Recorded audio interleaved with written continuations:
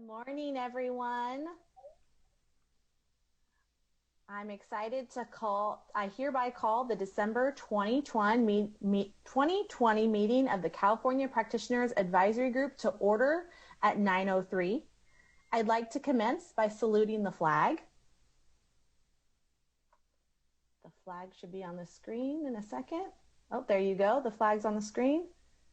Would anyone like to lead us in the flag salute?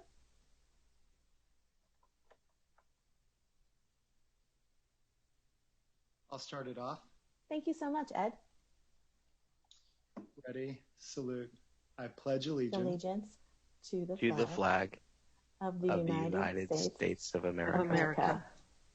And to the republic for which it stands, one nation, under God, indivisible, with liberty and justice for all. We really got it at the end there, group. It almost sounded magical and kind of like a choir. So thank you so much, Ed. Thank you, everyone, for being here today. So excited. I hope the weather is nice and cozy where you're at. Over here in Manteca, California, it's a little foggy, but it's nice to be with you all virtually and cozy inside the house. I want to start with a little bit of housekeeping. The LCFF stakeholder meeting will take place on Monday, December 14th from 1:30 to 2:30. It will provide an opportunity for members of the public to ask questions and receive clarification on the presentations made here today. CDE and SBE, California Department of Education and State Board of Education staff encourage you to attend. Great place. If you just have questions and you want to engage with folks, I encourage you to go to the LCFF stakeholder meeting.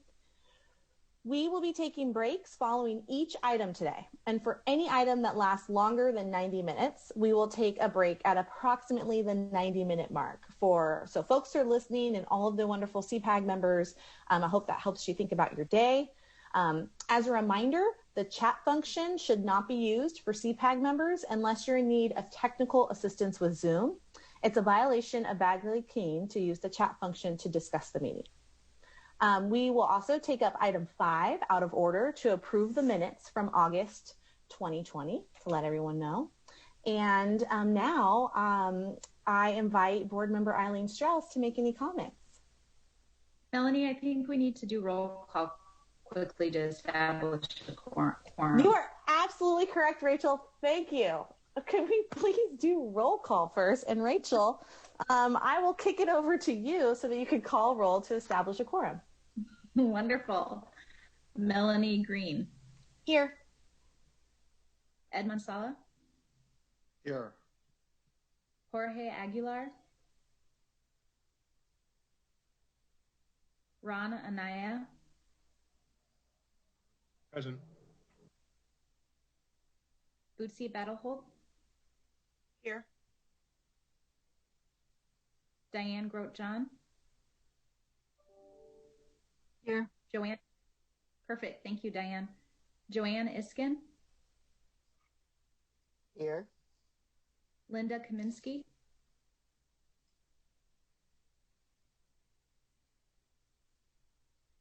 Kimberly Kenny.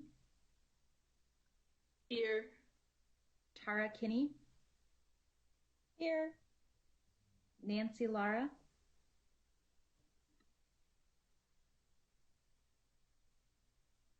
Jesse Levin. Here. Nancy Portillo. Here. Araceli Simeon. Here. Tarina Small. Here. And Janelle Woodward. Present. Thank you, Rachel. I now hereby call the December 2020 meeting of the California Practitioners Advisory Group to order at 9:07. We already did the flag. Should we do the flag again, Rachel? We already did the flag. Do we need to do the flag again? Okay.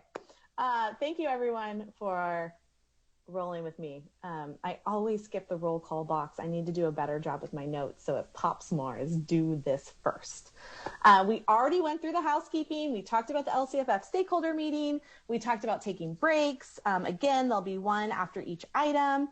And if an item lasts longer than 90 minutes, we'll take a break at approximately the 90-minute mark. We talked about not using the chat function.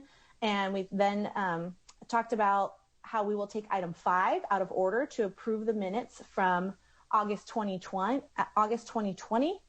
But before we actually approve those minutes, I want to make sure we go over public input and know that members of the public wishing to call in for public comment should view the live stream of the meeting to know at what time public comment will occur for each item. Public comment may also be provided during the meeting by dialing the Zoom phone number, and that will be projected on the screen each time, and I'll say it verbally if for some reason folks are just listening to the audio. You'll dial the Zoom phone number, and then following a prompt, you'll enter the meeting ID and access code, all of which will be on the screen. The operator will notify callers when it's their turn to provide public comment. We'll also ask callers to please turn down the speaker volume of their computers if they're following the live webcast so we can avoid that echoing effect. Public comment will be limited to 1 minute per speaker. Item 6 is the general public comment item, during which members of the public may provide comment on matters that are not specifically listed in the CPAG agenda. And just as a few more reminders for CPAG members, please mute your microphone when you're not speaking and keep your cameras on at all times except during the scheduled breaks to ensure that we maintain a quorum throughout today's virtual meeting. And we did a great job last time, so I'm excited to have a great meeting today. For each item on the agenda, there will be an opportunity for CPAG members to raise your hand using the Zoom participant window.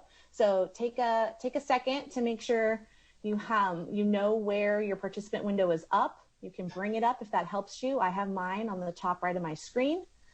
And if you'd like to make a question or comment during each item, just raise your hand. I will take notes of the hands as they come up in the order I see them, and then call each person to ask their question or share their comment and go through that list. And of course, if I ever miss anyone, please let me know. I'm excited for all the state board staff and CDE staff that are here, and all the CPAG members and all our technical support people that are here to help us have a smooth meeting. And I appreciate everyone just kind of giving grace to folks as we have a really great conversation about the items virtual. All right. We will now take up item 5 to approve the minutes from the August 2020 CPAG meeting. CPAG members, you were provided the link to the draft minutes that are posted on the CPAG website. I'll give everyone a few minutes to review if you weren't able to review them.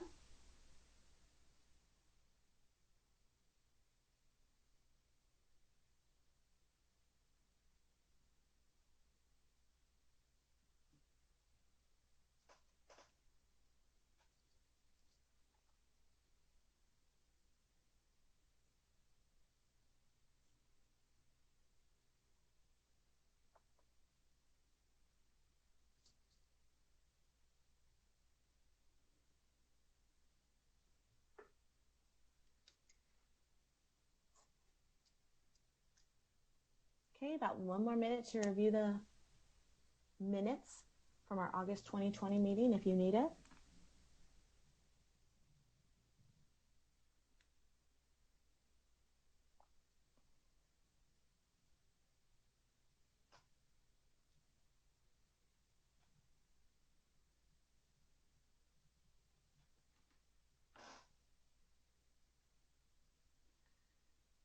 Okay, we will now open the phone line for the public comment queue. If there is one, members of the public wishing to provide comment on this item may do so by calling the number on the screen, 1-669-900-6833, and then enter the passcode, again on the screen, 185506, and you'll be notified when it is your time to speak. We encourage you to state your name and affiliation for the record. Please remember to turn down the speaker volume so that we avoid that echoing effect, like when you used to call into the radio. And speakers will be limited to 1 minute each. Are there any speakers today? Call in speaker with phone number ending in 5588. Your time starts now. You may need to unmute yourself before you speak.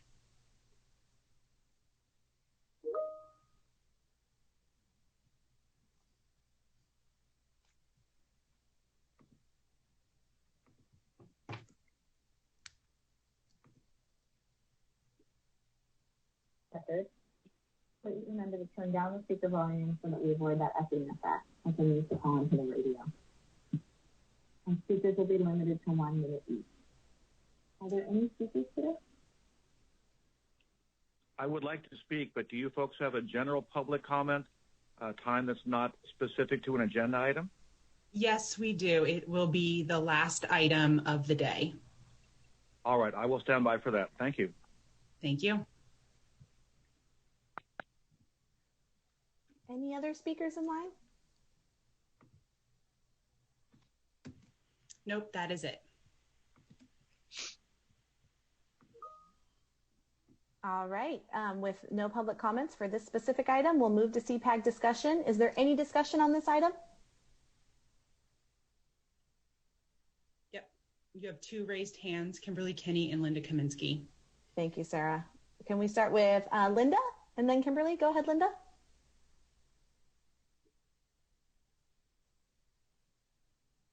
Oh. Linda, you're on mute.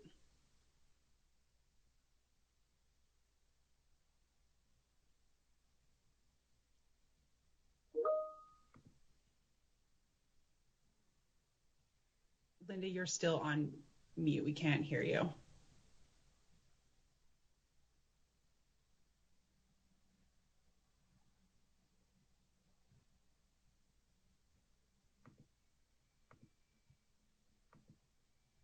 Melanie, do you want to try moving to Kimberly while Linda works on that? Good idea. Kimberly, do you want to share, or do you want to go next, and then we'll have Linda after you? Sure. I just had a quick question on our minutes.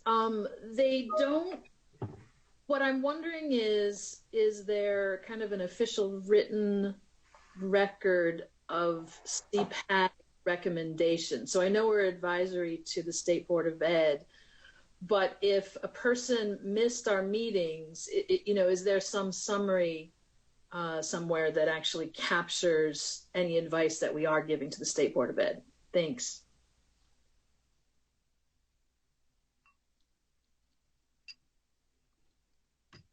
Sarah, I don't know if you want to take that. I do know in previous board items, sometimes CDE will summarize the input from CPAG and then have that be a part of the relevant board items, but I don't know if there's anything else you want to share to that, Sarah?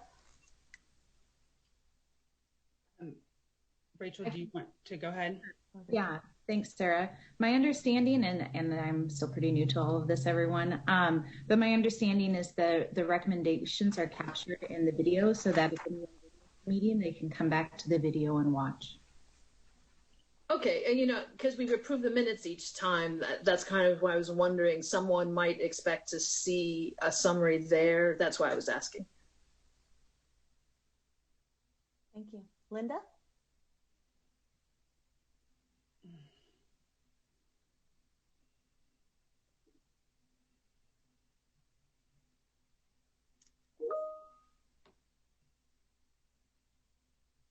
Linda, you are still on mute. Maybe she could call in on her phone.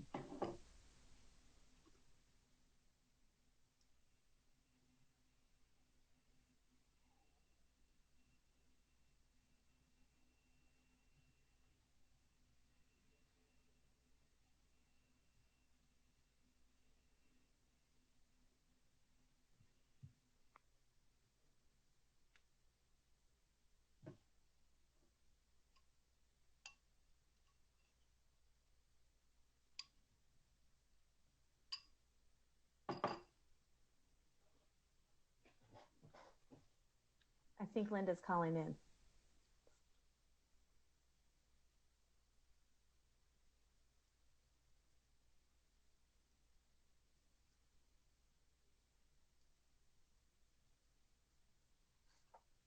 I don't think I saw any other comments, just checking the hands. And it looks like Linda's calling in, so we'll give her just a few seconds. You got to enter all those prompts once you call in.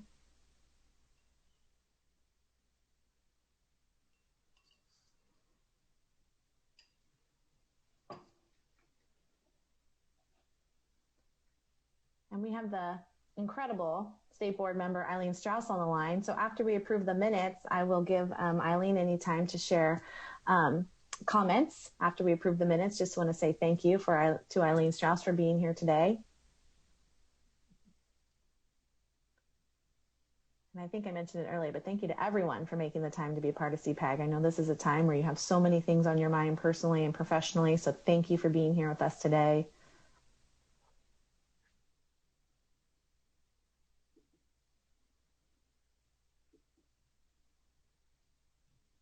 I think Eileen might be having the same technical issue as Linda. I feel like she's talking. No, I'm not talking yet. I'm ready to talk. Okay, sorry, good.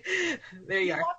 Do you want me to just make my quick report while Linda tries to call in? Would that be helpful?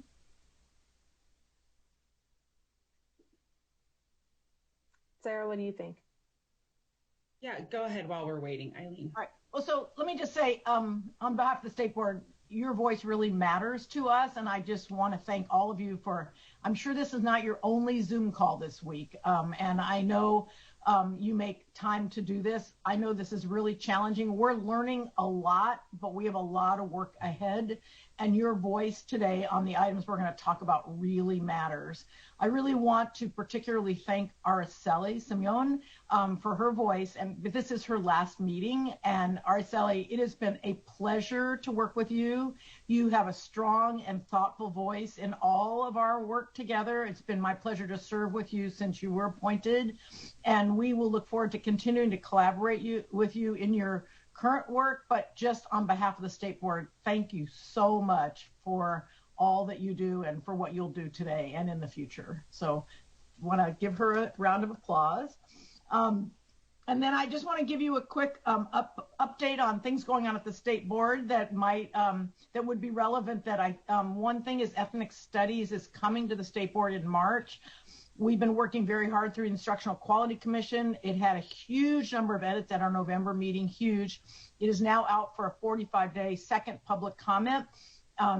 Take a look. I think you'll feel that it's in a much better place. It's a great document that will guide districts as they develop their own ethnic studies courses, but that has not been adopted yet. It'll be adopted at the March State Board meeting. So I just wanted to let you know about that if you'd like to take a look, and if you or your colleagues have any comments on it.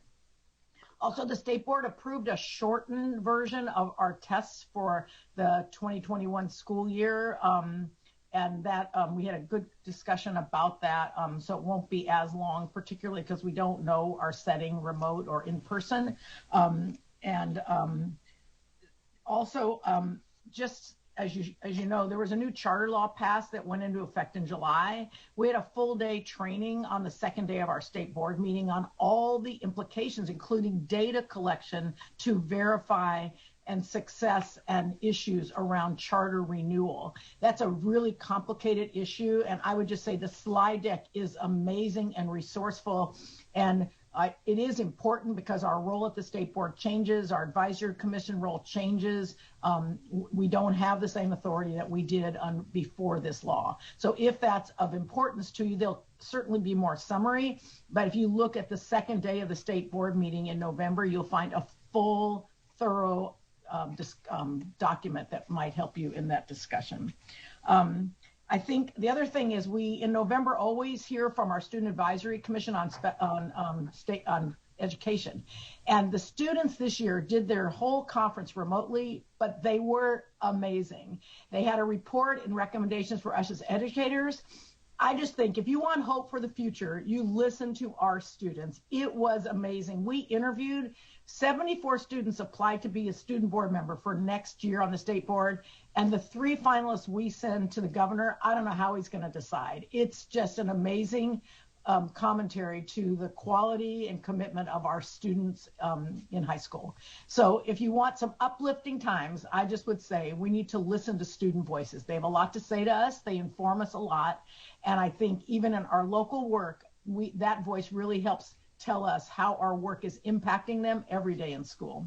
So with that, I just want to thank you. I'll be part of this meeting today. I just want to thank you again for your voice and for your thoughtful deliberation and discussion today on all of the items, and thank the CDE staff for their thorough work to prepare this meeting. Thank you very much. Thank you so much, Board Member Strauss. We really appreciate you being here and giving those highlights at the beginning. And Araceli, thank you for being an incredible CPAG member. I remember presenting the CPAG and always appreciating your comments and feedback. Thank you. Let's check in with Linda, how's your audio doing?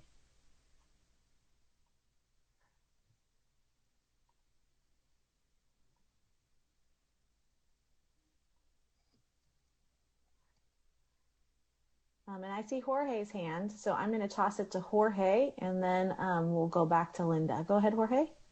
Yeah, thank you. I'm sorry. I'm just going to go back to Araceli and just thank her for her service, particularly now. And I'm excited to continue to see what she's going to continue to support our parents with, as there just continues to be a growing movement for parent empowerment and the role of parents, particularly around this pandemic and the effects of the pandemic on student learning. So I certainly am looking forward to continuing to work with Araceli in that field as we navigate through this pandemic and figure out how to better serve the needs of our students, particularly our most vulnerable and marginalized students throughout the state. So I just wanted to say thank you to Araceli, who, when we were meeting in person, typically we sat together. So thank you, Araceli. Thank you so much, Jorge. I see Araceli, your hand's up. Go ahead. Good morning, everyone. Well, I just wanted to respond. Thank you so much for all the mentions. It's been a privilege, and of course, this is the second term that I served, so it's been an honor to be part of the process in supporting the State Board of Education in improving our accountability system. And so it's given me a great platform to get to know a lot of important people, not just by title, but passionate advocates and practitioners in the field. And so again, it's been a pleasure. And I'm also, as mentioned, really pleased to see that in these last 4 years, we've been making progress on family engagement. Not only are we seeing stakeholder engagement improve thanks to the LCAP and LCFF, but the pandemic, as mentioned, has opened the door. So we have been able to start conversations and beginning to see some actions, both even in other state agencies, such as the California Commission on Teacher Credentialing. And, we're delighted that the state superintendent, Tony Thurman, has put words into actions by having now a family engagement director division that's going to be working closely with him and with parents and students in schools in order to guide this process, because we know it's important, but we need to improve our practice so we can actually see some impact in our schools. So thank you, and I look forward to working with you in the future. Thank you so much. Let's check in. Melanie is working with Linda to get her back online, but in the meantime, I think that we can move forward with the minutes. Okay, and I will just, Tara has her hand up, so I will pass it over to you. Go ahead, Tara. Yeah, thank you. I just wanted to return to Kimberly's comment about the minutes, and I heard Rachel say that you recommend people look to the video. I wonder if we might reference that in the minutes themselves, that anybody wanting to review the meeting could see the video and provide a link. Thank you for that recommendation. And I think State Board staff, I don't know if that you can give us an answer now, or maybe you can look into if that could be something that's added to the minutes. Yes, that can. Okay. Thanks, Sarah. Didn't mean to just call you State Board staff, like a generic group. All right. So I'm sorry, you said we could probably, we'll move to approving the minutes with the folks that are present, because I think we have a quorum. Is that right, Rachel, what you were saying just a second ago? Okay, great. So do I have a motion to approve the August 2020 CPAG minutes? I'll move. This is Joanne Iskin. Thank you, Joanne. So I have a motion by Joanne. Do I have a second? I'll second. It's Bootsy. Thank you, Bootsy. A second from Bootsy. We will now have a roll call vote, and I'll pass it over to Rachel for that. Melanie Green. Aye. Ed Manansala. Aye. Jorge Aguilar. Rana Anaya. Aye. Sorry, Jorge. Thanks. I'll give a little bit more pause time. I know it's tricky with Zoom. Rana Anaya. Aye. Bootsy Battlehold. Aye. Diane Grotjan. Aye. Joanne Iskin, Aye.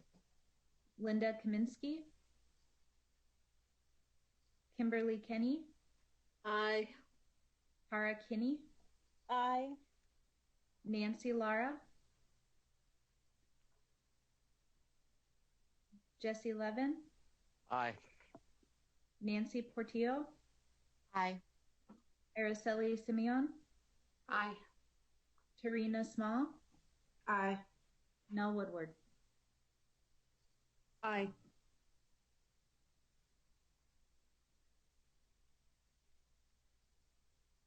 Motion carries. Thank you so much, Rachel. Thank you, everyone. We will now dive into agenda item 1. It's an update on the accountability system. Jenny Singh and Kimberly Mudhank are here to begin the presentation, and we're just excited to start. So Jenny, take it away. Thank you. So our item today is going to be an update on what has been happening with the student level growth model, and we're going to provide an update on the reporting that we are going to have in 2020. So we do have some goals that we have set for today. We really want you to be informed on the decisions the State Board of Education, or the SBE, made regarding the growth model at the November 2020 meeting. We want you to be aware of what will be happening with the California School Dashboard and accountability data in 2020, because we're getting a lot of questions about that. And then we want to obtain your input from regarding the transformation of the growth scores for LEAs, schools, and student groups. And with that, we're going to do the update on the student growth model, and I'm going to go ahead and turn it over to Kimberly. Thank you so much, Jenny. Good morning, CPAG members. I'm so glad to be back here presenting on the growth model. As an update and follow-up from our August meeting that we had, we just want to follow up and share with you what happened with the information we presented to you when we presented it to the State Board. So in September, we went to the State Board and presented an update along with ETS staff on the student level growth model, and we shared information about the empirical best linear predictor model, which we affectionately call EBLIP. And this again was the same information that we shared with you in August.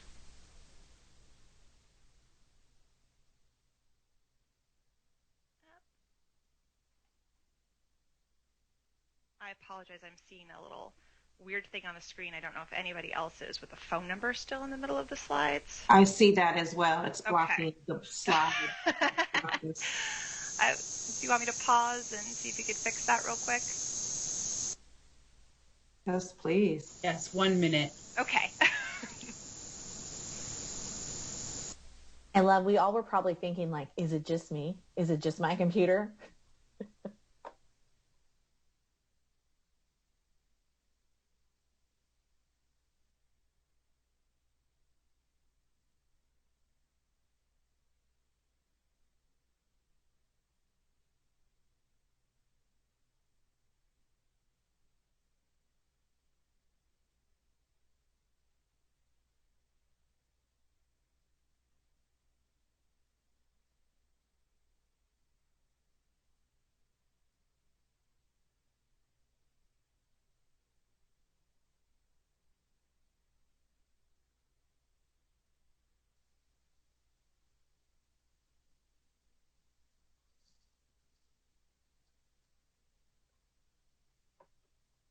I bet some of us were trying to guess the words that were underneath that little square.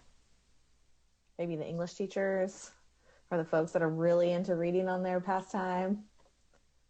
Maybe others were like, I'll just wait till it's fixed.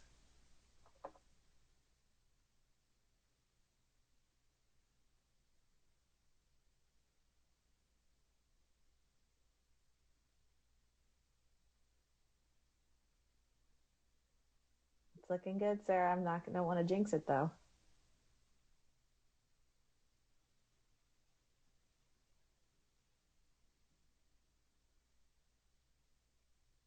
Can everyone see that? We see the presenter view. So we see the current slide and then the next slide, which might be okay if that's...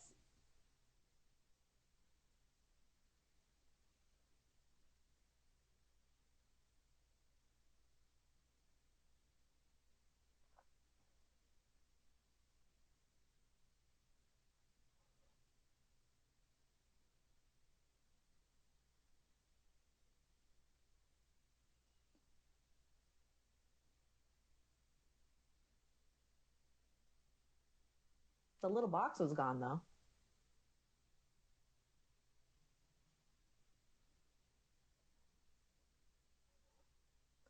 I do like this big gallery view I can see of everyone. Now I can see everyone at the same time. Hi.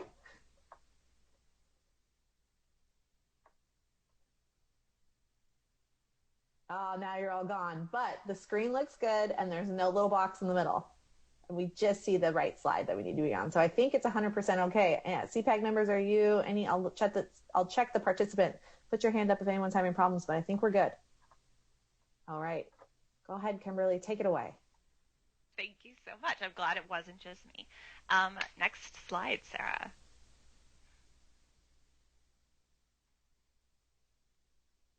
Oops. There we go.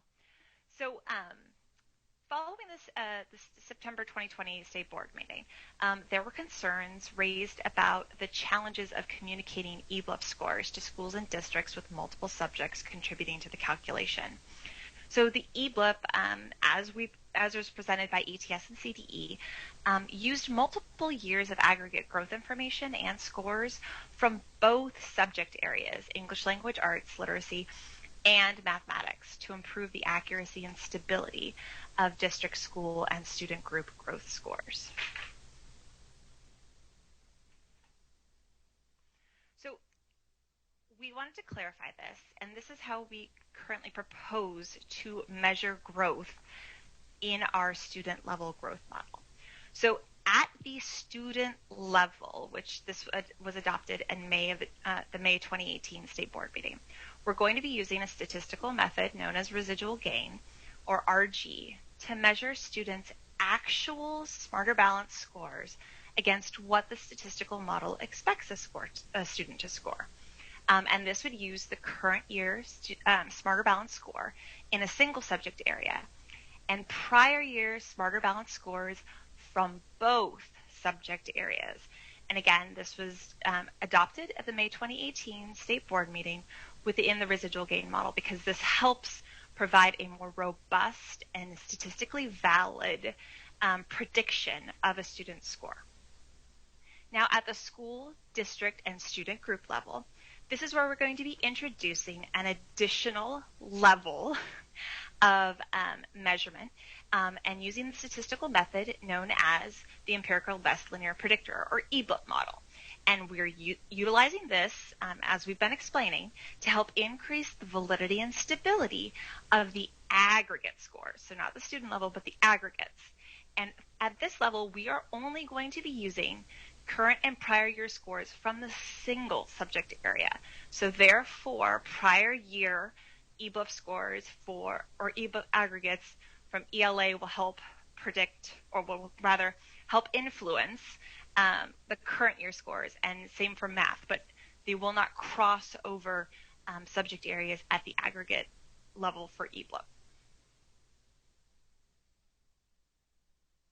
Now, the impact of restricting the EBLIP aggregate scores to only include prior year data from the same subject, we think will help communication with the field. When we started walking through this, we realized that it was going to be a lot to unpack, both utilizing both scores at the student level and then again at the aggregate level. And when we evaluated the impact of this and went back and revised all the scores, we found out that with ETS that this doesn't significantly change the growth score results by isolating it just to the same subject area. So that's very good news. And additionally, it won't affect our current growth model timeline for the delivery of these growth results by April of 2021.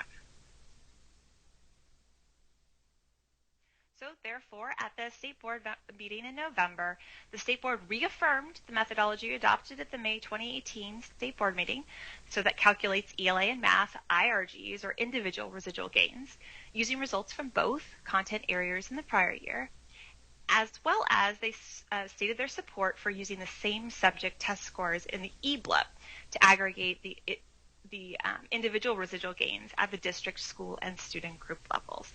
And therefore, we will be sharing this entire proposal for adoption when we present it to the State Board, hopefully in March of 2021. Now, at the September 2020 State Board meeting, the State Board received a comment letter from Dr. Pete Goldschmidt, and it was attached to that comment letter was a full report that outlined a suggestion to include English Language Proficiency Assessment for California Scores, or LPAC, achievement levels, and there are 4 of those for the LPAC, into the student-level growth calculations for English learners. And so it was a very comprehensive report, and the State Board requested staff to evaluate Dr. Goldschmidt's proposal and see if this is something that we might be interested in doing and evaluating further.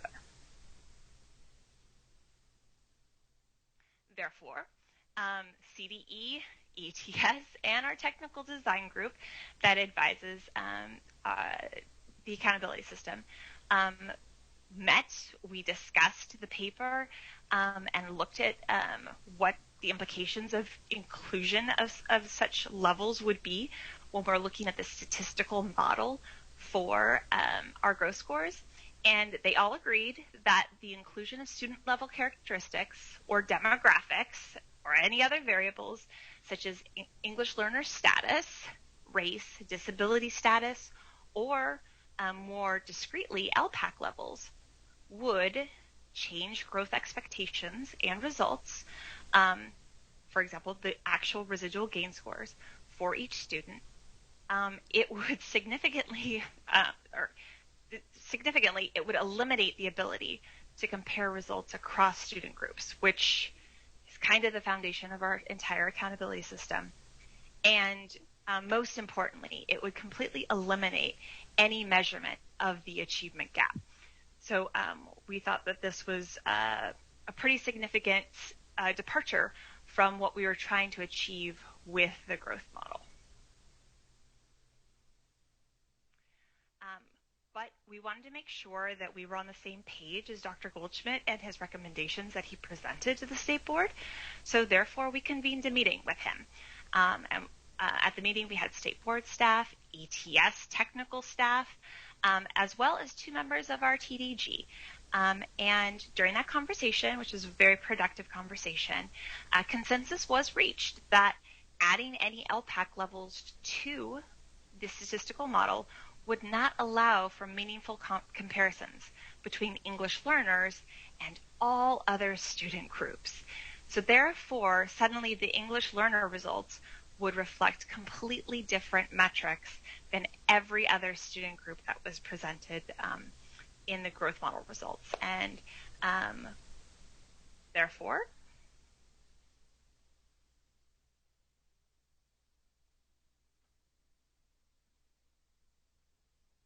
based on the evaluation of the proposal to include LPAC levels into the student level growth model, the State Board agreed to preserve the criteria discussed at the January 2017 State Board meeting and to fully exclude student characteristics, inclusive of race, socioeconomic status, language status, and other variables from the calculation formula for a student level growth model. Now, moving forward, CDE did commit to exploring additional options of breaking down data reports among the EL student groups with respect to their LPAC levels for the 2021 reporting. So this is not something that we feel we can have done right away with the April release. However, we'll be working with partners and focus groups throughout the year, next year, to be able to see how we can best do this and break this down in a way that is helpful for the field moving forward. And with that, I'm going to hand it over to Jenny. Thank you, Kimberly. So we're going to talk about what data we're going to be releasing now for 2020. Sarah, could you advance 2 slides? Because the next slide is just a descriptive text. Thank you. So Senate Bill 98, I'm sure you're all familiar with that. I think we've covered it before in prior meetings, but it really does prohibit the department from publishing state and local indicators in the 2020 dashboard. However, it still requires the department to report valid and reliable data that we collected in 2019-20 through CalPads that would have been included in the 2020 dashboard. So we have to report that data either in DataQuest or on another CDE website. Next. So SB 98 also suspended the requirement to identify or exit districts and charter schools for support under the local control funding formula. So all districts and charters that were identified in the prior year carried over into the 2019-20 year. And of course, we received a federal waiver that suspended the requirement to identify or exit schools for the Comprehensive Support and Improvement, CSI, and the Additional Target Support and Improvement, that's ATSI, through the Every Student Succeeds Act. Next. So the 2020 dashboard, what stays the same? Yes, that means we are going to publish a 2020 dashboard. We're hoping to get that out next week. So when we do publish the dashboard, there will be an explanation there indicating why we will not be reporting state and local indicators. But what will be reported, we are going to have demographic information for the 2019-20 school year, and we're going to update the contact information for 2020. And we will still produce the additional reports, and that means that we will still produce the college and career indicator.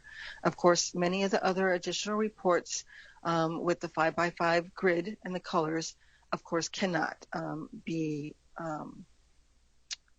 produced. Next.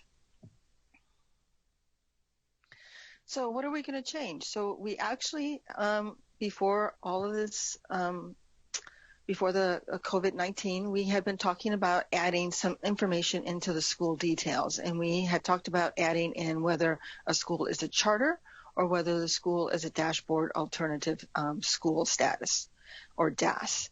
So we are going to be adding those boxes, those tiles, so that you'll be able to identify charter schools and DAS schools.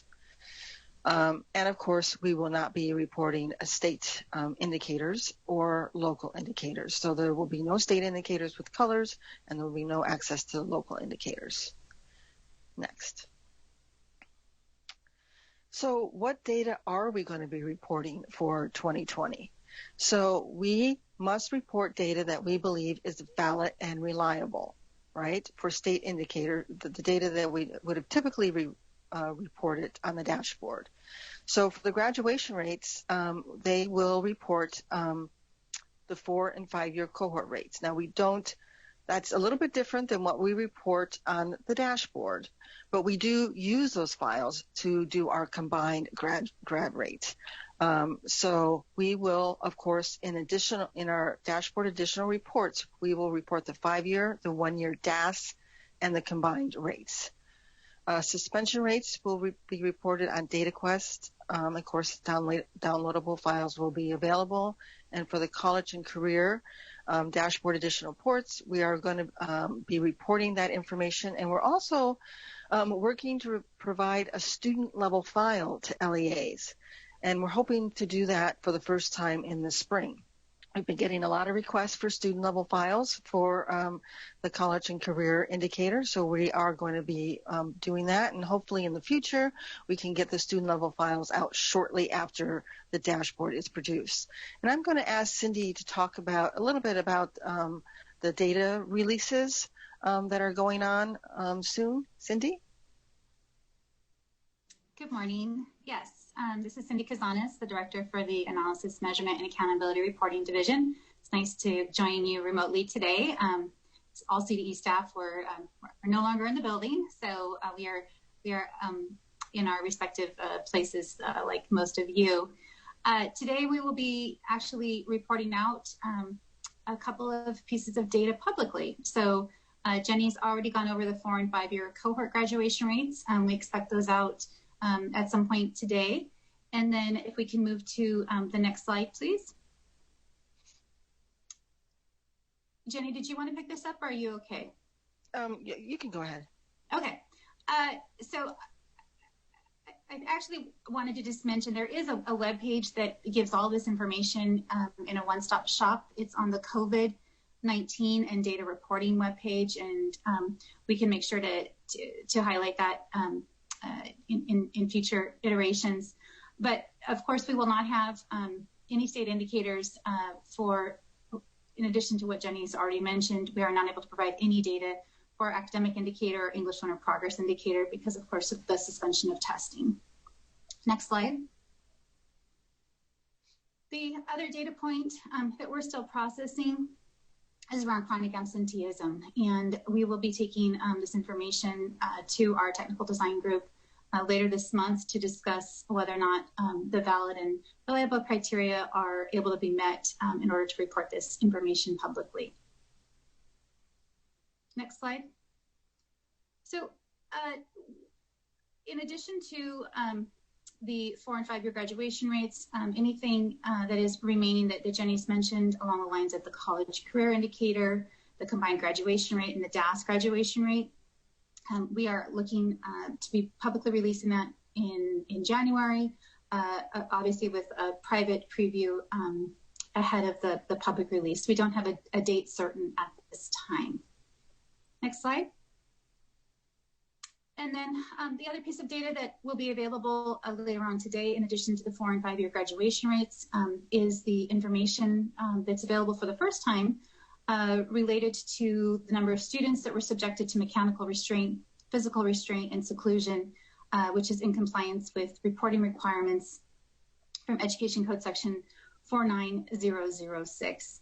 And I think at this point, I just wanted to also mention that we know in absence of certain pieces of data this year, where you can always find the most rich and really accurate student level data on a day-to-day basis is really at our school level and our districts. And so when I think about daily attendance and whether or not students are coming to school, that information is so robust, and it's really important at that school level. And so we're really grateful that our LEAs are able to collect certain pieces of data that the state is not able to during distance learning. And we'll be focusing actually an entire webinar around that in January, a Tuesday at 2 on a Thursday. So look forward to hearing more about that in the next couple of weeks. And with that, I'm happy to turn it back over to Jenny. Thank you, Cindy. So what is going to happen for 2021? And so we put a crystal ball here for a reason, because it's really hard to know exactly what's going to be happening because things keep changing. But currently the plans are next slide.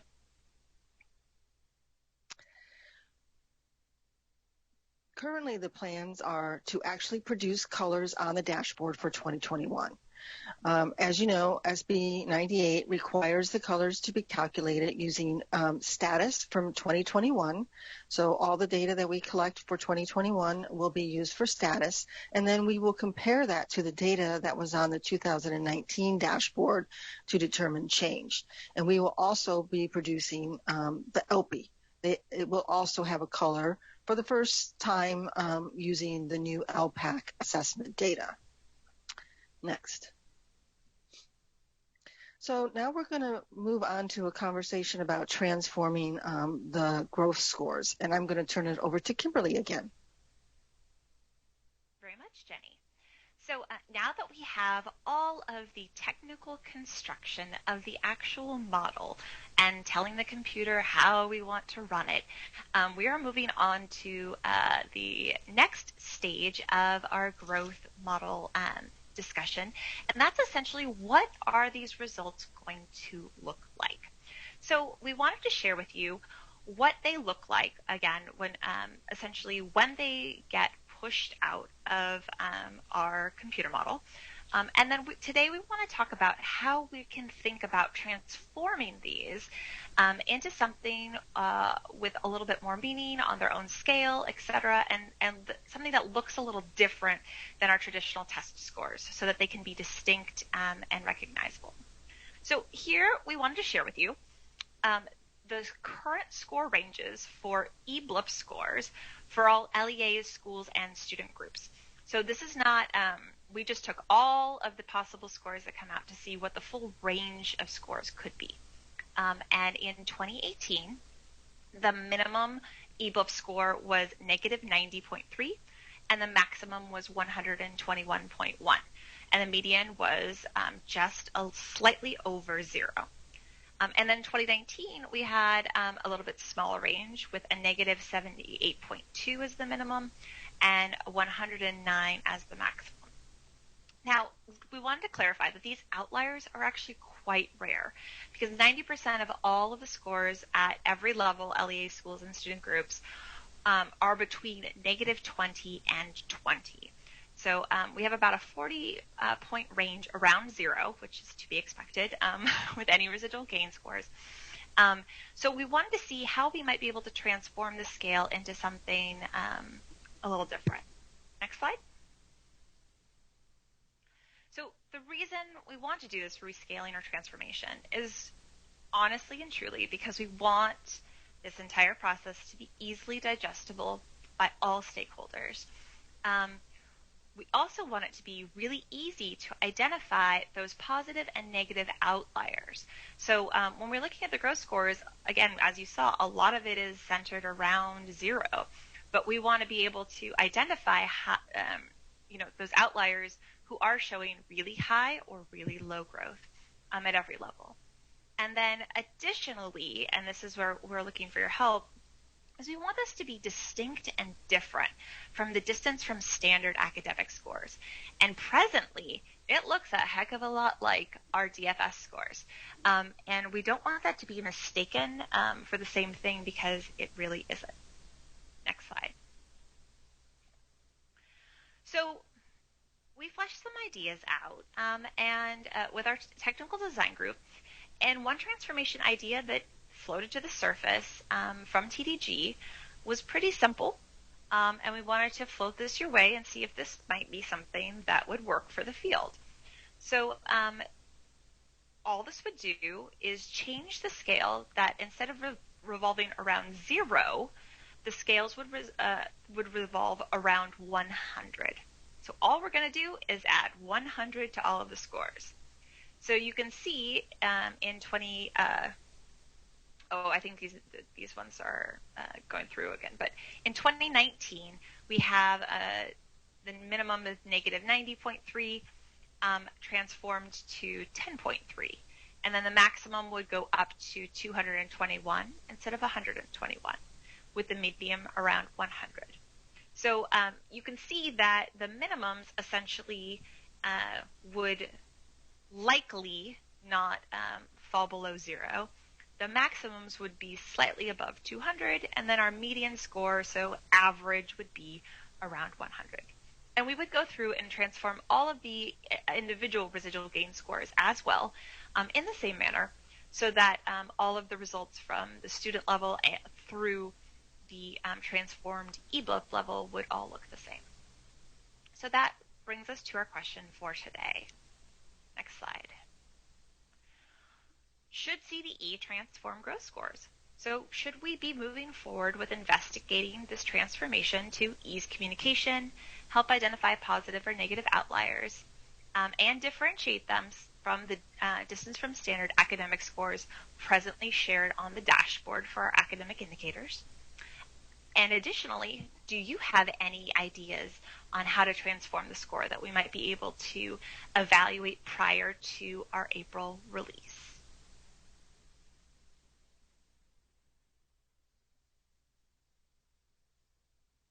And with that, I'll hand it over to Melanie. Thank you so much, Kimberly. Should we go straight to public comment and then CPAG discussion? Or should we stop for clarifying questions? We should move to public comment. Okay, great. So I do see some hands, just to let you all know, I'm writing them down. So we have Linda and Kimberly. So we will come back to CPAG discussion. We're going to pause. First, thank you so much Jenny and Cindy and Kimberly for the presentation. We're going to move to public comment, and then we'll have CPAG discussion. You'll see the public comment information on the board or on the screen. Members of the public wishing to provide comment on this item can call the number. Can we have that slide back with the number for public comment? 1 second. I need, okay. This is the wrong number. One moment.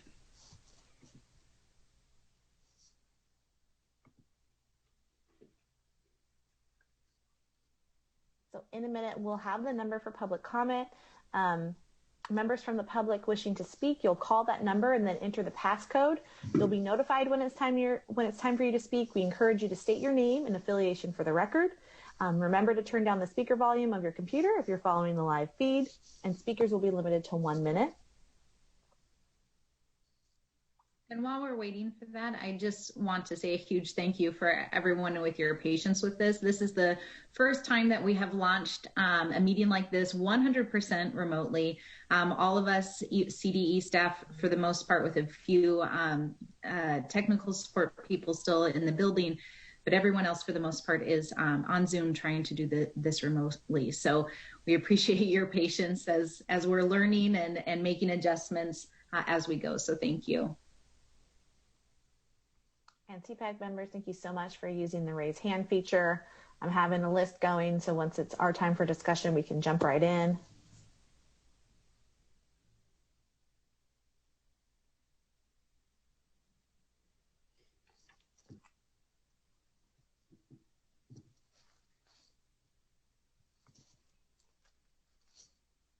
All right, so folks listening, the number to call, 712-43. Melanie, that is not the right call-in number. Art, okay. Can you please share your slide deck with the right call-in numbers? Okay.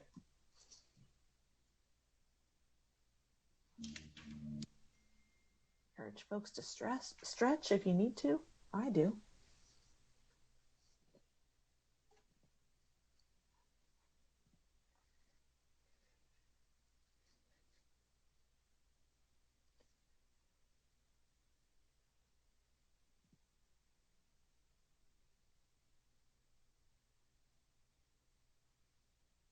Excellent. So folks looking at the screen, you'll see the number that you can call. It's 1-669-900-6833. You'll then be asked to enter the passcode, which is 185506. Again, speakers will be limited to 1 minute each. Let me know if there's any public comment on the line.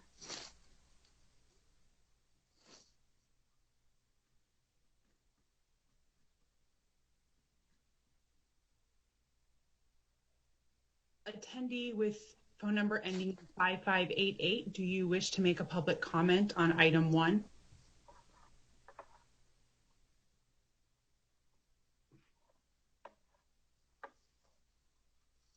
I do not. Thank you for asking. You'll see the number that you can call.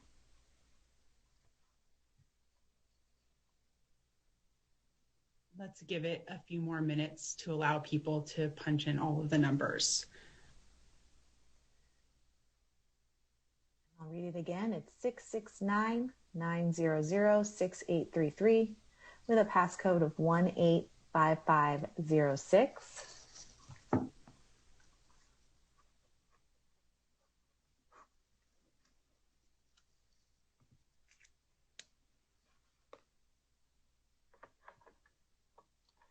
Thank you, CPAG members. I have Linda, Kimberly, Bootsy, Araceli.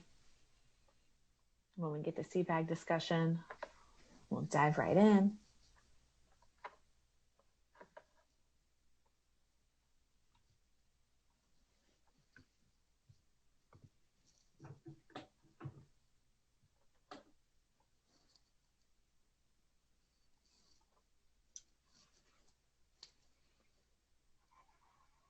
All right.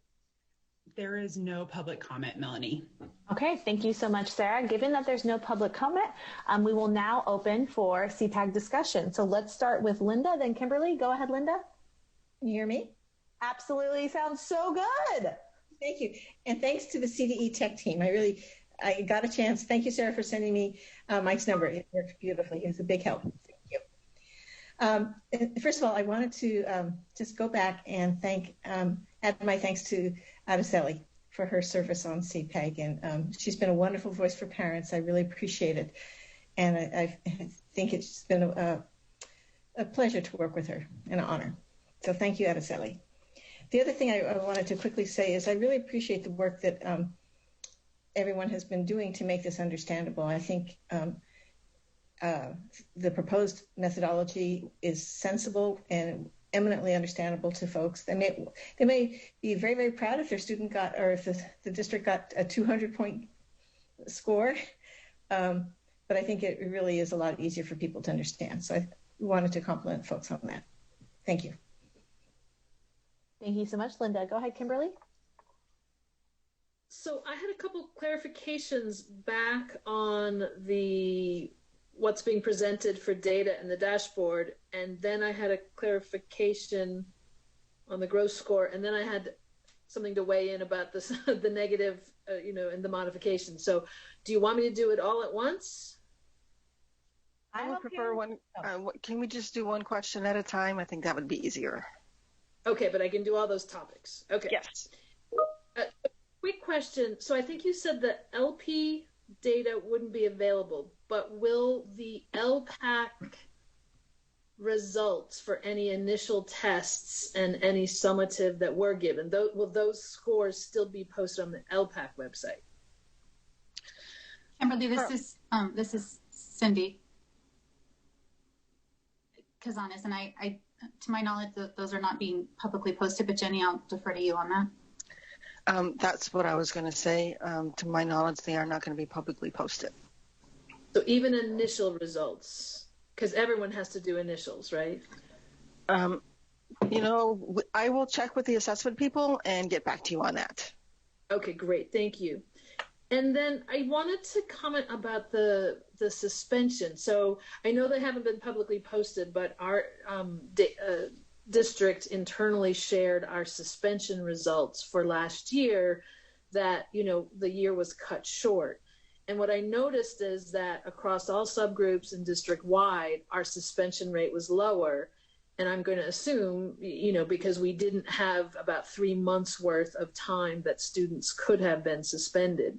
So what I'm looking forward to, I guess my question is, so will that 1920 suspension data at all be used in the dashboard as a comparison year when you're doing change? No, we will not be using data from 2020 in the dashboard when we produce one in 2021.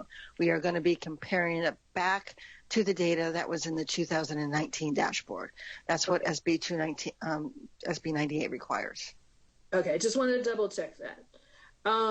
Okay, those were my data questions.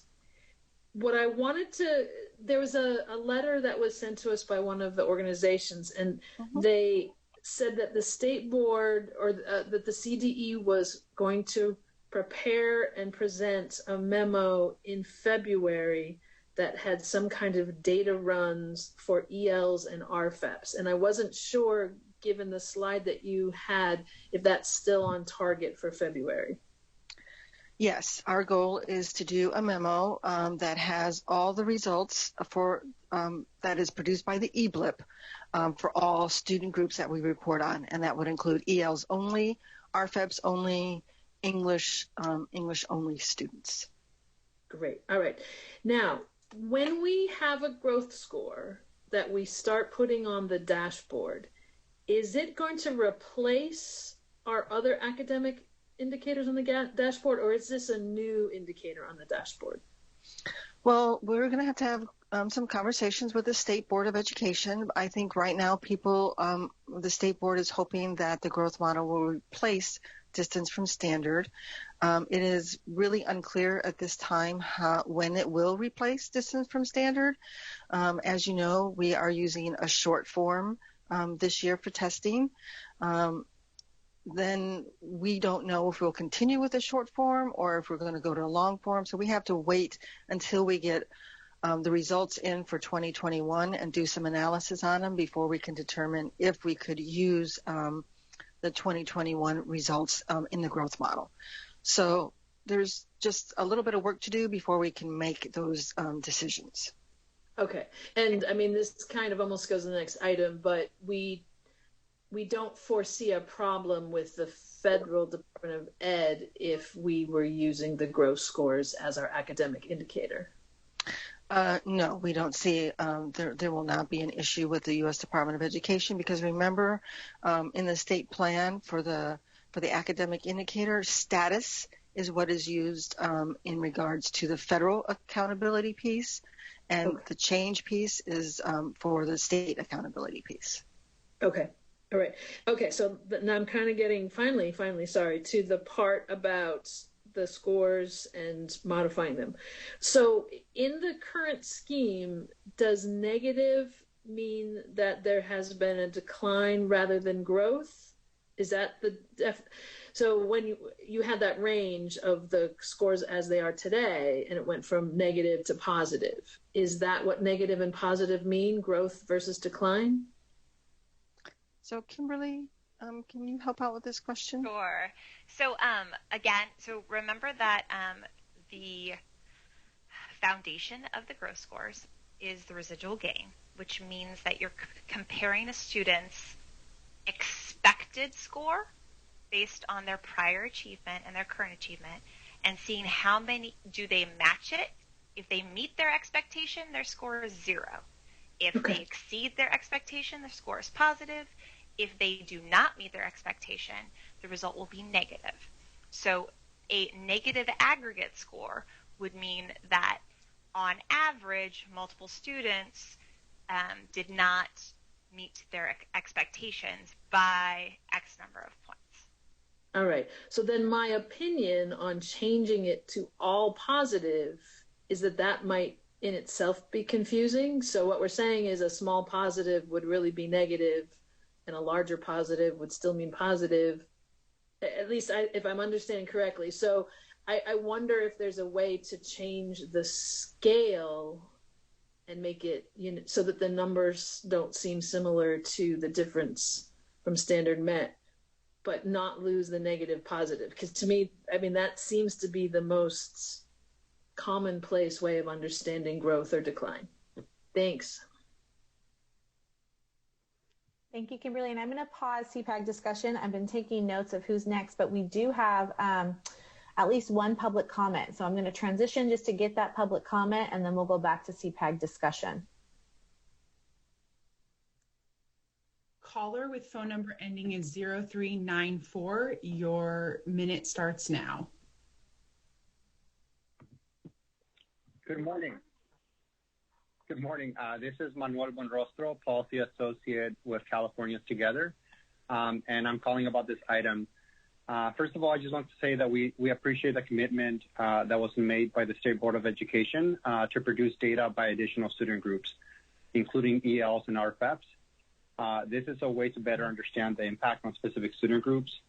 And one point of information that would be great to have is an estimated timeline for when these data runs would be presented.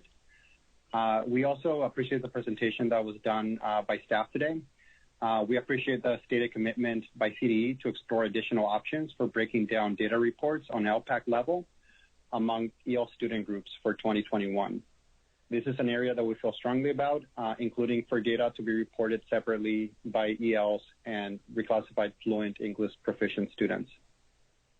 Thank you again for your commitment, and have a great rest of your meeting. Thank you so much. And we will continue to wait for a few more public comments that are trying to get in. So this would be a great time to stretch.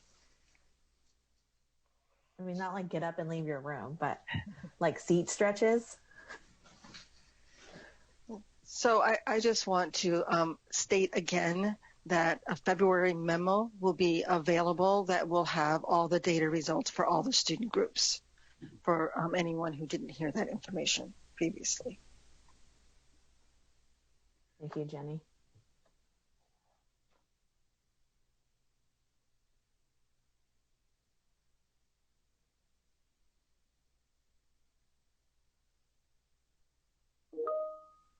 And when we come back from public comment, we will have Bootsy, Araceli, Jorge, Diane, and then Tara, but we'll give it another 60 seconds for public comment.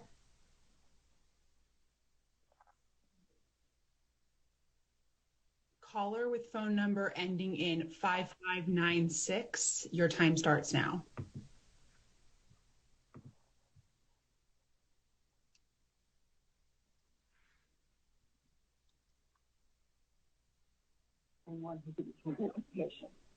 I do not have public comment on this item. Thank you. Caller with phone number ending in 5596, your time starts now. Great. Good morning. This is Liz Guillen with Public Advocates. A few things. I want to thank the the department for all the hard work on this item and for responding to our requests on really fleshing out how to best show the information so that it can be used to take action, especially for English learners. I want to comment on what was just shown today in terms of the new way of showing the growth score. It's certainly different from the distance from standard, but I still think it's very confusing. I'm not sure if the suggestion that Kimberly Kenny gave would be helpful, but I think there needs to be some more maybe focus group conversation about that. I'm really concerned about parents and students' ability to translate the information. The other point I wanted to make is just that it would be really helpful to know how this, how the growth model will be impacted by the short form assessment and whether, and what we end up doing. And that just underscores what Jenny said. So I appreciate the mindfulness on that. Thank you.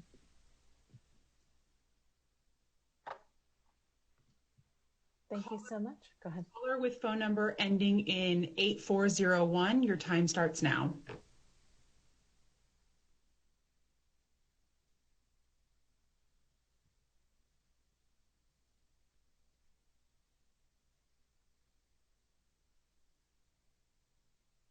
Caller with phone number ending in 8401, your time starts now.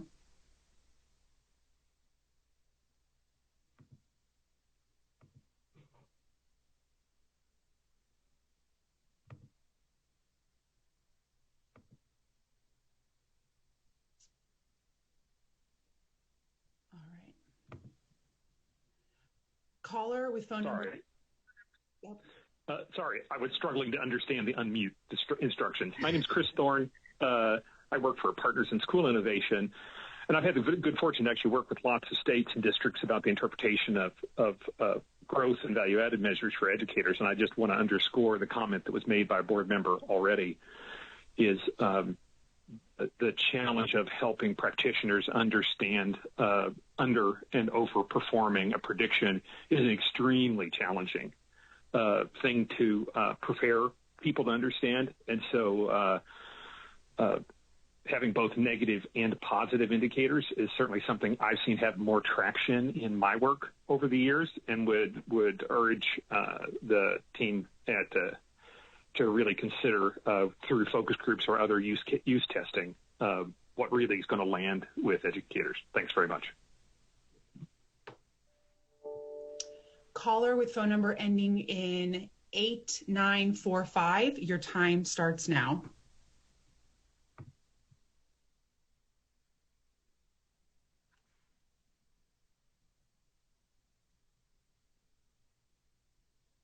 Hi, this is Suzanne Cooey from the Charter Schools Development Center. Good morning, Chair Green and CPAG members. The agenda calls for narrow input on transforming scores. But what do the scores mean? They should indicate school effectiveness based on growth from the baseline. However, some student groups progress more slowly from the baseline. We have 1,300 schools serving over 17% schools with disabilities, for example.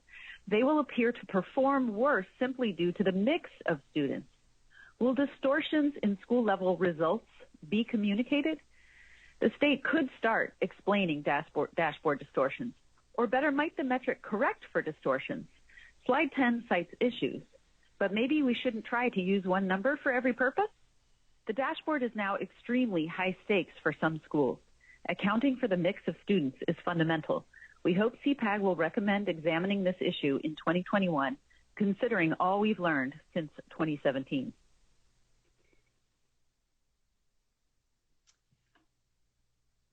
That concludes public comment. Okay, thank you so much for the folks who hung on with us while we made sure we got everyone's public comment in. We're now going to go back to CPAG discussion, and Bootsy, you're next, and then Araceli after Bootsy. Go ahead.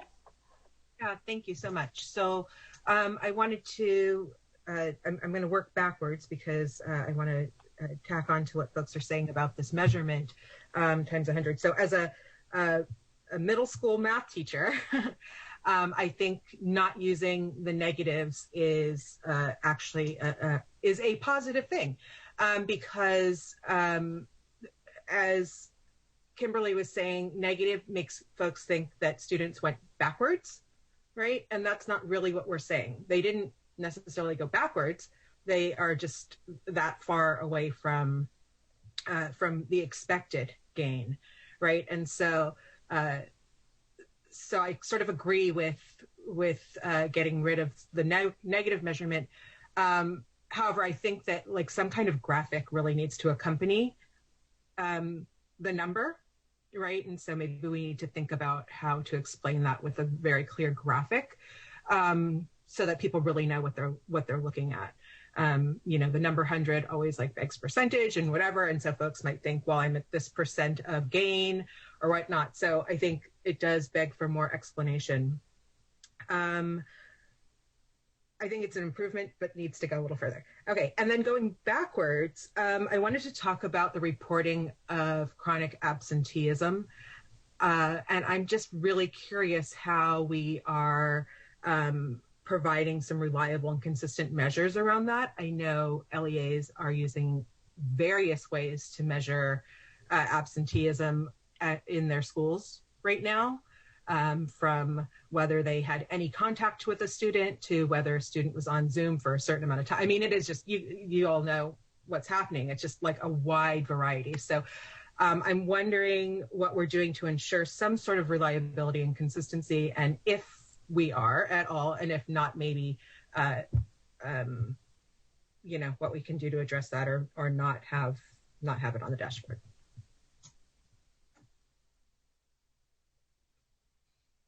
Thank you, Bootsy. I'll toss it over to Araceli.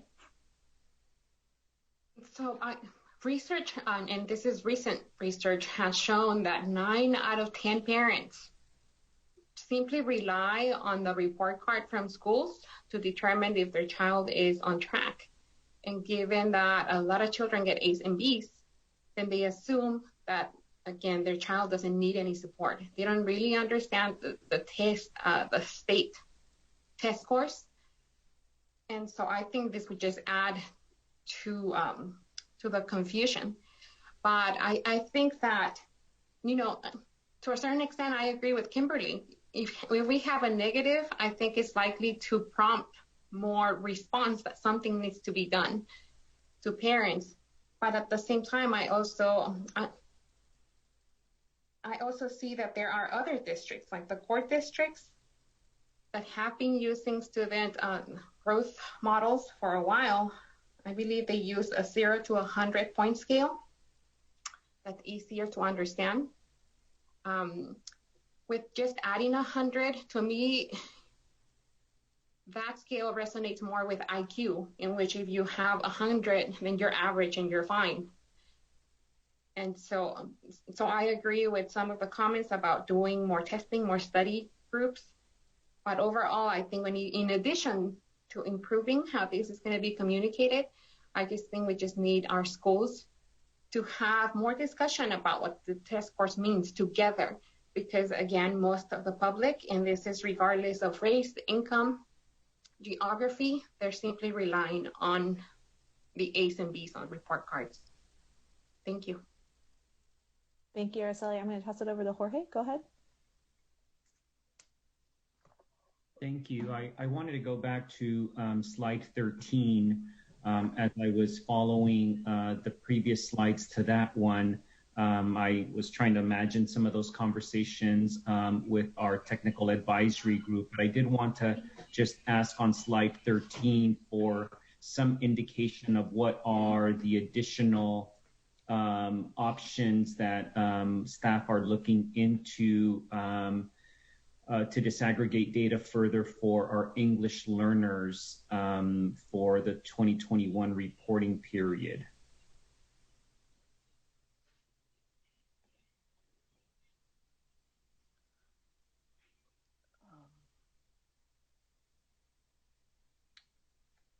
Sorry, if it's not 13, I'm looking at the one that I have. Okay. The one prior to when we transitioned to the California School Dashboard, moving forward is the title. So it'd be 14. Slide 14. 14 Slide 14. Okay, thank you.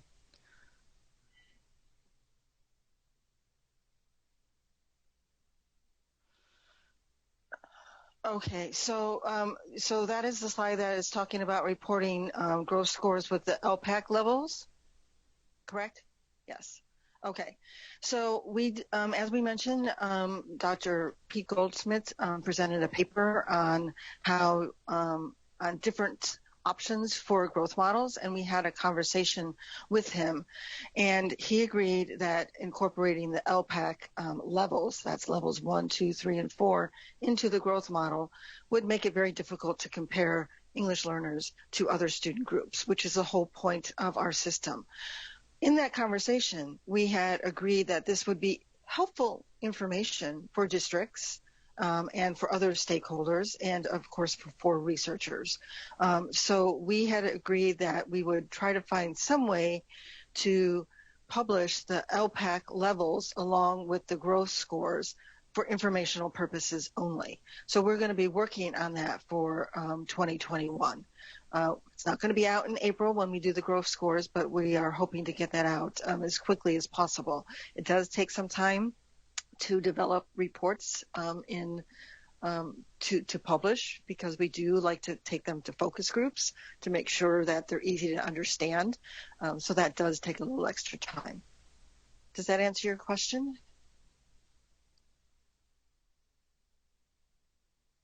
Great. Next we have Diane, and then after Diane, just so folks know, we have Tara and then Tarina. So go ahead, Diane. I have two comments. One is I want to.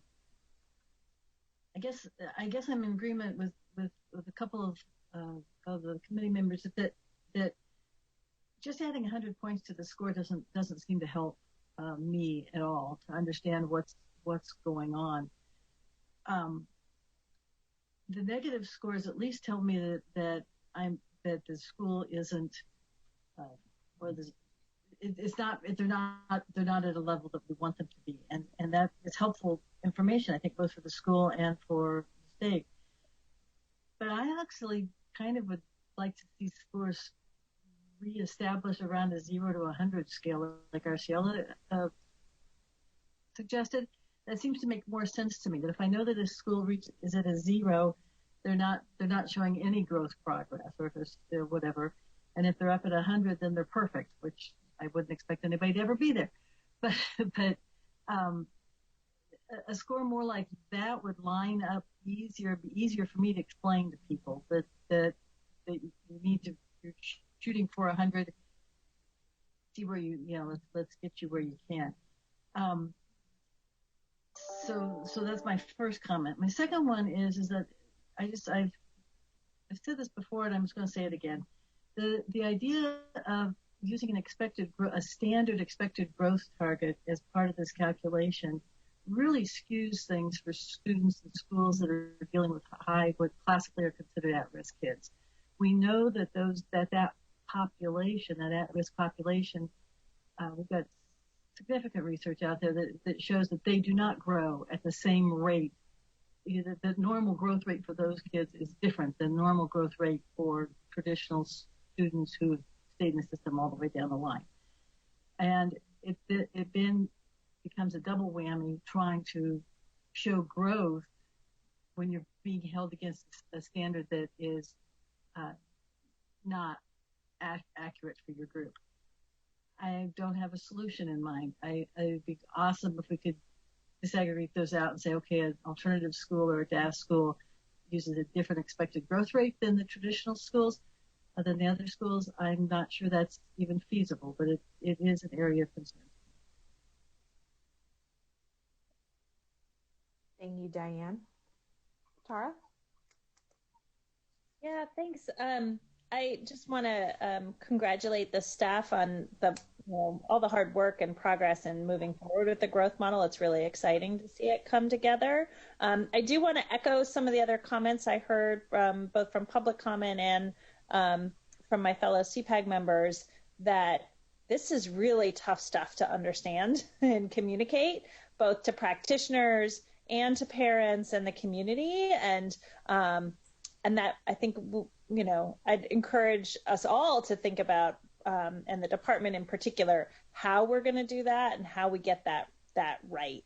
I heard focus groups as an idea, but I think, we've done a lot of hard work. You've done a lot of hard work to get the technical aspects of it right. And I think we need to make sure we leave time for the communication aspects of it to get that right too.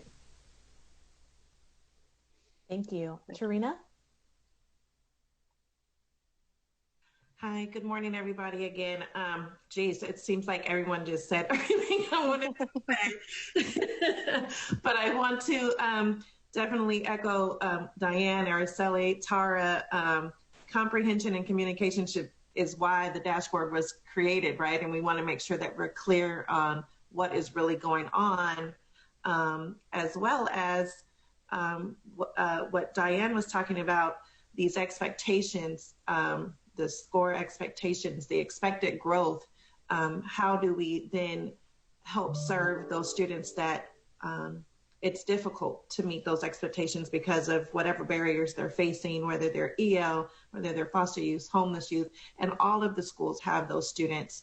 So how can they be expected to grow at the same rate when they're having all of these different barriers? And we need to make sure that we're considering those things when we're trying to calculate, these expectations. But I think it'll make it more challenging for schools that are, that have, a high population of these students. But we need to really think about this before we just, start throwing things out there. But 0 to 100, I would agree with that. But also we need to consider it, and that's why these demographics are so important. We can't just say this is the standard because everybody's not at the same place and don't have that same playing field. So I would just like to clarify a little bit about the growth model. I think it's really important to remember that when we are calculating the residual gain scores for students, we are using their prior year scores. So we are not setting the same expectations for all students. The expectations are based on what their prior year score is and how everyone with that prior year score performed in the current year. So it's not the same expectation for all students. It is based on prior year scores. So that's really important to keep in mind that when we do the residual gain, we are looking at their prior year scores and basing that expectation on the statewide average of all the students who had that prior year score. And just an additional clarification. So all of the students that we're speaking about within these student groups, they're all in the model. Every one of our students in the state of California is contributing to this prediction. So their performance and past performance, so past and current performance, are what are influencing this predictor model. So if certain groups were actually left out, the prediction model would change. So it's the inclusion of every single one of our students that creates and builds this model of expectation. It's not a predetermined external anywhere else. It's actually based on our students' current and prior performance on the test. So they're the ones that are feeding the model and the data and the expectations. Thank you, Jenny. Thank you, Kimberly. And thank you, Tarina. I'm going to go to Bootsy next, and then Janelle, and then Joanne. Go ahead, Bootsy. Hi, thanks. I just wanted to ask the question again. I'm not sure I heard the response about the chronic absenteeism. How are we looking into that and reporting those numbers? Bootsy, are you talking about the 2021 data or the 2019-20 data? But 2020 data. So it says that we'll be reporting. Let's see. Let me back up in the slide deck. So for the chronic absenteeism for 2019-20, we don't know if we're going to be reporting that data. We have been looking at the data and we've done some analysis on it. We are taking it to the TDG later this month to get their input on whether they think it's valid and reliable. If they don't think it's valid and reliable, we will not be reporting it. Jenny, just to further clarify, this is Cindy. The data that the state collects, unlike school districts, which is what I was trying to articulate, maybe I didn't do a good enough job, is we collect the number of days a student was expected to attend and the number of days a student actually attended. We don't know if those days were virtual learning or in-person learning. That is not data that is provided to the state. It was not provided to the state in the 1920 school year, and it's not required to be submitted to the state in the current school year. That information stays at the local level. Okay, I think maybe that was where, where my thinking is, working, sort of at the school site level and thinking about how data is being reporting, and that you, at the level of this reporting, we're not really getting any of that nuance, right? And so that's correct. Yeah, so that might be problematic, but thank you for addressing that. Janelle? Thank you. So the collective articulation of this group has taken away a lot of my comments because I agree with so many of them. I just want to go back to what Diane said about the 0 to 100 scale. I'm in favor of looking at that further. And then I want to reiterate what Tarina said about making whatever it is that wherever we end up being very understandable, because the purpose of the dashboard was to be a transparent tool that families and our community and California stakeholders can look at and really assess where we're going and the progress that's been made with our students in our system. So that's all that I wanted to say, and I appreciate everybody else's comments. Thank you. Thank you, Janelle. Joanne? Yes, thanks. Again, the same. Want to just echo the support for the work on the growth model. It's really impressive to see, and the comments of my fellow CPAG members, particularly on looking at the 0 to 100 scale, which I think may be most accessible to the public. Two other comments briefly. One to Jenny. I appreciate your comment about holding to the standard of valid and reliable data before it's reported. I just think that's so important, not only in data from 2019, but any data that may come out of this 2021 year, including possibly LPAC data and any short form test data, understanding that the conditions this year are so different. So I appreciate your holding to that standard of validity and reliability before reporting. And to your previous comment about making clear that the expected performance is determined on an individual level, I think that's got to be communicated very clearly as a part of the growth model, because clearly that's been even confusing for this group to really internalize at some point. So I would just echo the fact that that's got to be a very important part of the explanation. Thank you. Yes. I just want to be very clear about the short form. The short form, it has been deemed to be valid and reliable information. It is just when we talk about the growth model, we don't know that if we go from short form to long form again, if that is going to cause a problem with the growth model.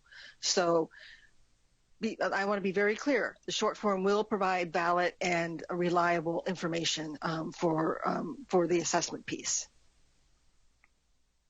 Thank you, Jenny. I see Araceli and then Bootsy. Go ahead, Araceli. I was just thinking that initially when we started the conversation, I thought the student growth model was more about about this question, and it's more about how much did the student grow. And so if you think about it in those terms, then I think the negative and the positive makes sense. But if the question is more about did they meet the expected growth, then I think the 0 to 100 is more clear because, as mentioned, it's more of answering yes or no, or to what extent it is a yes, or to what extent it is a no. So it's just popping into my head as to how to communicate it. And thank you. Thank you. Bootsy? I'm sorry for sucking up a little bit more than my fair share of airtime on this question, but the mathematics again is, so I'm hearing folks talk about the 0 to 100. To me, that puts a ceiling on growth, right? If you can only go up to 100. And what I'm understanding with this reporting is that you can grow as much as you can grow, right? So if somebody grew, if they like exceeded expectation and even further exceeded expectation, we can't have like a ceiling on how much somebody grew. So if we went 0 to 100, 0 means like no growth, right? They're exactly the same as they were last year. But what does 100 mean? It means that they met the expectation. What about those who exceeded the expectation? We need something beyond the 100 scale for that. So just trying to, I think this discussion that we're having really puts into perspective, right? Like how clear the scale actually needs to be. But I keep hearing people say 0 to 100. And to me, that feels like it doesn't quite sit with what I think is being reported. So I can clarify that real quick, Bootsy, and I'll, as a former middle school math teacher as well, I feel like we're speaking the same language. But I can clarify that if we did some sort of 0 to 100, that would be a compressed scale, right? And so as you saw in the numbers that we showed, we don't have the same scale year over year. And we don't actually expect to see the same exact neat scale, right, year over year. Our minimum scores changed, our maximum scores changed, right, within a relatively comfortable range. However, they weren't the same. So if we were to try to push them onto a scale, those scores year over year wouldn't be comparable, right? So that's what we were trying to do with the 100 transformation, is that with that we retain the integrity of the original numbers and the value from the student level to the aggregate level, which we feel is pretty important, so if we do release student level data back to districts, that would be something they could reflect and observe how those scores contribute and what they mean in the same relative sense. But if we compress them, the year over year comparison goes away, right? Because that scale changes year after year. So that is something to think about when we normalize a scale essentially into something that is not just as the simple transformation. That's why we call it a simple transformation, because we're just adding some numbers to it. So if that helps clarify ideas around that. So in this example, 100 might be on our simple transformation might be 209 one year and 220 the next year, right? We don't get we kind of negate all of that additional information by squishing it into a simple a compressed scale from 0 to 100. Yeah, that's why I was in favor of the simple transformation of taking our 0, placing it at 100, and moving up and down from there. But thank you for clarifying. So I just want to reiterate that we used to have a scale score of 200 to 1,000, and people actually learned how that scale score worked. So I think really what's going to be important is the communication piece of it. But, I am hearing the comments. We'll think about it a little bit more. But I do want to say that that if we don't have a scale score from 0 to 100, that doesn't mean that we can't communicate it well. because we did communicate the score 200 to 1,000 well. I think we can take on the role of communicating whatever scale score we come up with. Thank you, Jenny. Okay, let me see. I got some hands up. Let me make sure I'm getting them in the right order. Ron, you are next, and then Diane, Linda, Kimberly, and Jesse. Go ahead, Ron. Thanks, Melanie. Yeah, because it is a predictive model, we're still talking about looking at there's a target. And so whether it's 0 or it's 100, like Jenny just spoke about, as long as it's communicated, I think that's going to be, that's going to provide some clarity. I do put myself on that. And again, I think it's just, I know we're not we're a non-voting committee, but it'd be interesting to see where people land on this in terms of the 0 or the 100. But again, I think it's just whether it's individual or in aggregate, as long as we're communicating that there's a certain target and the target was either met or not met based on a predictive model, I think that helps people understand where, well, initially the LEA or the school is at, and then if it gets down to student level data, then being able to identify some markers there as well. Thank you, Ron. I'm going to, Diane, you're next. Yeah, I think I just want to clarify, because I'm the one that brought up the 0 to 100 thing. And I think really for me, by the way, I want to join the ranks. I'm an ex-middle school math teacher. And so there we go. But having said that, the issue for me was let's set 0 as the bottom line. The low score is 0. That means you didn't grow at all. You are right where you were a year ago, 0 growth. And then I realized that if you said 0 to 100, you're compacting scores and you're making them squish in there. And to Bitsy's comment, she's totally right, that it makes it much more difficult to compare year to year. I would think it would work from my perspective in terms of communicating it to people and in terms of making the numbers make sense. If we just set 0 as no growth and whatever scale it works, push it up from there. So I could see how it could be a floating number at the top end, that can keep on going ad infinitum. You might say that 0 is no growth and 100 is exactly expected, or 50 or some static number is exact on target growth, and then beyond that you're doing X% better or not, would be fine by me. I'm not, when I suggested 0 to 100, I just kind of want to clarify that I was not, I wasn't even thinking in terms of freezing it at 100. So anyway. Thank you, Diane. Linda? Thank you. And I appreciate everybody's comments. They really have shown that this is such a difficult issue and that people are trying to figure out what's the best way to communicate it to districts and schools and educators, and by extension, families and the public. One of the questions I have is whatever scale we come up with, and in general, I was in favor of what CDE has put out here. There's two issues that I think have to be really clear. Not progressing at all doesn't mean they didn't gain. It means that they didn't meet the expected gain. If I'm clear on that, I think that's an important thing to help people understand. Being in 4th grade and the next year being in 5th grade and making no gain, not only did you not meet any expected gain, but now you're so far behind, what's normal for 5th graders, that's a challenge, that's an issue. The other question, though, is one of the things that I worry about sometimes, and I see it with our scaled scores, there are some people that'll take a scale score that goes, up to 2,000 and say, you know what, I'm at 1,800 this year, and that's a whole lot better than where I was last year at 1,779. Well, in fact, no, that's not a significant difference. I worry about people parsing out the numbers, the scale, and saying, a score of 99 is so much worse than 100 or so much better than 90, and not really understanding what we're saying. And that leads me to the question of, can we think about the communication in terms of a categorical scale?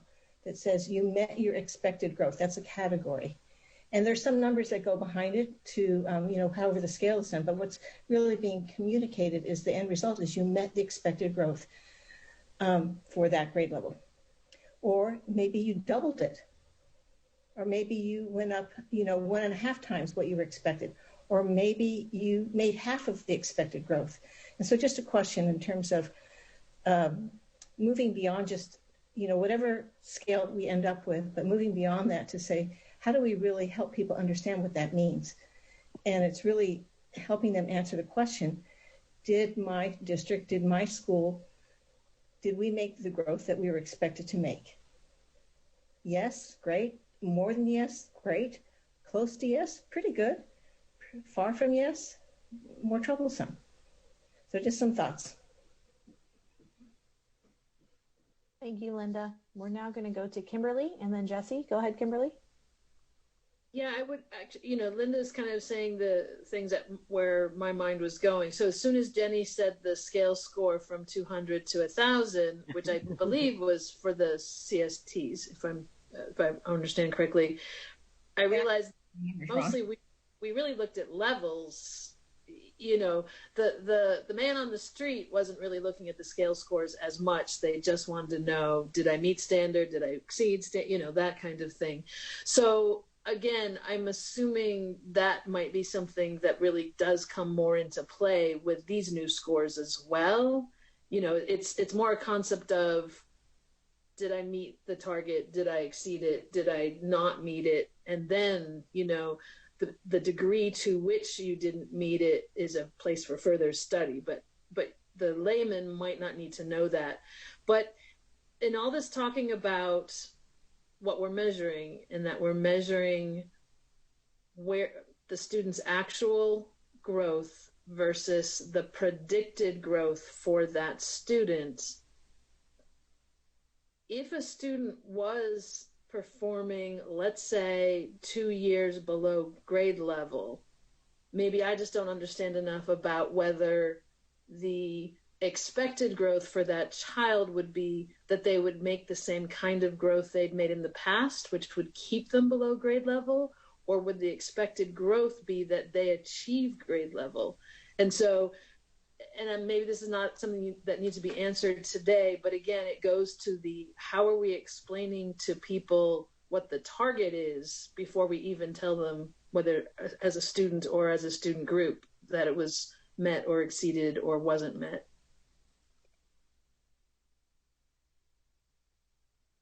Thank you. Jesse? So this has been a great conversation, and very telling in how complicated this can all become. I just want to put it on the record that I want to put on the record first that I have not been a middle school math teacher, so forgive me.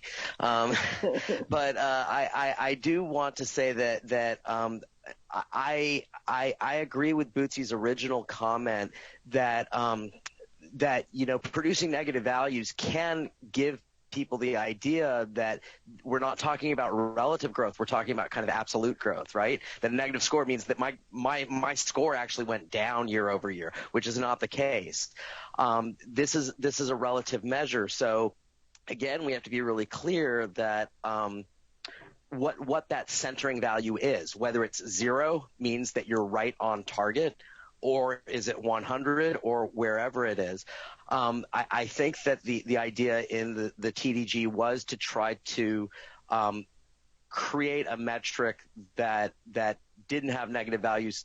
So at least I think that it's valuable not to have negative values, so you don't risk having people immediately go to that interpretation that I have a negative value, I went down. No, it just means that you didn't do as well as was expected of you. I think the devil is in the communications.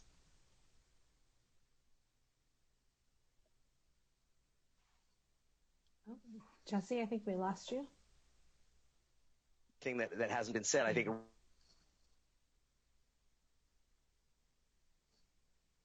Hold on, Jesse. The positive value is probably a good idea just to avoid that risk. I'm sort of indifferent, though. I mean, I can go with the original value, to tell you the truth. I do not agree with compressing the scale at all, because as Kim said, you're going to undermine any comparability of year over year. They're just going to mean different things every year. So that's all I wanted to say. I mean, it's really reiterating what most everybody else has said. I think Tara said it very well. We have to put sort of a commensurate effort into communication as we have in the technical aspects of developing this thing. Thank you, Jesse. I don't see any more hands raised, but let me check one more time if there's any more CPAG discussion.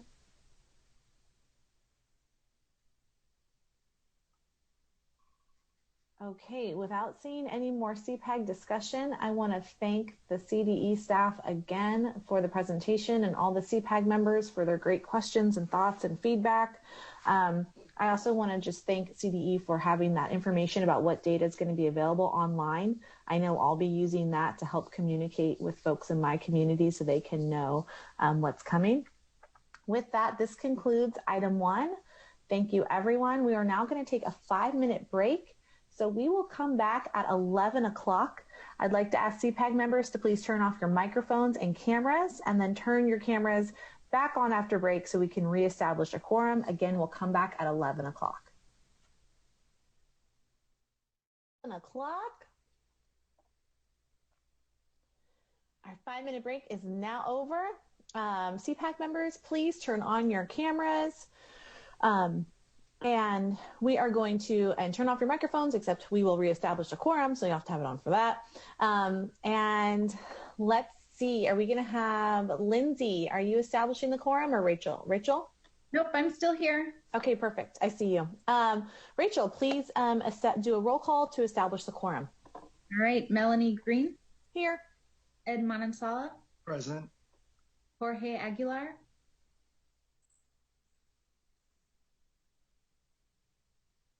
Ron Anaya.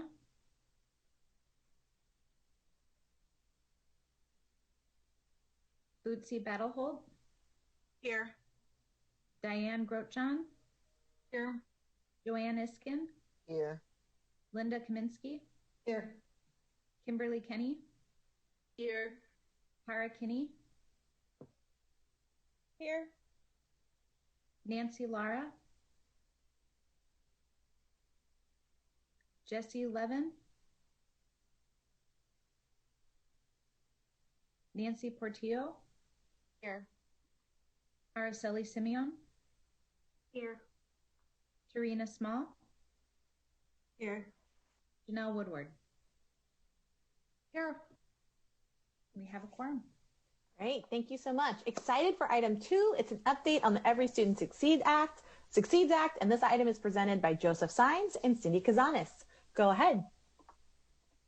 Thank you, Melanie. Hello, my name is Joe Sines. I'm the Federal Policy Liaison for the Government Affairs Division for CDE. Today, myself, along with Cindy Kazanis, will be presenting on item 2, the update on California's Every Student Succeeds Act state plan. Next slide, please. So the topics we're going to be covering in our presentation today will be to provide background on the Every Student Succeeds Act, also known as ESSA, and to update you on the amendment status of California's Consolidated State Plan. Also, we will be covering the modified methods for the Dashboard Alternative School Status, or DAS. Lastly, this presentation will update the group on the 2020-21 school year COVID-19 state plan addendum that has been offered by the U.S. Department of Education. The CDE plans on submitting an addendum for the College Career Indicator and to shift the identification of new schools. Next slide, please. Just we always have a slide to on the role of CPAG. So the California Practitioners Advisory Group will provide input to the SBE on ongoing efforts to establish a single, coherent local, state, and federal accountability system. The advisory committee will also serve as the state's committee of practitioners under federal Title I requirements. Next slide, please. So some background on the Every Student Succeeds Act and the amendment status. Next slide, please. So background on ESSA was signed into law by President Barack Obama on December 2015. It reauthorized the ESEA, and replaces the No Child Left Behind Act. It ensures educational equity and opportunity for disadvantaged and high-need students. It also supplements state programs. Next slide, please. So in January 2020, the SBE approved the adoption of the following amendments to California State Plan, which reflect the SBE's actions in 2019 and technical edits to the ESSA State Plan. So this was updating the long-term goal and revised status cut scores for the graduation rate indicator. It approved the methodology for using the English Learner Progress Indicator, ELPI, for school identification. Next slide, please. Also, it approved status cut scores for the ELPI, clarified the definitions of ineffective teacher and out-of-field teacher, raised the low graduation threshold to below 68%, refined a combined, also known as an extended rate, 4- and 5-year graduation rate for the graduation rate indicator, and reinserted the academic indicator state level data by student group tables. Next slide, please. So on January 31st, 2020, the CDE submitted the updated NSBE approved state plan to the U.S. Department of Education, also known in this presentation as ED. I actually got to submit this on my first day of work here. Fun fact. So on December 4th, which was just a week ago, we actually received formal approval for these amendments to the ESSA State Plan from ED. So we were very excited about that. Next slide, please. So additionally, on October 5th, 2020, we received a letter from ED which reviewed the DAS modified methods and indicated the ESEA does not permit different accountability systems. Specifically, ED stated that we cannot establish different cut scores for the academic indicator or use a 1-year graduation rate. These letters can also be reviewed on the SBE December Information Memoranda webpage. And so to further discuss the modified methods for the dashboard alternative school status, I will pass the presentation to Cindy. Thanks, Joe. The next slide, please. Thank you. So the U.S. Department of Education, as Joe just mentioned, indicated that they did not think that the DAS process met the requirements under ESSA. And so the department is going to be taking forward to the board in January an amendment to the state plan to include DAS, because currently it actually does not reference DAS. And so as in preparation for that, what we're seeking input from CPAG on is first I'm going to go over very quickly what is in place currently for DAS, and then just want to make sure that as part of our check-in that you all still support this process. So you, as a committee, whether you're new or you're like Araceli and this is your last meeting, you've seen various iterations of this this process as far as the DAS program itself. It was nice to see a lot of support from the field through the public comment letters on the DAS program.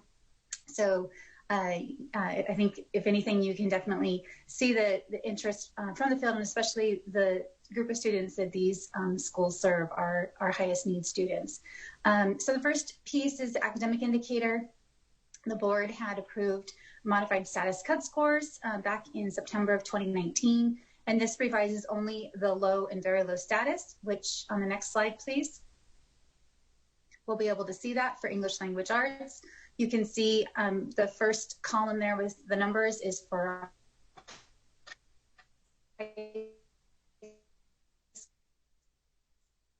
schools. Only the first two rows, very low and low, have these modified methods. Everything else remains the same as it does with traditional schools. There are no changes, of course, to the change cut scores. Next slide.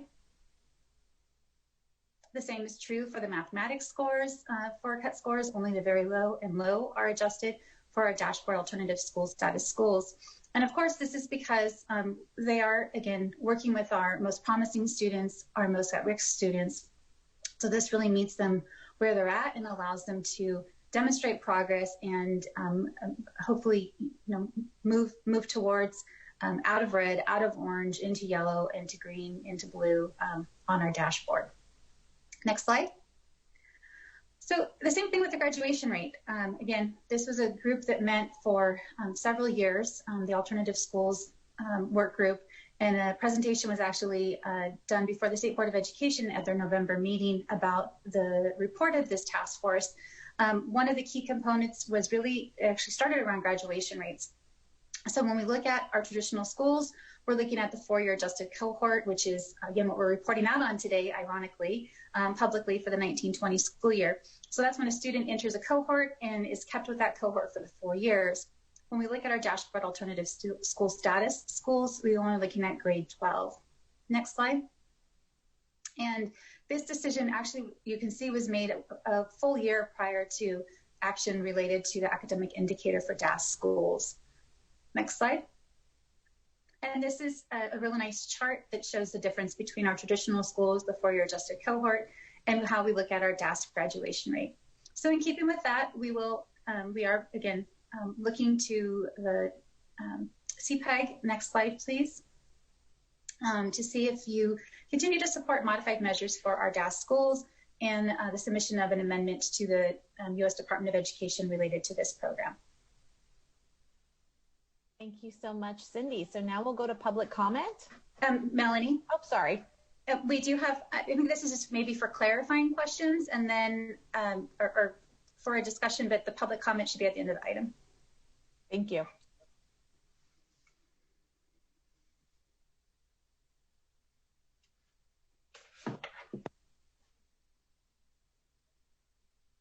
Kimberly and then Linda. Go ahead, Kimberly.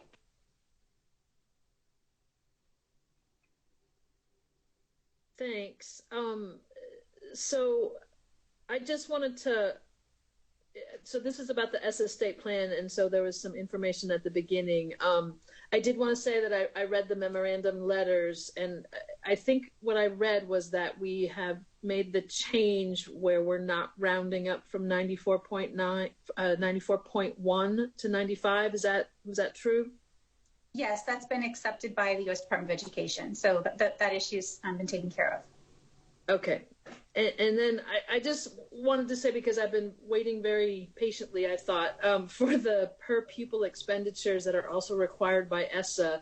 And I just wanted to express kind of my concern that I read an article in some periodical about how 40 of the states have already reported theirs. I think the deadline was June, and I know COVID has happened, but that's something that I just feel that having missed that deadline, that's unfortunate, given so many other states could do it. I guess my question or opinion on the DAS is, we can certainly report things one way in our internal systems, and I know we've had a 1-year graduation rate reported on DataQuest for a very long time.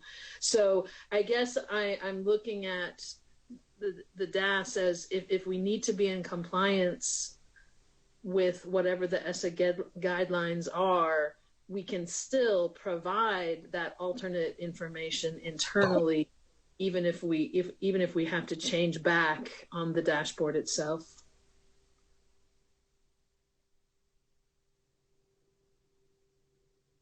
Linda? I didn't hear the answer to that question. Was somebody muted? No, I didn't hear it posed as a question. I'm happy to respond if it's needed. The proposal before you today is to move forward with asking for permission to use DAS. It's not for what I think Kimberly's suggesting, which is to simply report on it on DataQuest. That would be okay, I would assume. Or that would just be an internal decision. I have just a couple of clarifying questions.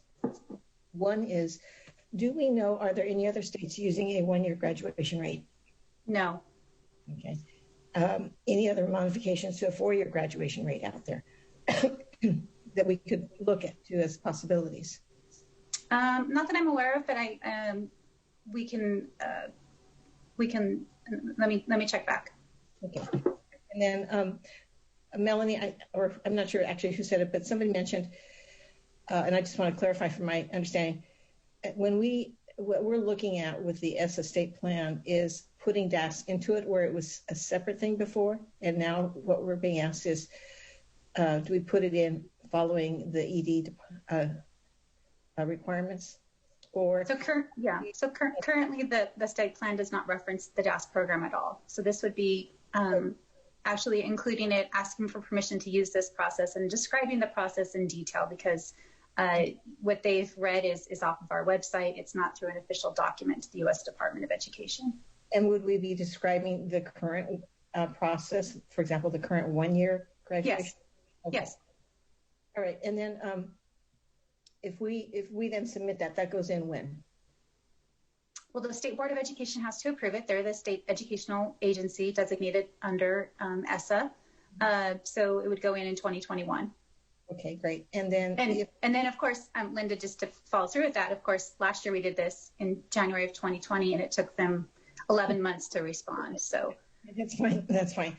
And then if they respond and deny us the chance to continue with a 1-year graduation rate, can we appeal their decision? Is there a process for that, or no? There is not a process on the amendment side, but you can submit a waiver, and that's sort of the appeals process, and that takes its own time. As you know, we did that with the LP. We ultimately were denied on the LP, but there is a formal waiver process that we could use. Okay, well, it's good to know that there are processes in place. Thank you. Mm-hmm. Okay, just for clarifying questions, Diane and then Sharina. Go ahead, Diane. Hi, Cindy, I just want to make sure I've got this straight in my own head, that back to Kimberly's comment about the 1-year graduation rate and other things, is that the as I understand it, the challenge that the feds are having with things like our 1-year grad rate and the other DAS adjusted modified measures is that is reflected in our dashboard, and that's where that's, as I understand it, that's the crux of the issue. So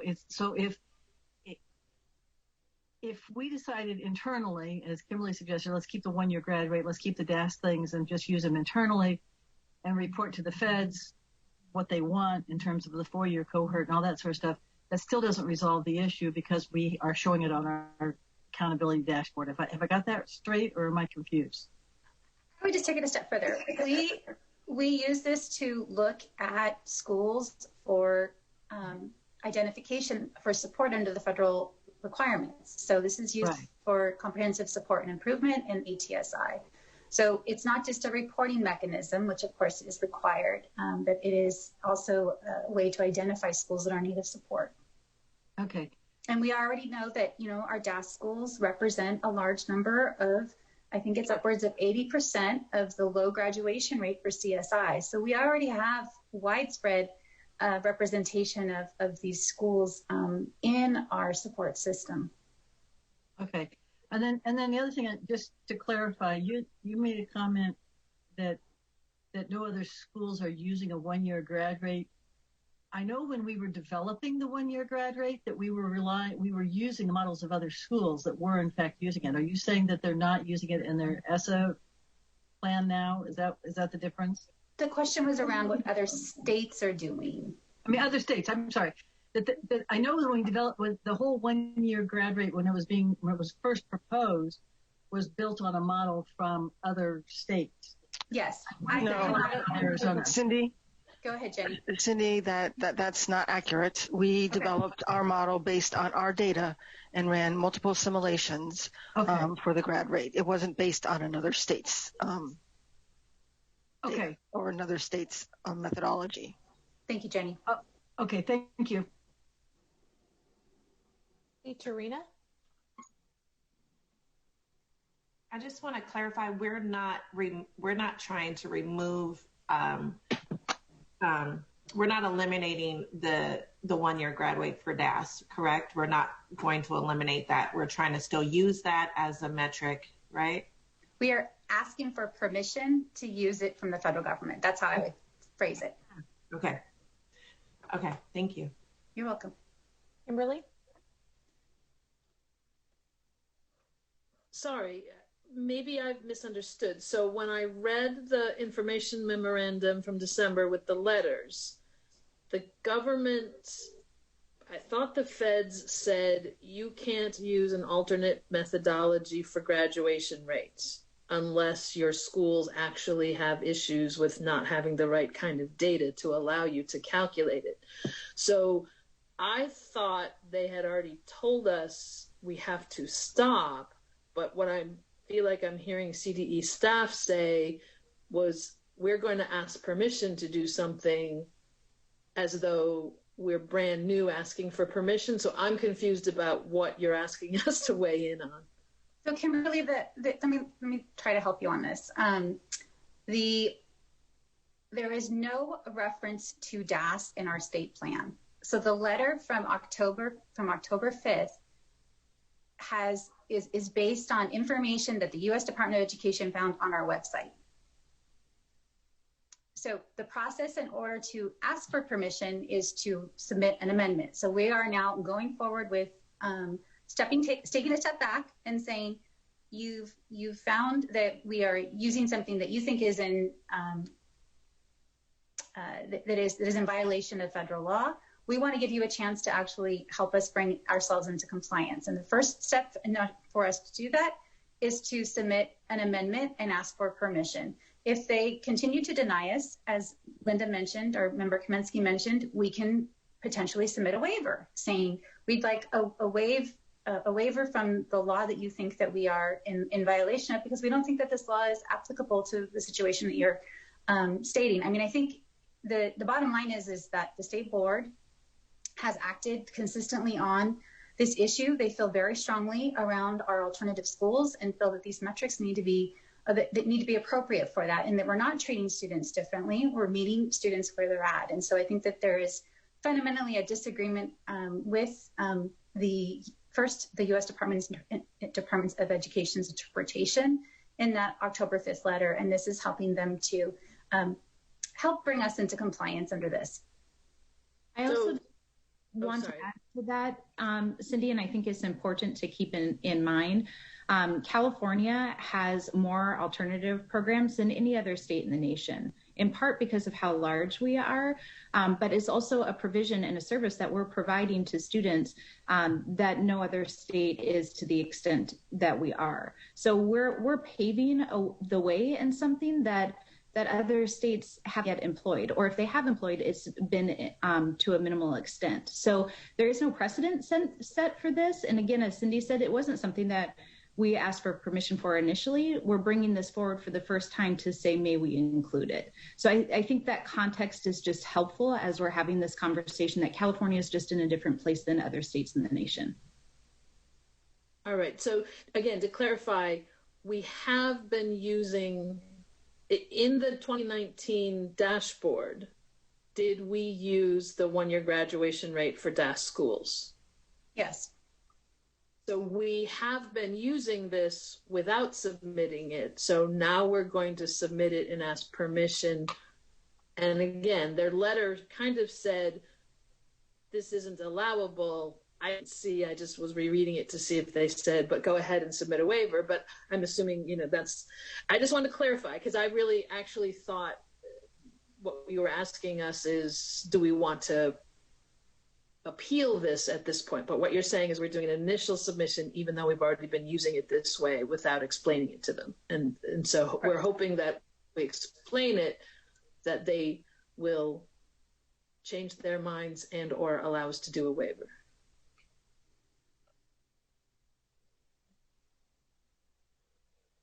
Okay. Ed, did you have a comment right now, or should I go to Linda? Oh, I could go after Linda. I'm fine. Okay. Linda and then Ed? Wow. Ed, that was very kind of you. Just a kind of a hypothetical question here is, do we still retain the option if all else fails? Because I'm very supportive of what CPAG has talked about in the past and what the state board is supporting in terms of really recognizing the uniqueness of the DAS schools and developing an accountability system that's appropriate for them. And I'm very supportive of what you are presenting here today. Ultimately, though, if we go through these different processes, resubmitting the state plan asking for a waiver if we need to, do we still retain the right to reclassify DAS schools as DAS programs and associate them with other schools so that they are not bearing the full brunt of what could be an onerous accountability system? You know, Linda, I think there's a lot of things that we would explore if we were denied these sets of amendments. I'm not sure, you know, the specifics of each of them. We need to delve into it. So at this point, it's, you know, there's a lot of what ifs, but that could potentially be one of them. Okay, well, I just really appreciate you guys in terms of the thoughtfulness that's gone into this and the concern that's really shared, I think, across the state, from the schools themselves to the state board and to CDE and CPAG, to really support the students and the educators in those schools. Ed? Thank you. So I'm just going to build off right from where Linda is at. I am in full support of, moving forward with the modified measures for DAS schools. I do want to acknowledge that there's just been a significant amount of work with the task force since 2017 until now, and just recognize the work that has been done and the uniqueness of our California population. And of course, I'm also speaking from the perspective of a county office where there's a good number of county offices who obviously are supporting these students through alternative school. So again, full support. Thank you. Okay, with that, we'll open for public comment. No, Melanie, we have another section. Almost it's done. Those clarifying questions, Cindy. It's a slippery slope into actual discussion. Next time we'll take them out. Go ahead, Joe. All right. So the final section of this presentation will cover the 2021 school year COVID-19 state plan addendum. Next slide, please. So as many of you know, in March of this year, in response to the COVID-19 pandemic, ED invited states to request a streamlined assessment and accountability waiver. Through this, states would not need to administer statewide assessments to all students or to make annual accountability determinations, to identify schools for support and improvement, or to provide data on its state and local report cards for assessment and accountability information. On March 26, 2020, State Superintendent of Public Instruction Tony Thurman and State Board President Linda Darling-Hammond submitted on behalf of the CDE and SBE the assessment and accountability waiver. This was approved by the State Board on May 7th. Just as a note too on this waiver was discussed with CPAG in the August 2020 meeting during the Item 1 accountability update. Next slide, please.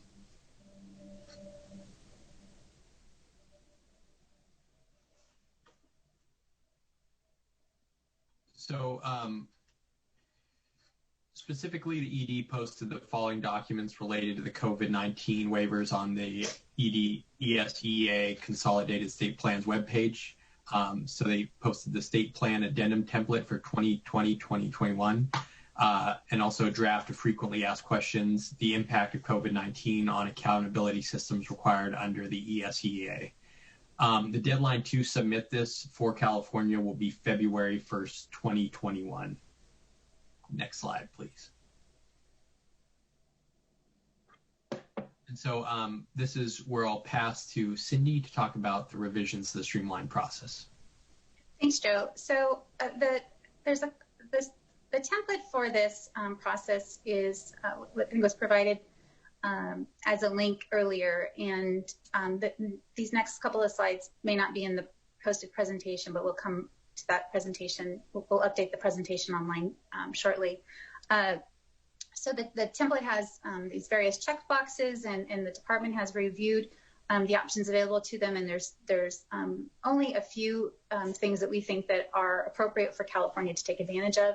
The first is that state indicators that are impacted by not having data from 1920. And for us, that is definitely a college career indicator. Next slide, please.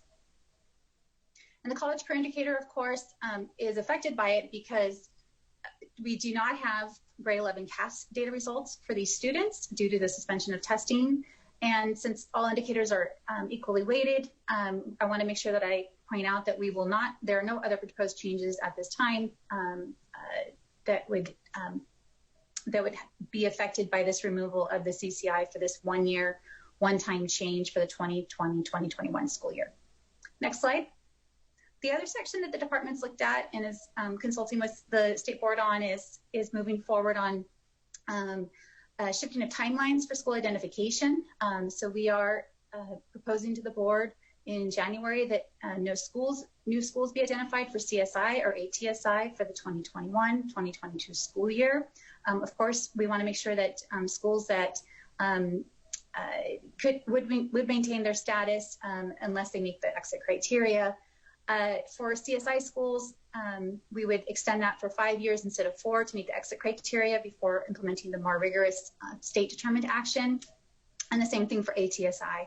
And again, this is part of the streamlined waiver process the U.S. Department of Education is proposing or has allowed states to use. And so, many other states are taking advantage of much more options, but these are the limited ones the department is recommending to the board that we take advantage of. Next slide. So the other and last final piece that we would look at is moving schools to CSI in fall of 2025. And so we're proposing that no new schools, again, be identified for CSI or ATSI. I think this is a repeat of the prior slide. But I think I'll keep going. I'm sorry, can you go back one? Because there was an additional bullet that I did not cover. Move forward 2 slides, please. One more slide. There we go. The last bullet here that ATSI would be provided in next year or until 2026, 2027 to meet statewide exit criteria. And with that, I will turn it back over to Melanie or Chair Green for public comment and a discussion from the board. Okay, perfect. So let's open public comment and then we'll come back and do CPAG discussion. For folks that are listening on the line and not necessarily looking at the screen, the phone number to call in is 1-669-900-6833. And the passcode that you'll be asked to enter is 185506. After you call in, you'll be notified when it's your time to speak. We encourage you to state your name and affiliation for the record. And please remember to turn down the speaker volume of your computers if you're following the live feed as well. Speakers will be limited to 1 minute each. Again, the phone number is on the screen. After you enter the phone number, you enter the passcode, and then someone will let you know when it's your time to speak. Do we have anyone ready? Sarah? Caller with phone number ending in 8945. Your time starts now. This is Suzanne Cooey from the Charter Schools Development Center. Hello again, Chair Green and CPAG members. First, the modified DAS indicators are a much better fit for many DAS schools. We strongly support these efforts. Second, please note that some non-DAS schools are quite similar to DAS in population, and this impacts school-level indicators. Third, speaking of indicators fitting schools, slide 6 mentions the ELPI methodology. ELPI works at the student level, but there is some distortion at the school level for some schools. The most successful schools reclassify many English learners early, leaving slower progressing EL students in the ELPI pool. So the strongest schools can actually do worse on the ELPI. When we find distortions like this, indicators should not be a done deal. We hope CPAG will recommend communication about limitations of the indicators at the school level. And we also hope CPAG will recommend refining these impactful metrics to improve validity and reliability at the school level. Thank you.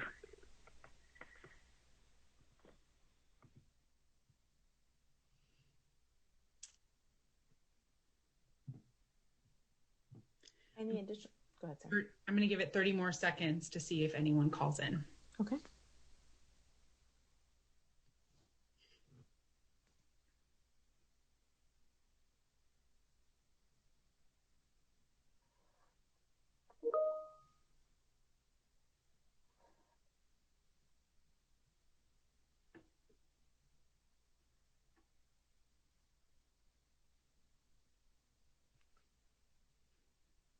All right, there is no more public comment. Okay, we're now open for additional CPAG discussion. CPAG members, remember, raise your hand in the participant panel of Zoom, and I'll go in the order that I see them. Let me pull that up right now. I was into the public comment box. Okay, we'll start with Kimberly. Go ahead. Sorry, I assumed other people would be there already. So I know that this may not be something that other people agree with as much, but I guess I feel like I have to say it. I worry about the very slippery slope that I think we sometimes take as we change indicators. And so one of the things that I think happens in our district is that students are removed from their comprehensive high schools and sent to our alternative schools. And the comprehensive schools, it feels like, have the attitude out of sight, out of mind, as though those kids were not students, that they're no longer responsible for them. And so whatever happened in their freshman year or sophomore year that didn't go well, that caused them to need to go to the alternative school, the doesn't feel as much that the comprehensive schools, they don't feel responsible for that. They look at their graduation rates, which in our district are relatively high, and they don't even really acknowledge the fact that our overall district graduation rate in DataQuest, because I'm not necessarily looking at the modified one that's on the dashboard, is not very high. And it's so one part is that, you know, their contribution, they kind of forget about it. It's like those kids, once they're gone, you know, we didn't have anything to do with contributing to these kids not being fully supported at our sites. And so it makes a big disconnect for helping those kids early on at our comprehensive schools to tweak the overall graduation rate so much in a district that no one feels really responsible for those kids. And it puts a lot of pressure onto the alternative schools. So I guess I'm saying that I think, you know, 4-year graduation rate is 4-year graduation rate. And I wasn't clear if we're saying that we think we have more kids who can't graduate in 4 years than other states in the nation, because that seems like something we might want to address, not create accountability systems that cover that up, if you will, a little bit. And, you know, I think I've had the biggest problem with including some students in the graduation rate for DAS that we don't consider graduates in our regular four-year cohort rate. I guess it feels inappropriate to me to have two different ways of looking at accountability. And again, I think it's extremely reasonable to have a different way and to communicate, well, once you've gotten to this place, we do want to count things a different way because you're here. But I think to the general outside world and to the federal government's point is there needs to be one standard, and we should be looking harder at why we have so many students who are having a problem getting through high school in 4 years. Thanks. Thank you, Kimberly. Looking for any hands from CPAG members? Ron, go ahead. Kimberly, thank you for bringing that up. I'm actually a product of a DAS school. I did go through a troubling time in my teens and spent a year in an alternative school, and it did feel like I was being left behind by my high school. It was only through the efforts of an administrator and a teacher that helped turn me around and help me get back to that high school that I was able to, graduate, be able to, go to the Army and turn something around, go to college and pursue my career. And you're right. It is. There's and we've all seen it in our districts that our alternative schools, our DAS schools, are being looked at as other and looked at as place to push things to the side. So I do agree with what you're saying, Kimberly, as far as looking at the district holistically and not our schools where the kids who are taking the normal path are succeeding or failing, and including all of our students, because it's ESSA's every student. So I think that it is something that needs to be addressed, and if it hurts numbers or looks bad on a matrix, then that's one thing, but it doesn't hide the problem by changing a number. Thank you, Ron. We're going to go next to Tarina and then Diane and Nancy. Go ahead, Tarina. I completely understand everyone's concern, but I do believe that DAS schools, we're not asking for a different metric. It's just we use the same standard, but we're checking the students on the same standards that everyone is doing it. It's just these students have a different timeline, right? And I know Kim was saying, well, how do we track the students that can't meet it in the 4-year, and how many students do we have that can't meet this 4-year thing based on whatever barrier it is? And it puts me back into, our diverse population of California here. Of course, we have EL students that are going at a different rate. We have SPED students that go at a different rate. We have so many different students because of whatever barriers they're facing are going at different speeds and can't meet that 4-year rate. But DAS schools are offering something different, and as far as getting them back re-engaged into society, right? Because that's what we're really trying to do, is provide multiple opportunities for these students to succeed, right? And those DAS schools, clearly, some students are not there for 4 years, but they could have dropped out and had, a semester or two to come back and re-engage, but then are going into the workforce, whether it's into the military or something like that. So I think the difference here is we're looking at the difference between standards and metrics. And I think we just need to sort of understand the differences of what we're really trying to show here with DAS schools. Thank you, Tarina. Diane, and then Nancy. Yeah, I think the confusion comes in that if we're trying to talk about measuring all the students in the state, that's one kind of a conversation.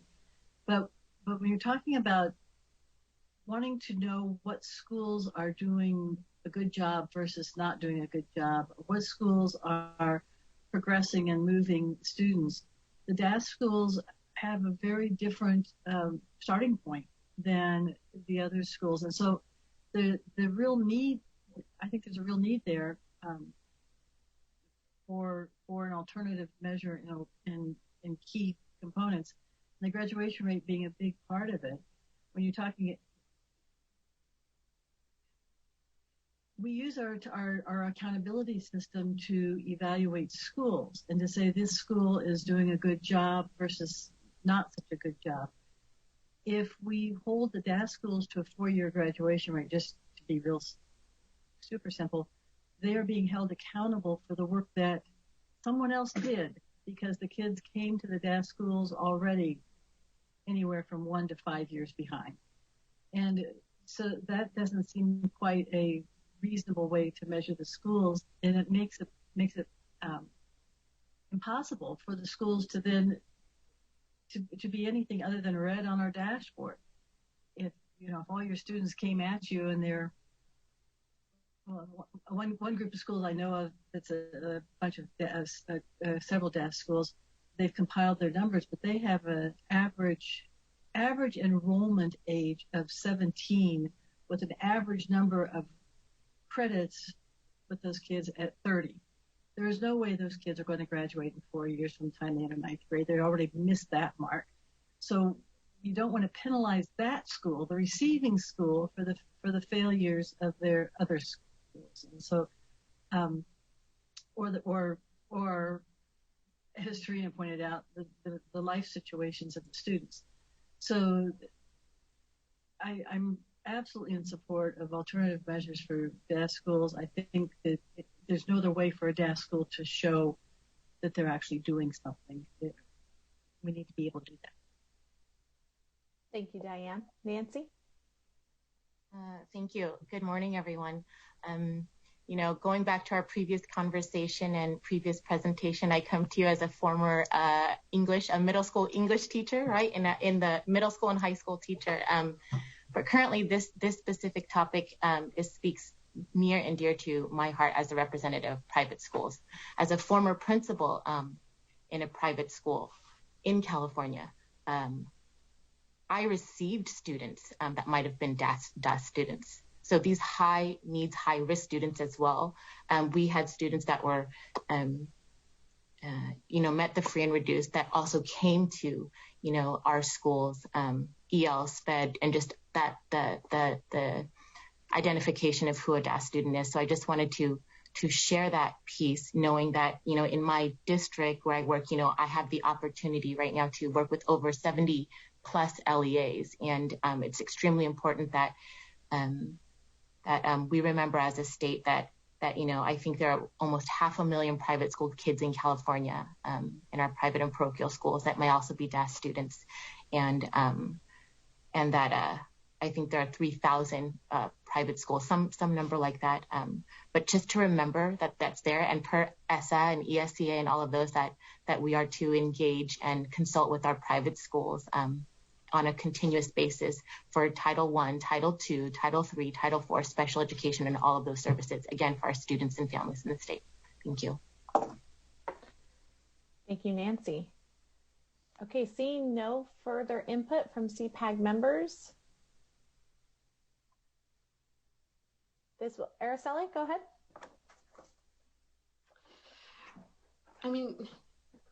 Hearing everyone and looking at all the comments that were submitted and all the work that has been done and the support, I think we should have a separate system. But at the same time, I am concerned, especially given the current situation that we're in with the COVID pandemic and the amount of learning loss that is happening across school districts. My question is, are we incentivizing school districts to then, I guess I'm thinking we're going to see an increase of transfers to DAS schools. And so I just want to bring that up because, again, the huge amount of learning loss that we're seeing in our communities. Thank you. So this will conclude item 2. And since we are close to 12 o'clock, we're going to take a longer break after this item. So we'll go for a 20-minute. This will be considered the lunch break, just to let folks know. So make sure you get whatever you need. And it's 11:45 right now. So we'll go till 12:10 and then we'll come back. Make sure to turn off your cameras and microphones, and we'll be back at 12:10 when we turn everything back on to establish a quorum. Thank you. We did before. We need to establish a quorum.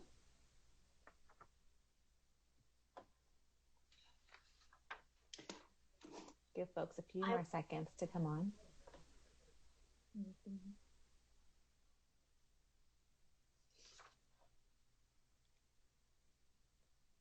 Lindsay, will you help us establish a quorum?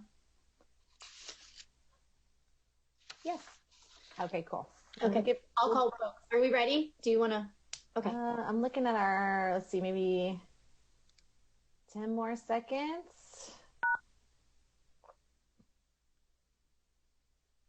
Like we might just be waiting. Let me look at my other side of my screen. Oh no, there we go.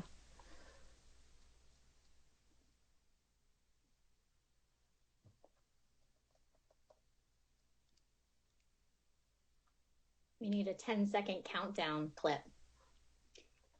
Yes, we do.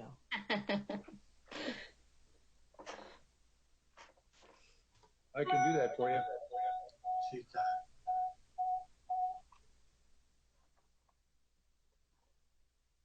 Okay. All right. I think it's been 10 seconds. I'll call roll. Okay. Thanks, Lindsay. Sure. Melanie Green. Here. Ed Manansala. Present. Jorge Aguilar. Yeah. See how they're present. Thank you. Ron Anaya. Present. Oh, right. Sorry. Hold on. I think. Oh, thank you. Okay. Okay, sorry, let's go back to that one. Ron Anaya? Present. Thank you. Bootsy Battleholt? Here. Diane Grotejohn? Present. Joanne Iskin? Here. Linda Kaminsky? Yeah. Present. Kimberly Kenny?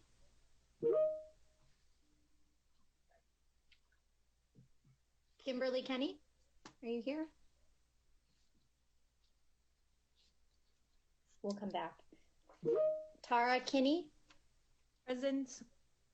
Nancy Lara?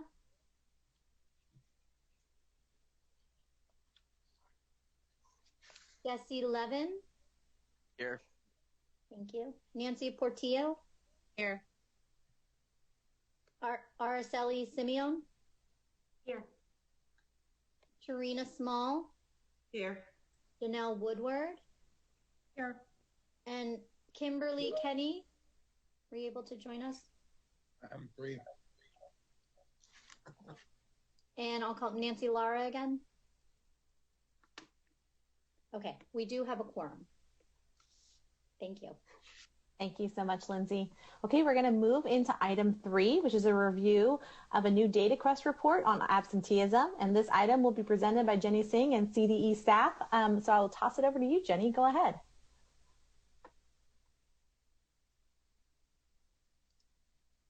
Hello, everyone. Actually, this item is going to be presented by Liberty Van Natten. She is a consultant in the Data Reporting Office. So, Liberty? All right, thanks, Jenny. Can you guys all hear me okay? Yes, we can. Thanks.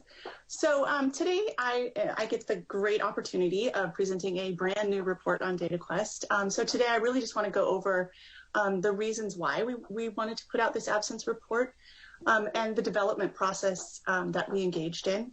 I'll also kind of break down a description of what the report includes, and then I'm going to share some of the 2018-19 high-level statewide data, and then give you an opportunity to dig into the DataQuest report yourselves. Next slide.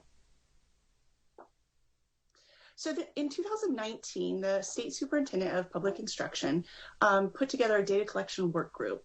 And this work group ultimately came down to making a recommendation for the development of a new DataQuest report that was really focused on better understanding how much kids miss school and also better understanding the reasons that kids miss school. So from this, we put together an internal CDE work group. Next slide. So this work group was put together with the focus and goals that are listed here. So we really wanted to kind of identify any potential issues or challenges before releasing the report. We also wanted to look at things like how to report data for hourly versus non-hourly schools, for example, whether to use cumulative enrollment or base the report on chronic absence eligibility. We were also focused on ensuring that we reported clear and meaningful data. So these are things like making sure that this report is not perceived as an attendance rate report. We thought about, do we report counts or percents, whether to report grade span and or grade level. And then we also wanted to make sure that this DataQuest report is interactive so that users can grab a hold of it and make meaning at their local level with it. And then we also decided that it would be helpful to have some downloadable data files that could be used to make even deeper meaning at the local level. Next slide, please. So this is some high-level information on the absence report workgroup development and engagement process. So this was an internal CDE work group, and we had staff from a number of different divisions within CDE. We had meetings between January and July of this year, and we were really focused on those meetings were focused on the report content itself and then ensuring reliable, clear, and accessible data comes out of this report itself. And then from August to November, we engaged in stakeholder preview and engagement. So we consulted with experts in the field who work directly with attendance data. And we also consulted with multiple divisions within the department to make sure that folks who see this can make meaning of it in ways that we are intending to. And then we also had a private preview time for our LEAs to dig into the data. And this was also a chance for us to provide any assistance or answer any questions that folks might have before the release of this report. And so now I'm going to go into the next slide to go into the reports themselves. So one of the biggest reasons, which I mentioned before, for this report was to have something that goes beyond what we actually see here on this slide. So this is a visual representation of the current chronic absence reports on DataQuest. So these reports, they start with all students. That's that blue arrow on the left. And from there, we break it out into whether these kids are chronically absent or not chronically absent. And this is a really important report itself, but it doesn't tell us how much kids miss school, and it doesn't really tell us anything about the reasons that kids miss school. So this is where these new reports come in. Next slide. So the absenteeism by reason reports, they start with the same group of kids. So these are the kids who are eligible to be included in the chronic absence calculations. But instead of breaking things into that yes chronic, no chronic bifurcation, we really narrowed the focus to first look at students who have missed one or more days of school. And then from there, we look at each student's total days absent. Next slide. And then by looking at that total number of days absent, we are able to disaggregate the data by the type of absence that is reported. So we look at, they are reported in 4 different ways. We have excused absences, which are the circle in green, unexcused absences in pink, out of school suspension absences in yellow, and then incomplete independent study absences in gray. Next slide, please. So this is just a summary of what the report includes. Like I was showing earlier, we start with our chronic absence eligible students so that you can actually see the same number. We're starting with the same number of kids that you find in the chronic absence reports. And then from there, we determine how many of those kids missed 1 or more days of school. So we're not looking at kids who have perfect attendance. And then we also calculated the average number of days absent, and then the percent of those total days absent by those 4 types of absences. Next slide. So one of the very first things that the work group decided to include in these reports was the average number of days absent. So we really thought that this was needed as a way to put the data into context so that you can compare outcomes in meaningful ways. So for the 2018-19 school year, we found that of the students in the state who missed 1 or more days of school, the average number of days missed was 9.8 days. Next slide. So now I'm going to show you a quick example of how we actually come up with those average number of days absent. So we start by looking at all the students who are eligible to be included in the chronic absence calculation. And so for this example, we see that we had 13 students total. And we take their average number of days missed in the school year, which is ranging from 0 to 14 days. Next slide, please. So what we do is we narrow it down to the kids who have 1 or more absences, which in this example, it gives us a total of 10 students. Next slide. And then we add up the total number of days these kids miss school. So here we have a total of 98 days. Next slide. And then finally, we divide those total number of days absent by the total number of students who have 1 or more absences. So those 98 days by the 10 kids. Next slide. Which gives us that average of 9.8 days. So 9.8 days is the actual average number of days from the 2018, absent days from the 2018-19 school year. So now I'm going to dig into how this average number of days absent, it puts the new absence reports into perspective. Next slide. So this is a chart that's showing the statewide average days absent across grade spans. The yellow line is representing the statewide average for all students. That's at 9.8 days. And what we can see are that students in grades 4 through 6, they missed on average fewer days than students in grade spans 1 through 3, 7 through 8, and 9 through 12. So we can also see that our high school students are missing more school than any other grade span of students. And then you might notice that kindergarten students are not included in the grade spans here. We did this intentionally, just in part because kindergarten is not a required grade as part of compulsory education. But we don't want to exclude kindergartners from this because they have some interesting data. So we're going to see what their numbers are in the next chart. Next slide. So this graph, it shows the average number of days absent by grade level. Here you can see it's a really similar trend to what we saw with the grade span numbers. And so we see that our students in grade 12 on the right have the highest average number of days absent. And if you look at kindergarten, all the way over on the left, you can see that our kindergarten kids miss more school than any other grade level below high school. Next slide.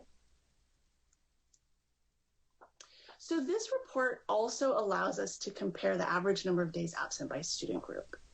And this is really super interesting. So here we can see that foster youth and homeless youth, they're in pink and purple on the far right, they have the highest average number of days absent.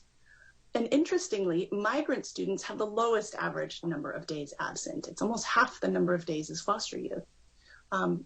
From left to right, we have migrant, English learners, socioeconomically disadvantaged students, students with disabilities, homeless, and foster. Next slide. And then here we can see the average number of days absent reported by race ethnicity. So what we see here is that both African American and American Indian or Alaska Native students have an average number of days absent that is double that of our Asian students. So I'd like to go into the second part of the absenteeism by reason report. So not only what I showed here is really kind of getting a sense of how much kids miss school, but this next part of the report is really digging into the reasons that kids miss school. So next slide, please. So this graph, it shows the statewide percent of absences by reason type. So these are those 4 reasons that I mentioned earlier. Out of the total number of absences for all students statewide, we see that 54% of them were excused absences. So that's that green bar. The pink bar shows 39.5% were unexcused. In gray, we see 5.2% were due to incomplete independent study days, and just over 1% are for out-of-school suspensions in yellow. So these are the statewide totals for all students. But the report actually allows you to look at these numbers across student groups or school types, and we do see some variation. Next slide, please. So one really cool feature about these reports, and this kind of goes back to some of the conversations earlier today, is that they allow users to look at the type of absence, comparing DAS and non-DAS schools. So on the left, we see the data for DAS schools, and on the right for non-DAS schools. What we see is that students at DAS schools have a higher percent of unexcused absences than excused absences. But that's actually the opposite for our non-DAS school students, who have a higher percent of excused absences than unexcused absences. Next slide, please. Another cool feature about this report is that it allows users to view these data comparing charter to non-charter schools. So on the far left is our charter schools. On the right are non-charters. We see that our charter school students have a pretty close to even distribution of absences due to excused absences, unexcused absences, and incomplete independent study days. But this is really not the case for our non-charter schools. So what's interesting, I think, is that our non-charter schools look very similar to the data seen in the previous chart for non-DAS schools. So if you could just hop back one slide really fast and look at the non-DAS schools, and then hop forward and look at the non-charter schools. It's a very interesting similarity. Next slide, please. So another feature of this report, it allows users to view these absence data comparing students who were chronically absent and students who were not. So it's important to remember that we are only looking at kids who missed 1 or more days of school. So this is the first report on DataQuest where we actually include this feature, and it's pretty interesting. So here we can see in the graph on the left that our chronically absent students These are kids who miss 10% or more of their total days. They have more unexcused absences in pink than excused absences in green. And that's the opposite for our not chronically absent students, as seen in the graph on the right. So the charts that I've shown today they're really just a small sample of what can be accessed in the report. I'd like to share what information can be found on the DataQuest reports now and on the downloadable files. So if we go to the next slide, please. So what I showed you today was really just some high-level statewide data. But this is a list of the actual data elements, most of which were shown in the charts before, that are on the DataQuest report. So we have our eligible cumulative enrollment number. These are our kids who are eligible to be included in the chronic absence calculations as well. And then we also include a count of those kids who had one or more absences. And then we include the average number of days absent, and then the percent of total absences by those reported absence types. Next slide, please. But in addition to those data fields that are on the public side, the DataQuest reports themselves, the report work group, we actually decided to come up with some additional data fields that are made available through the downloadable files. And that's the list on the right. So these are essentially the number of absences that are used. The total days absent are the number of absences that are used to calculate the percent of absences, both seen on the charts and on the DataQuest reports. Now, we didn't include these fields in part because when you look at on the DataQuest reports, we didn't include them because when you look at the actual numbers, especially statewide, they get really large, and it's hard to make sense of it, I think. So we decided that it was most accessible if we went ahead and put percentages on the report itself.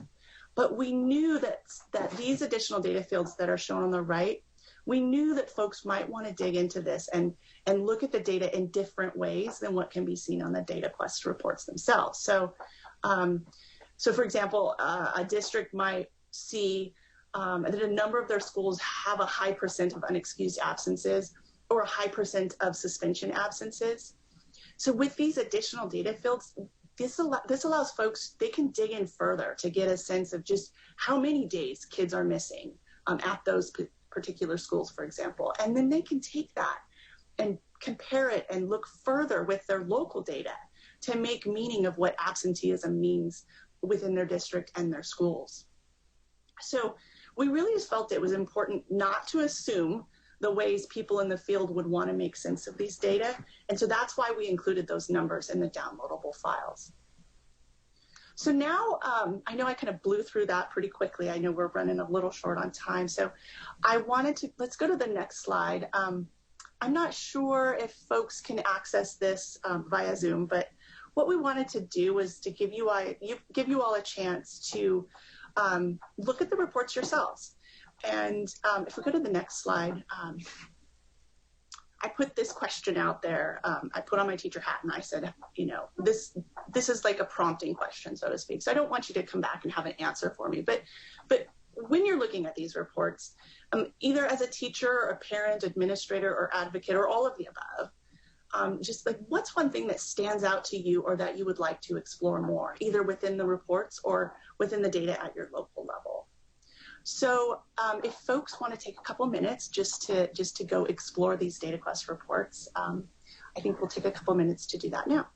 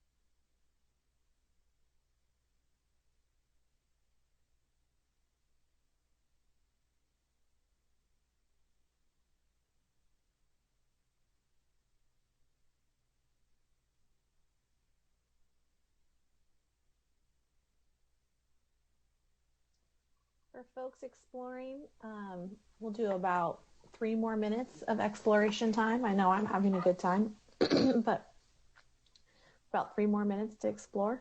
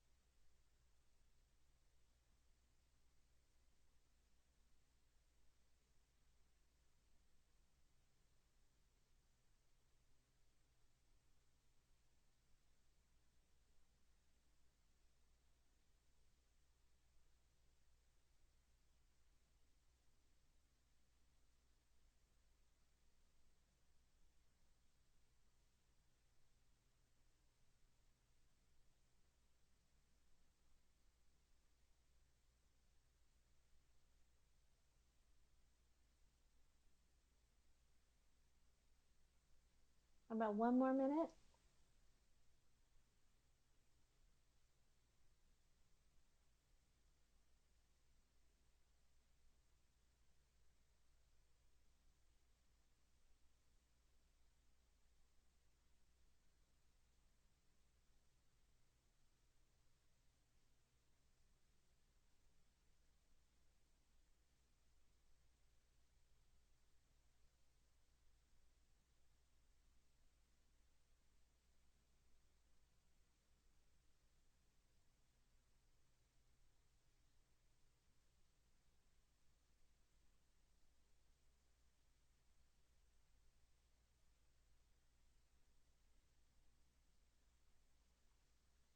Okay, we're going to come back together.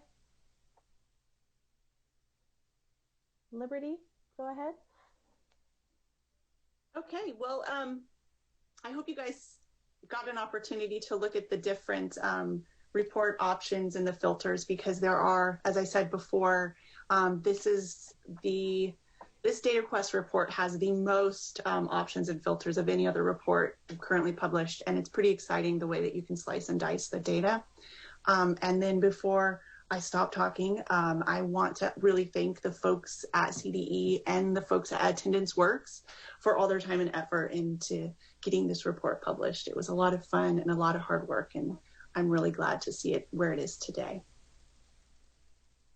Thank you so much, Liberty. So we are going to move into public comment. Are there any just clarifying questions? We'll have time for CPAG discussion after public comment, but anything clarifying? Otherwise, we'll move right to public comment and then CPAG discussion. Okay, Liberty, again, thank you so much. The public comment phone number is on the screen. For those listening in, I'll read it. It's 1-669-900-6833. After you dial that number, you'll need to enter the passcode, which is 185506. You'll be notified when it's your time to speak. We encourage you to state your name and affiliation for the record.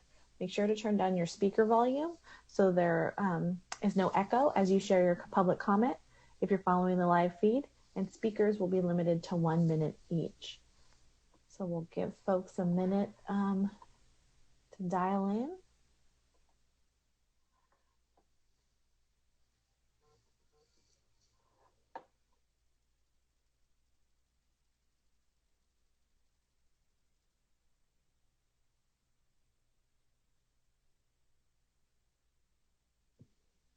Let's give it 30 more seconds, Melanie.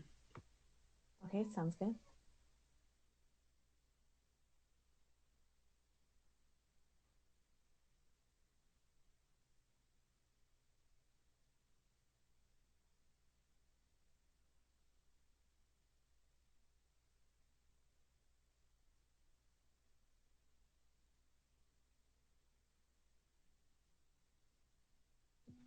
Right, there's no public comment on this item. Okay, great. So let's move to CPAG discussion. CPAG members, remember, raise your hand if you have anything that you want to share.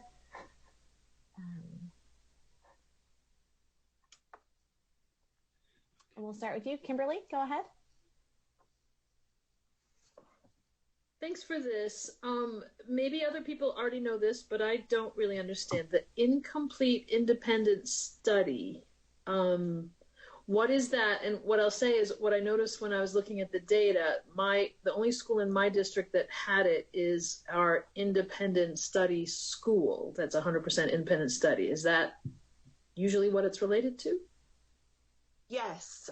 So when kids are on independent study, they're typically not physically at school, and so this is a way to report their attendance, so to speak. And so we do have schools that are 100% independent study, and so their data would look like that exactly. Okay. And then I guess I always assumed that out-of-school suspensions were included in excused, is what I thought, but they're not. They're separate. That's correct. They're one of the 4 reported types. Interesting. Okay. And once upon a time, somewhere, I read that there were more detailed reports in the CalPAD system that gave some differentiation between levels of chronically absent students. So kids who were just at the bottom of, the chronically absent number, kids who were very chronically absent, and then extremely chronically absent. I've heard about these reports, but I haven't seen them. Is that something you guys are aware of? Because that also feels like something that could be interesting. Because again, sometimes when you look at these numbers, a few kids with a big number could drive up the average. Yes, that is. So the reports that you are mentioning, those are reports where CalPADS users can go in and actually verify the data that are used to generate these reports and the chronic absence reports. And they do, because they're not publicly available, you can look at things in much more granularity. And I believe, though I'm not super familiar with them, so don't quote me, but I believe that they do group kids into other percentages of absences.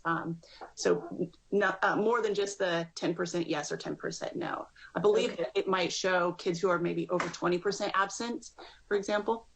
Okay, so maybe we could ask our districts to share that information with us. Right. And then your districts can also, I think Cindy might have mentioned this before, we don't know when a kid misses school. We get that number in aggregate, so we know how much they miss school, but your district would be able to tell you, for example, kids are missing school right around the Christmas break or winter break, or those sorts of other explanations for the data that we are publicly reporting. So this is Jenny. Those chronic absenteeism reports is 14.1 and 14.2. If you want to reference that to your CalPADS administrators, they can pull those reports up for you. Excellent. That will be helpful. We're going to pause CPAG discussion just to go pick up a public comment that came in. So, Sarah, when you're ready, we can have that public comment. Would caller whose phone number ends in 5596 please start your public comment? Your time starts now.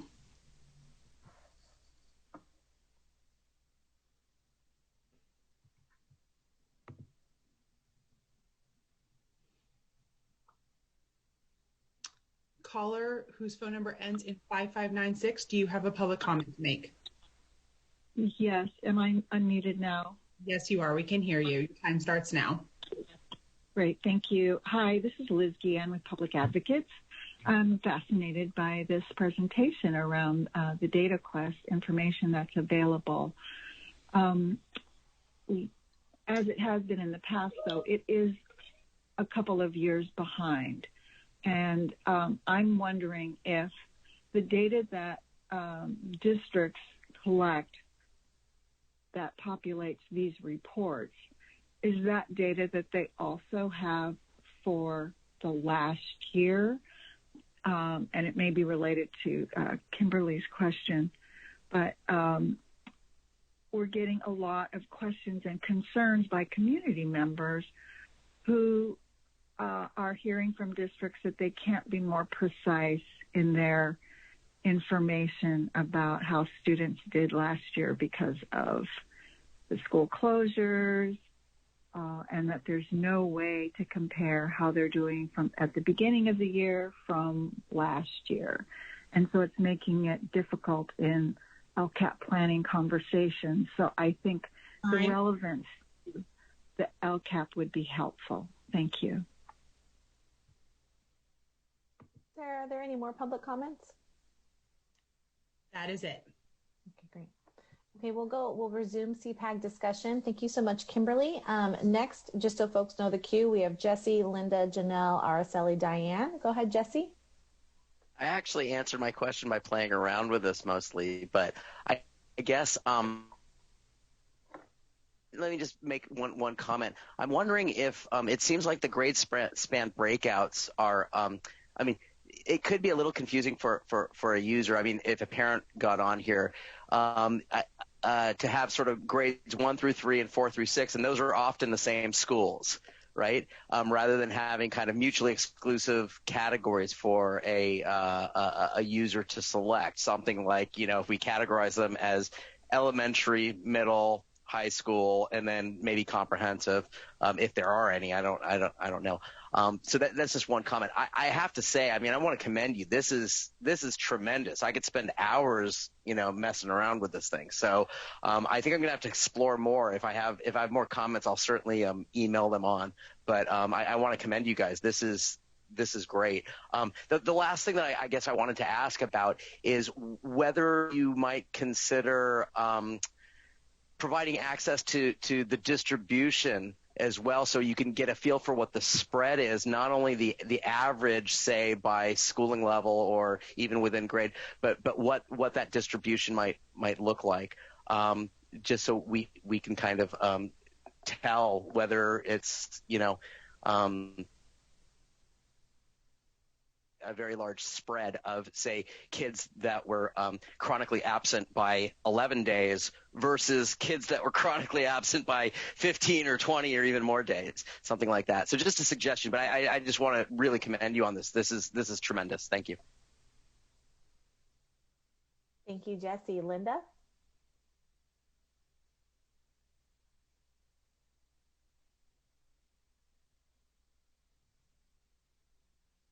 Go ahead, Linda, when you have a chance. I'm sorry, I had not unmuted myself. Thank you. First of all, I wanted to just say I'm very excited about this and really appreciate the work that went into this, because for years we've heard from districts about, particularly with the chronically absent students, that a number of them were students who were probably ill, who then basically would have an excused absence. And so being able to disaggregate that and answer that question, I think is really a step forward for school districts and schools. Thank you. I also wanted to comment, I heard the explanation of why the numbers, the ends, aren't there and it's only percents. However, I love DataQuest and I've used it many, many times, and there are many other places on DataQuest that include both, sometimes on different lines. For example, in foster students, the information is one line's got percent and right underneath it might be the ends, the actual number. Or sometimes there's a toggle button. For example, in some of the EL pages, you can ask to see the whole page with percents, or you can toggle and ask to see it with numbers. That option to be able to easily see it without having to go and do a download of the data is really helpful to school districts, particularly school districts that don't have a person who is their data person, but it's a principal who wants to find out some information, or it's somebody in the district office. It makes it so much easier for them to be able to do that in one spot. So I'd just encourage people to think about providing that option, just as that option is available for many of the other topics included in DataQuest. And this gets back a little bit to what Jesse was saying too, because right now, if we have the breakdown by grade level, a school or district or a school might want to say, okay, how's my school doing as a whole? And you can do that with the ends. You can figure that out easily if it's not, as long as you have the ends right there, the sample size, they're the number, basically. Or if you want to, particularly if you want to look at the data disaggregated by groups, some of the groups are quite large and some are quite small. And so if you've got, let's say, a number of 50% of the kids who are special ed versus 50% of kids who are low income, the low income group is a very large number of kids. And the special ed kids will be much smaller. And it's important, that's why knowing the number of students who are in these categories is really important. It's for thinking through what actually is going on in the school district or the school. So if you can share that comment, that to make it as easily and user-friendly for people to see on the same page, or a toggle switch, not only the percent, but also the number. Thank you. Thank you, Linda. Janelle? I just wanted to say thank you so much for the presentation and the work that you've done on this. It's one of those things, as I go to DataQuest and start looking at things from my district, I could just keep going and going and going to find out more data trends. So a shout out for this work. I think it's really important and it's pretty easy to navigate. Thank you, Janelle. Araceli? I want to echo and congratulate the team for this work. I mean, it's a very useful tool for parents as well. And I would also, and I don't know if it can be done at this level, but one of the trends that we're seeing again because of the pandemic is that there may be a growth in the unexcused absences, but oftentimes when we're working with parents, they're having challenges navigating a number of things, including knowing where to call, not just for attendance, but for grades. And so we're seeing grades go down. We're seeing some of this, just anecdotally hearing that, they're not able to get through. And so it's all a part of the process. So I would urge us to think more, not this tool to be used as punishment, but more as a flashlight, again, shining a light in areas where we need to do more research. Because I suspect just in playing with the data, you see some differences in terms of unexcused absences for minority groups. And I'm wondering, what's causing that? And we know that a lot of our kids are impacted by problems of transportation, caring for other siblings. And so those might be contributing, and we don't want to punish the students. We want to support the students and the schools. So thank you. Diane?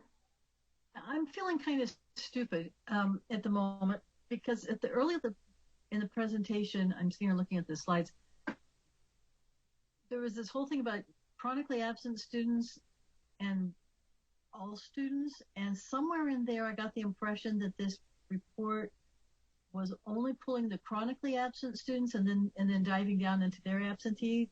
Did I get some misinformation somewhere? It's not misinformation, because what you understand is that, yes, you can view these data just for chronically absent kids. So that was an additional thing that we added. So it is for all students, but for people who want to know what it looks like just for chronically absent, that this is the first report on DataQuest where we allow for you to view it for chronically absent kids or not chronically absent kids. Okay, all right, good, because that's what I thought I saw when I was looking at the report, and then I was just kind of sitting here scratching my head. So thank you. That clarifies that nicely. But just to clarify a little bit more, the kids who are excluded, if you will, are kids who have perfect attendance. Correct. So it is only looking at kids who have one or more absences. Correct. Okay, now we'll go to Tara, then Tarina, then Jesse. Go ahead, Tara. Yeah, I'll just briefly echo gratitude for this data. I can definitely see the exciting conversations that will happen at our school and district level. And to pick up on what Araceli said, I'm curious about any plans you have for collecting this data during COVID. And will there be new codes, new reason codes, or anything like that that might reflect, access to technology challenges that families might submit as their reason for absence? So, as you saw, we started this report in January, and then everything shifted, and it was sad because for so many reasons. But I mean, just from the view of putting this report out, we realized very quickly that we wouldn't have anything for 1920 because of the closing of schools. And so we won't be able to compare what is in this report with anything that happened, quote unquote, during COVID. And CalPADS does not allow for the collection of this kind of data when schools are closed. And so it is unfortunate, but we did decide that this is really powerful and meaningful data. And so we decided to just go ahead and put out what we had because it's super interesting. So I would just like to add that keep in mind that at the local level, there are requirements to collect some of the data that you mentioned, kids not having, being absent due to not being able to log on, things like that. That is not a requirement to be collected at the state level. Thank you, Jenny. Any Tarina? Go ahead. Thank you.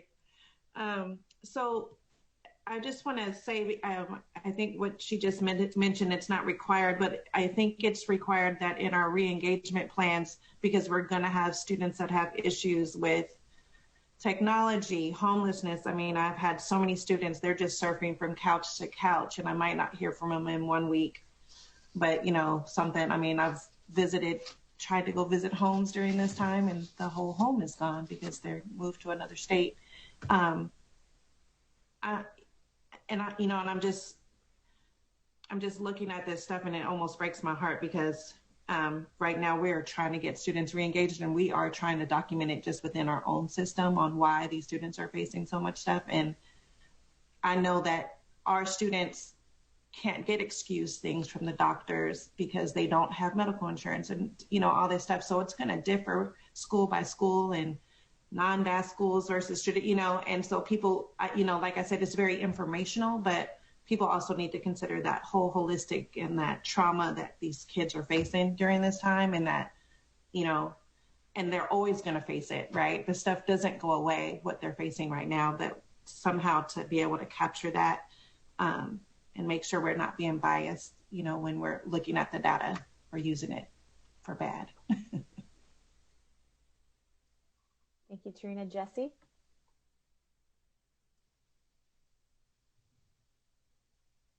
Sorry, I'm battling multiple screens here, so I had to get my cursor over to screen number 3. So I just wanted to raise a point that you are conditioning only on the population of students who have at least one absent, what you, I think, call chronic absentee eligible, right? So to the extent that you have a district where there's a significant number of students or proportion of students that have 0 absences, then these numbers are not going to tell the whole story for those types of districts or schools, right? So you've conditioned only on the students that have at least one absence. And so I'm looking in my district, and actually it's pretty close. I mean, it looks like most students have at least one absence, even when you look across race in my own district. But I'm just wondering if you've considered for those districts conditioned out the students with perfect attendance, for those districts that have a significant number of these perfect attendance students, that you're basing these percentages just on that kind of subpopulation. Does that make sense? It does. And so you brought up 2 points. Let me go back to one about the chronic absence eligible. We use that's an eligibility criteria to even include kids in the calculation. So for example, if a kid is enrolled at a school for only 3 days, they weren't really there long enough to get that whole picture. So that's part of that whole eligibility thing. But this is an absenteeism report. And so to include kids who aren't absent, it doesn't make sense. But what's important that we did decide to include is there's a column for that eligible cumulative enrollment. So these are all the kids who are eligible to be included. And then that next column over tells you how many of those kids did miss one or more day? And the difference between those two is also a little bit of a telling story in itself. So one district, for example, might have a certain student group that is just nailing it and has, really great absence, because the difference between those two is huge. And you might have another student group where every kid who is eligible also has one or more absences. So it's another look and another way of looking at it. I hope that I answered your question. Yes, I mean, that's what I wanted to point towards, is that there are some places where they might have really stellar results. They're really making sure that the kids are there. That should be recognized. That's all I'm saying. So if you take the difference between the cumulative and the chronic absenteeism eligible enrollment, that gives you an indication. But again, the percentages we're looking at are amongst those students that at least once, and that is a really important point to make, right? That people should be understanding that.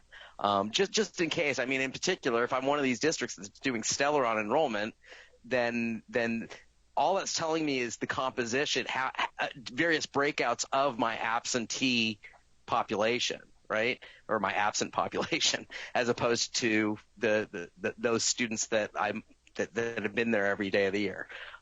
So anyway, thank you. I'm sorry, I don't mean to be nitpicky, but I just wanted to raise that. Okay, thank you, Jesse. Thank you so much, CDE. Thank you, Liberty. This concludes item 3. And we will take a 5-minute break before we get to item 4. So please come back at 1:05. Turn off your cameras and stop your audio, and we'll be back at 1:05. All right, I see folks coming back from break.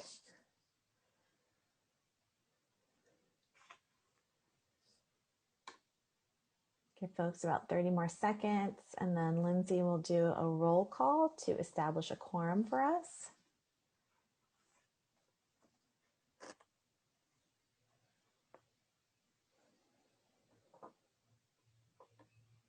Thank you, everyone, for coming back from break.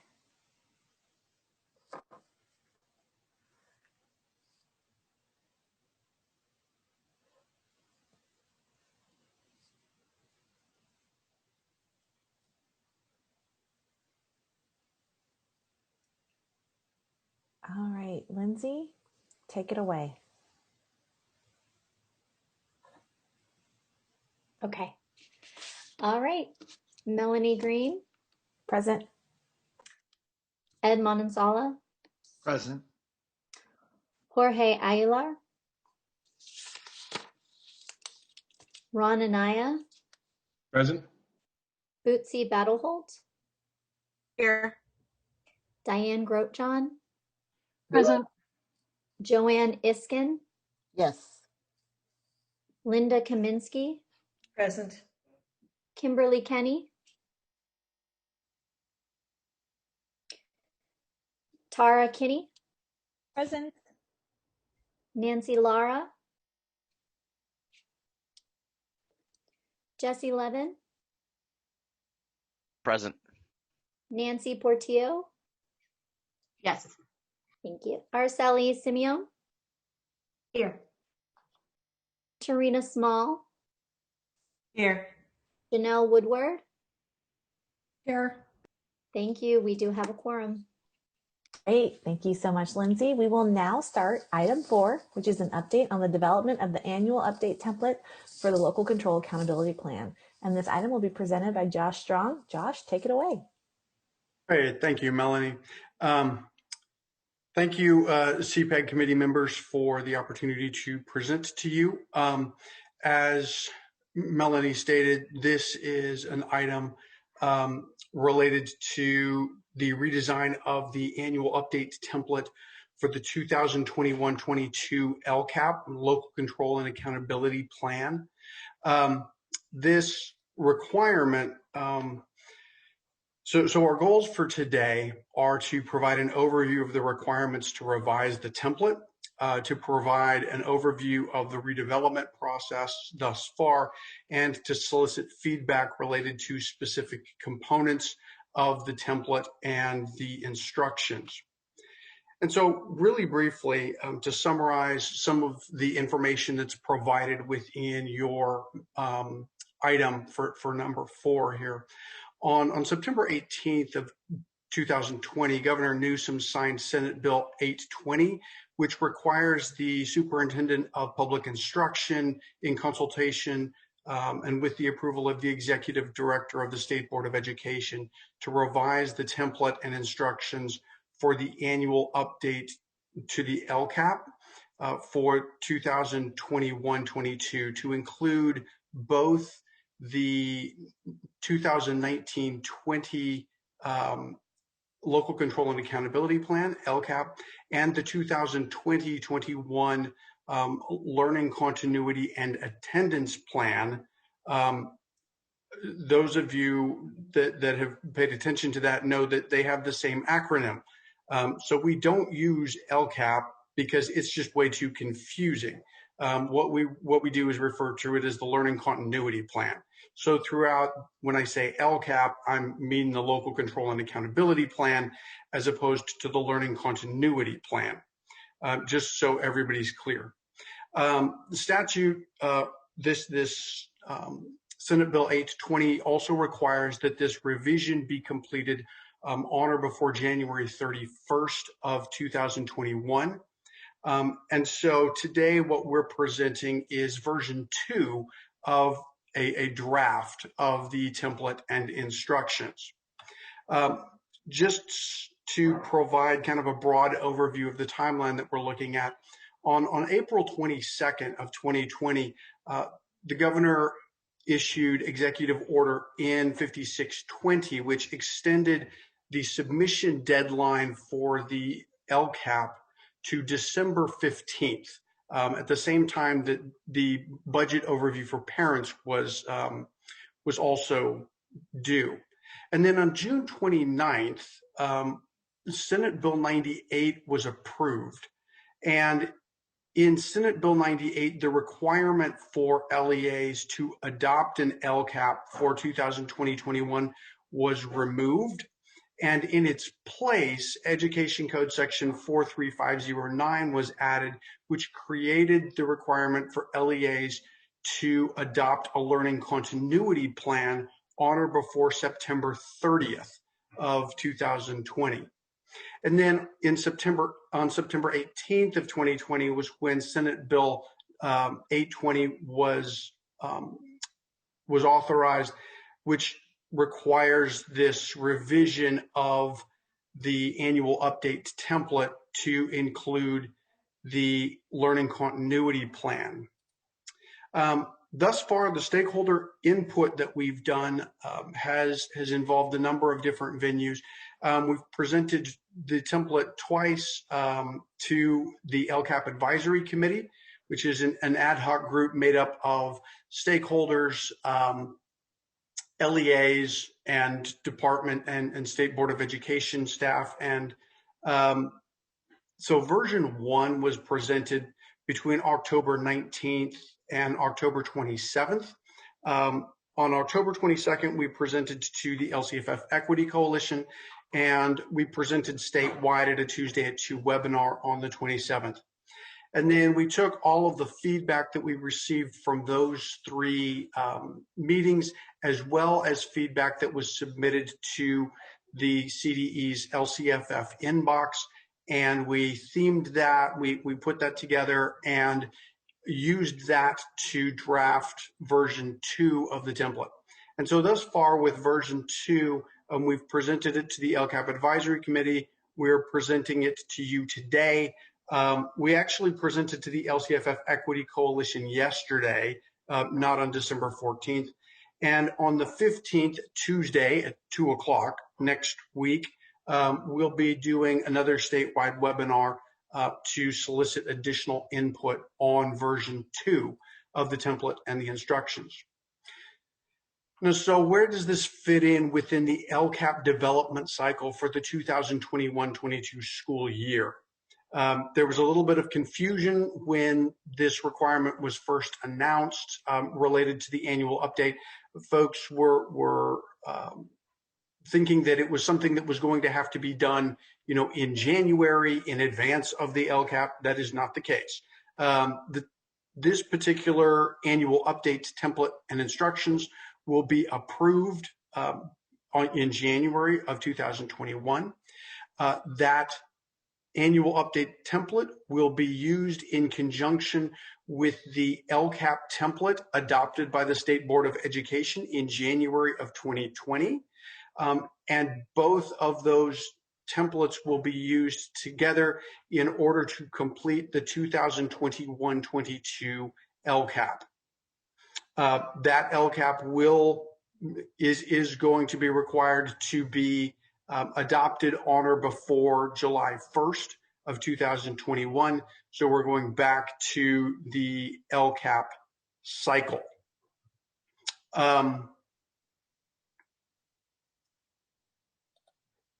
So at this point in time, what I want to do is switch over to the annual update template itself. We'll start looking at the template and the instructions, and just to provide some structure to this. The way that we'll do this is I'll point out specific changes that have been made to the draft and ask for input related to that particular component. Sometimes the component will be on the template itself. Sometimes the component will be within the instructions. Sometimes it'll be a combination of both. But we'll chunk it out and take it piece by piece and provide the opportunity for you to provide input on this. Now, just to reiterate, this template and the instructions are going to be approved by the executive director of the State Board of Education. This is not going to the State Board of Education at its January meeting because statute requires that this be updated by the superintendent with the approval of the executive director of the state board. And so with that, we'll go ahead and jump into it. We will cover the annual update for the 2019-20 LCAP. Then we'll probably take a brief break. And then when we come back, we'll go into the annual update components for the 2020-21 Learning Continuity Plan. So just so everybody is clear on that. So hopefully everybody's able to see the template on the screen. On this first page here, there have not been any substantive changes that have been made within to the template itself. However, there is a substantive change that we've proposed.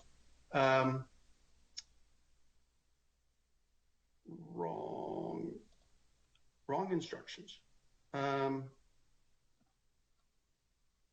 These instructions. There we go.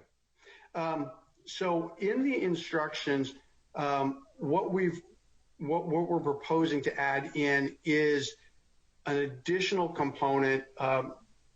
There in the feedback related to version 1, there was a lot of concern that was expressed about the lack of available data within, certainly within the state accountability system, but then also within just LEA's local data, given all of the impact that there was to data at the shutdown of school and the transition to distance learning. And so we're proposing to include in the instructions this particular piece about how LEAs can address those actual measurable outcomes that are not available. And so the first piece of information that we're looking to get feedback on is related to the actual measurable outcomes for 2019-20 and your thoughts about the inclusion of this additional instruction.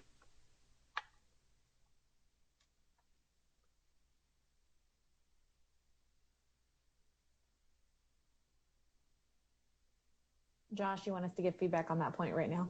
Yep. Okay, let me see. Okay, so we'll start with Lindsay. Sorry, Linda. I made you Lindsay. Linda first, and then Jesse. Okay, thank you so much. The question I have is around what's highlighted. If the actual measurable outcomes are not available, provide a brief explanation of why they're not available. And so if I think about student achievement indicators, they're not available because the tests were not available, right? Or the students didn't take them. But all districts were required to have some other measures of how students were doing. And typically districts would have benchmark exams or a universal screener type of thing.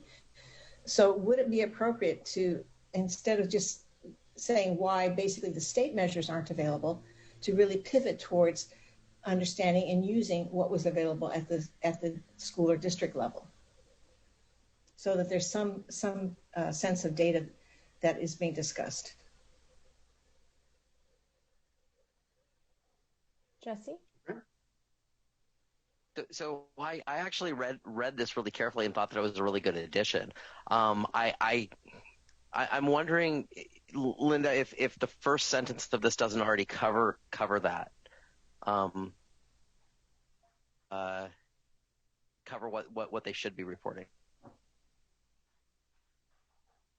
Well, help me understand what you're thinking, because I'm thinking, okay, I couldn't give my kids a language arts, the ELA test. I couldn't give them a math test. And so all I have to do is explain that I couldn't give them these tests because the tests weren't given. But shouldn't we not also be asking for other kind of information? Even though, for example, the example I gave is, well, what about some benchmark information about how the kids did, or some other, maybe it's grade progression, or maybe it's, I think it would be up to each district to have the opportunity to say how they're keeping track of how the kids are doing. Yeah, so I'm just wondering that the first sentence there says actual measurable outcomes as compared to the expected. So does that, am I just totally off here? I'm just wondering if that covers it. I don't see it the same way, and maybe that's okay. Maybe then it just needs a better explanation, because the way I saw it is I had anticipated it using state data. State data is not here, and I've now answered that question. But it sounds to me like you're thinking, is there any other data that could be used? And I'm also thinking that. So maybe it is just adding the word review the actual alternate data that was used, or alternate ways this was measured. Sure. Like that, just to have some response that is some indicator of how the students are doing. Thank you, Linda. Thank you, Jesse. Kimberly? Oh, wait, sorry, Jesse, did I get your full comment? No, that was good. I didn't have too much to add. Okay. Kimberly and then Janelle. So I was thinking about this and how if we'd been writing the update, the annual update for 1920, if we had been writing this last spring in preparation to have the LCAP approved in June, we would have been writing this, let's call it February, March, April, May, during those months. So the data we would have been using to create that annual update, we wouldn't have had end of year test data because kids would have been in the middle of taking it. We wouldn't have had chronic absenteeism, suspension. So really the 1920, the most current data that could have been in it was from the 2019 dashboard, which is still there. And so that's the data people should be using. Where we're not going to have data is when we're writing the annual update for the 2021 school year, because we won't have a 2020 dashboard. So there's that aspect of it, in which case, this is a feature, if you will, of our LCAPs this is a feature of our annual updates being due at the same time as our forward-looking LCAP. And again, not that this matters, but my opinion is that the annual update needs to be written in the fall and presented with your unaudited actual budget data, because then A, you have the actual expenditures, and B, then you actually have your data, or at least most of it. So I just want to make sure that I'm thinking of this correctly in terms of lining up the right years of data with the plan we're being asked to fill out, even though we're doing it at a slightly different time.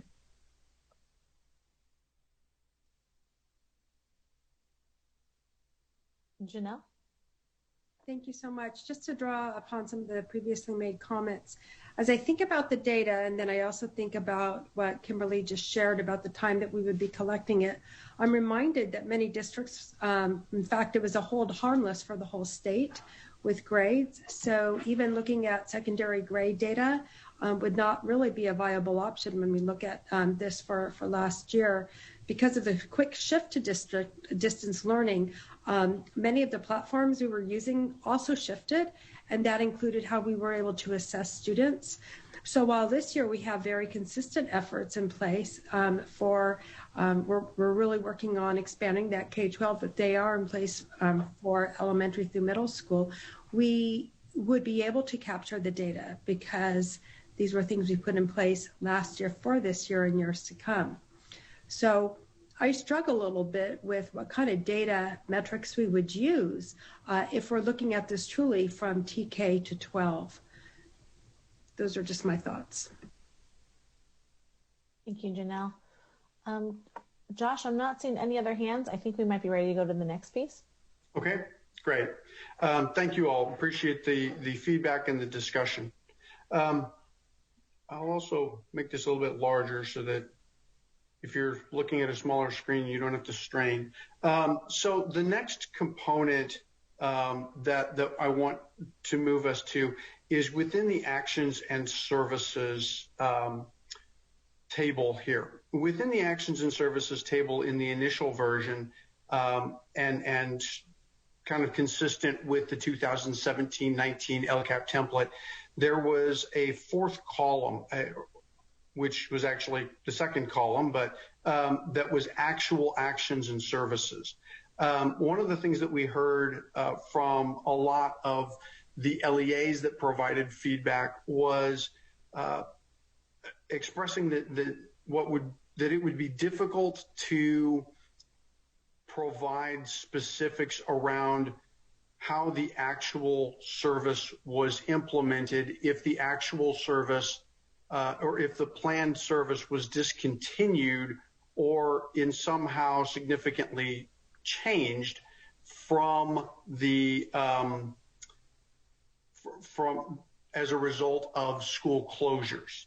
And so in regard to that, we were proposing to remove that actual action and service column, which is tied to providing a line-by-line, item description of what the planned action was, what the actual action was, and then the planned budgeted expenditures and actual expenditures, and instead moved the description of the implementing the actions and services to a prompt within the analysis right here.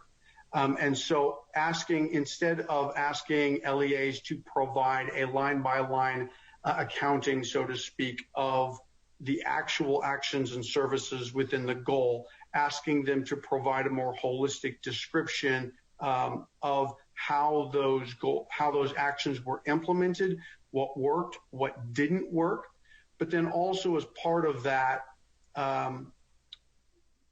asking them specifically to specify which of the actions and services were discontinued with the closure of school and which actions and services continued through the end of the school year, so that there's a clear alignment, or a clear acknowledgement of what was completed, what wasn't completed, and continuing that through the school year.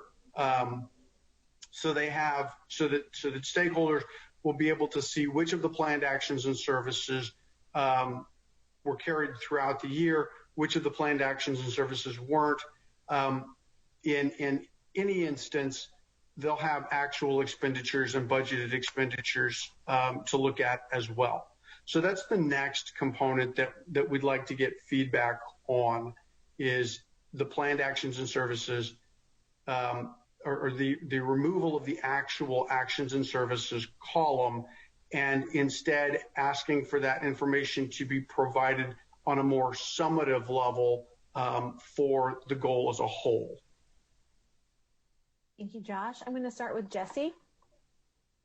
So, Josh, thanks so much. I had some comments on this part. I think that it's a huge improvement, and I think that the version 1 really was kind of challenging in that it was set up as sort of a one for planned versus actual, where, in reality, leaders are just going to trade in their planned and do something completely different for actual, right? So this one for one would be fine if you're scaling down individual activities and then showing what the difference between the budget and actual was. But that's not the case. They were completely trading in activities, probably wholesale, to do something new. So I agree with this. Now, I do have just a couple points where what I think might be good is to explicitly calculate how much budget was not used, and then have a little more detail in the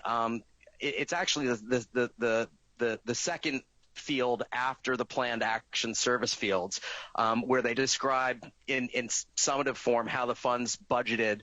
It would be good if the respondents were forced to kind of put some dollar values to that, I think, so they can sort of distinguish how much money they were spending on the new planned action services. The only other thing I have to say here is that I was kind of taken aback to see the successes and challenges coming up first. Right? I don't know. I was sort of expecting it would come afterwards, which is in line with the learning continuity plan that's going to come later. Right? And I think that cognitively it just makes more sense to describe what your plans and what you're doing, and then to kind of describe your successes and challenges. And I realize other people might think very differently, that you want to consider your successes and challenges before saying what you actually did. But anyway, in any case, I think that the ordering of that successes, challenges, and then the description should be consistent in both the LCAP and the learning continuity plan. Okay, and my preference would be to have it after the successes and challenges come later. That's all I have to say. Thanks. Thank you, Jesse. Josh, we might be ready for the next section. Okay, thank you. So then, kind of dovetailing off of what Jesse said, in the version 1, there were 4 analysis prompts, basically the same 4 analysis prompts that had been part of the 2019-20 annual update template that was adopted by the State Board of Education in January of 2020. In version 2 here, we've condensed those, and instead it's just 2 analysis prompts, one relating to successes and challenges in implementing the actions, and then the second kind of looking at the actions and services that were discontinued due to COVID-19 and the shutdown of schools, providing readers of the plan with an understanding of how the funds that were not used for actions and services, either in whole or in part, were then instead shifted to support students, families, teachers, and staff during the closure of schools, and to provide LEAs the opportunity to explain that to their community. Part of the rationale for including this particular analysis question or prompt is that within, as the situation developed between with the closure of schools, going back to the timeline that I referred to earlier, as part of the executive order that the governor issued when extending the deadline for the LCAP, one of the things that he put in place was what was referred to as the operations written report.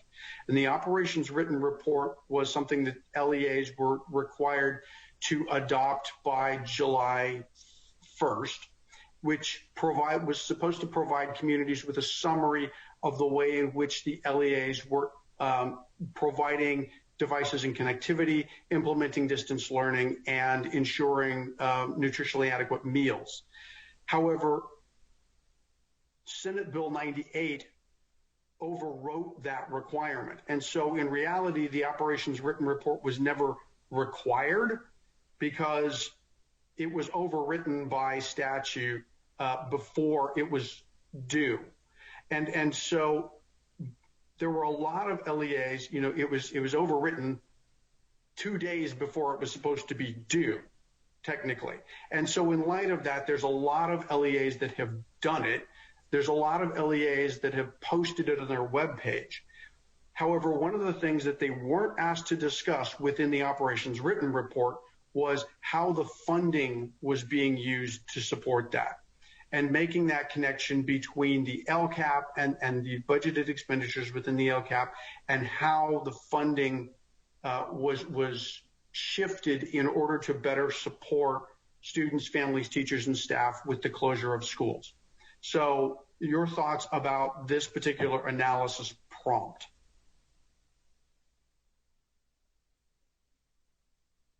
Sorry, I need to unclick my mute. Let's start with Linda. Thank you. And thank you, Joshua, for going through this so carefully. The first question I have is, what were the other 2 prompts that were not included here? So the original prompts that were part of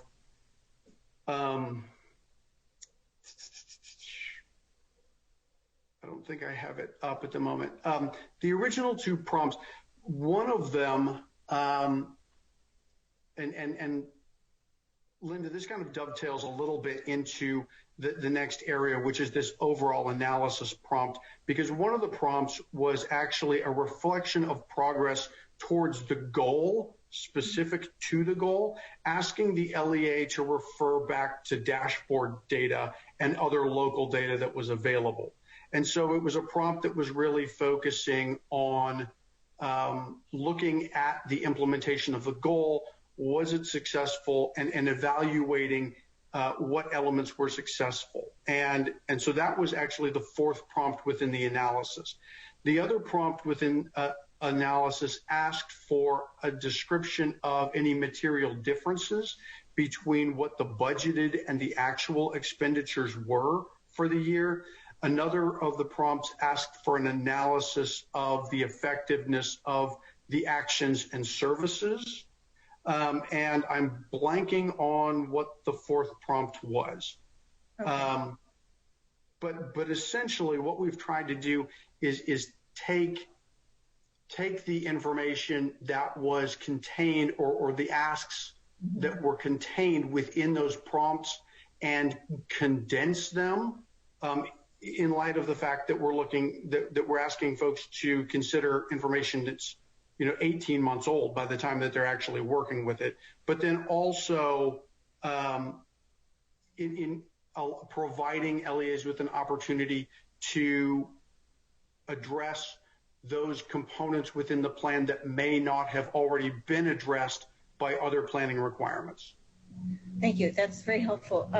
And the prompt that you have here on the funds, I think, as well as the inclusion of the budgeted and actual expenditures, is very good. The question I have, though, is given the way districts receive money under LCFF, why is it not called out how they're using funds, particularly the supplemental and concentration funds, for the unduplicated students? So if you, I don't know, if you think back to the depths of time when we had a normal LCAP cycle, within the typical annual update that was part of that cycle, the annual update template never actually asked LEAs to reflect upon how they were, to provide an update on how they met the requirement to increase or improve services for their unduplicated students. That wasn't actually ever a part of the annual update template. It was something that was captured within the budget overview for parents document, within the LCAP, But we're attempting within this 1920 LCAP to adhere as much as possible to the template that aligns to the 2017 to 19 LCAP cycle. Okay. Moving forward in the next 3-year LCAP template, that with the inclusion of the expenditure tables, it's easier to see what you're talking about. But that was not one of the things that was originally contained within the 17 to 19 LCAP template. Okay, great. Thank you for explaining that. Next we'll have Araceli, and then after Araceli, Kimberly. Yes, my question was related, I think it's along the similar lines, and about looking at the sources of the funding, because parents are very interested in finding out how the money is being spent, especially as they're hearing that the CARES Act and others have provided additional funding. And so, but you're saying that they're going to see that as part of the budget overview? That's where it would be reported? So within the budget overview for parents, the budget overview for parents asks LEAs to provide an explanation, provide a summary of the revenue that they've received for the current school year, and also what the budgeted expenditures are for the LEA for the year, but then also what the budgeted expenditures are within for 2020-21. It's specific to the learning continuity plan, but the budgeted expenditures within the learning continuity plan, and then also an analysis of the budgeted expenditures within the 2019-20 LCAP that were indicated as contributing towards increasing or improving services, and then what the estimated actual amount of funds that was used on actions and services that are addressing that requirement to increase services. And then if the amount that was budgeted is greater than the amount that was expended, there's a prompt that will open up that the LEA will have to then respond to, providing a description of how they met their requirement to improve services for students. And together, both the funding and the description provide that overall look at how things were increased or improved for those unduplicated students. And so to get the full picture, you would have to have that document and this document? It depends. If in order to get the full picture, you wouldn't necessarily need anything other than the budget overview for parents. If you wanted to do accounting, then you would probably need the 2019-20 LCAP, not the annual update. I would use the LCAP because that's where you would see which actions and services were identified as contributing. You'd need this document in order to see the actual expenditures, and you'd need the budget overview for parents to see the explanation of how services were improved. That's why the move to the new template with the expenditure tables is going to be much easier for everybody to take a look at. Thank you. And my next comment is about the overall analysis. To me, the prompt seems like 2 sentences. It seems to be, to me, it's not clear. And as you know, we're at the moment reviewing the responses to the local indicator for family engagement. And my experience with that is that it's when it's not too clear or specific, you end up generating a lot of work for everyone. Those that are completing the form and those that are reviewing the form, because they just tend to list a laundry list of things, of actions they've done without much analysis. So I would just urge us to refine the overall analysis questions so that you can get more specific, more useful information. I think overall our field needs more support when it comes to reflecting on effectiveness. That's something that as parents, we always want to know what worked and what didn't, so that we can learn from it and improve our plans. But it's difficult to get to that when, again, everybody's spending so much information and time just laying out lists of things. Thank you, Araceli. We're going to go to Kimberly and then Jesse. Go ahead, Kimberly. So I guess as an overall comment, that it seems like it would be especially helpful to have the table of the budgeted versus the actual expended. You know, it's not clear to me. It felt a little bit like the legislature said, modify the template for the annual update that's due next June. And I'm just thinking that given what our staff, our site staff, our central office staff are going through this year, I'm not clear how it's an effective use of their time to do any kind of detailed or even high-level analysis of, as you said, it'll be 18 months prior at that point, and a whole lot has happened since. So I guess I'm thinking if there's to be anything that reflects on the 1920 year, something that updates the metrics to that what was in the 2019 dashboard, because I'm assuming most LCAPs have what was in the 2018 dashboard, and an expenditure table for the supplemental and concentration that shows budgeted versus expended, which, well, anyway.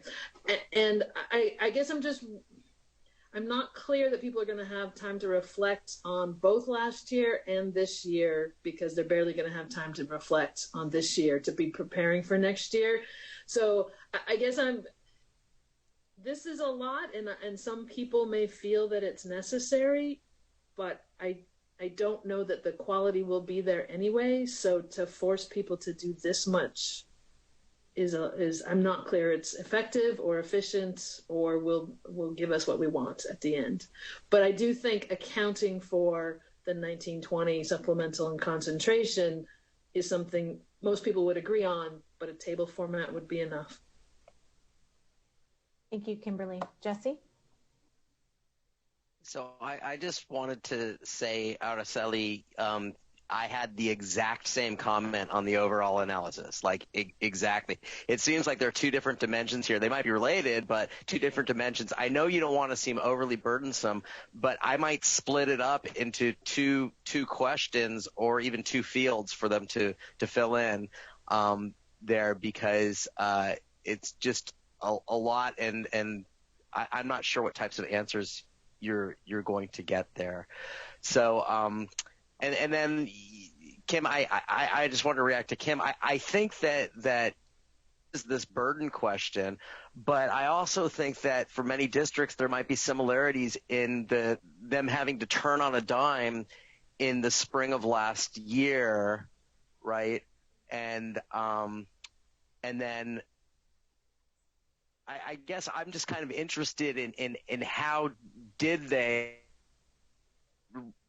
divert their efforts to try to deal with the pandemic, and what is that, and is there continuity between spring of last year and this school year? So some of that detail would be helpful, but I totally get your point that this is really burdensome, and this is kind of a harsh history that people probably don't want to be reliving. They want to focus on moving forward and what they're going to be doing moving forward. So I understand where you're coming from there. And I didn't really consider that too much, because I was just very interested in how efforts or resources were reallocated in a new way. But maybe this is ancient history and not of a lot of use, or at least perceived that way by practitioners. Thanks. Hey, Jesse, one way to look at it is pre-COVID and COVID. And so I would almost include those last few months into this year, if you will. There was the way things used to be and today. And that's where I was kind of going with, right, is what happened starting spring, 2020, and there's likely going to be a lot more, well, there's most certainly going to be more similarity between that and this year than pre-COVID, and that. So your point's well taken. Thank you. Thank you, Jesse. We're going to have Joanne, Araceli, Linda, and then Tarina. Go ahead, Joanne. I was going to save my comment until the end, but I'll jump on what Kimberly just said. I just think, I do support the process, the LCAP process, and the importance of reflecting and planning carefully based on data. I just don't want us to lose sight of what schools and districts are actually dealing with, and what they will have to deal with again in the fall if they're going to have to pivot to returning to school or not returning to school. Or I just want us to be sensitive to the workload that they will be facing when we think about the plans we're asking them to generate. Thank you, Joanne. Araceli? Yes, so I'm part of the LCFF Equity Coalition, and we sent in the letter that was pretty long, 11 pages. But I think basically one of the premises is that the template is not responding to all the legal requirements that are set forth in the budget trailer bill language. And I'm not an attorney, but I trust the team that we're working with. And so I just wanted to ask if all those claims have been reviewed by the CDE's legal team. Actually, that's a question for Josh, if it's been reviewed by the legal team. Sorry, I just wanted to... Josh? Which claims are you referring to specifically? We sent in the letter, and it was part of the package for this item on November 6th, 2020. Mm-hmm. And so there's several areas within the letter in which there's multiple. I have them highlighted in my current letter. Are you referring to the use of CARES Act funds? Are you referring to the I would say overall in question general, about the breakout of funding sources? The breakout of funding, but also regarding the learning loss, more specific to the template. We're talking about identifying metrics, again, to assess the learning loss. So I'm seeing a lot of the themes repeat in the conversation. And a so I lot just of wanted to. Those particular questions or themes relate more to the learning continuity plan than they do to the LCAP. Okay. And so, happy to talk about those further. I think that, without getting too far ahead, the short answer, at least from my perspective, is that within the learning continuity plan template, LEAs were not asked to or not required to specifically identify funding sources for actions and services, but were asked to provide the total funding that was being used and to prevent given everything that was going on, that is currently still going on in responding to the pandemic. I think that there is, we don't want to create a situation where there's kind of a gotcha aspect for LEAs, where we're coming back and asking them to report on something, on how something was implemented or done when it wasn't something that we initially asked them to report on in the first place. Okay, thank you. Okay, now we'll go, thank you. We'll go to Linda. Just a question. What are the expectations for where it says add text here? Is the expectation a paragraph? Is it pages long? Is it spelled out for districts to know what the expectation is for their reporting?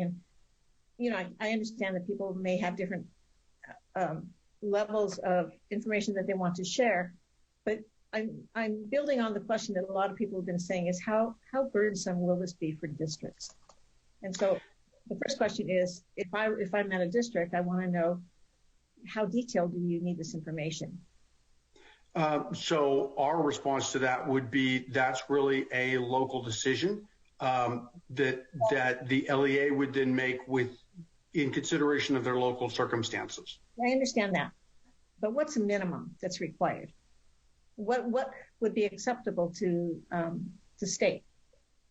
Well, it's not really a matter of what's acceptable to the state. The state doesn't review them.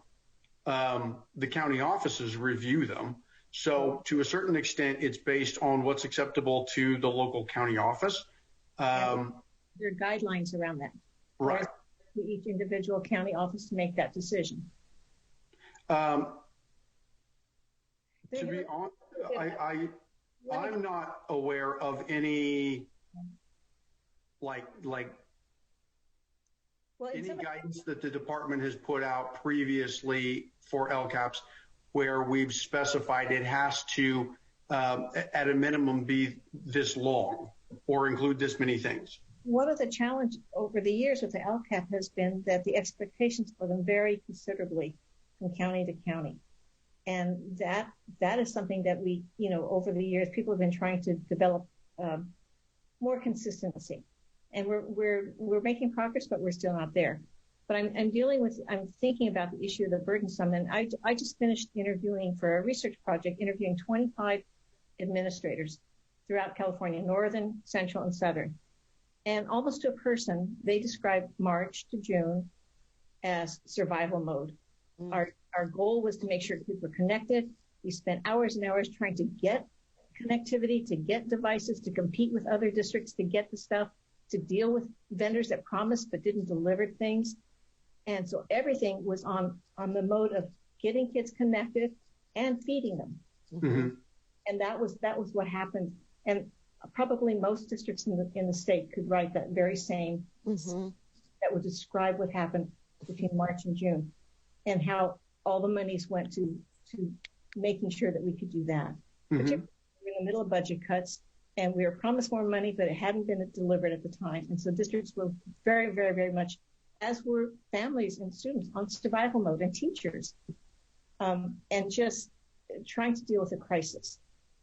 In these set of interviews, however, I've also asked, okay, because they were conducted basically in September, where are you now?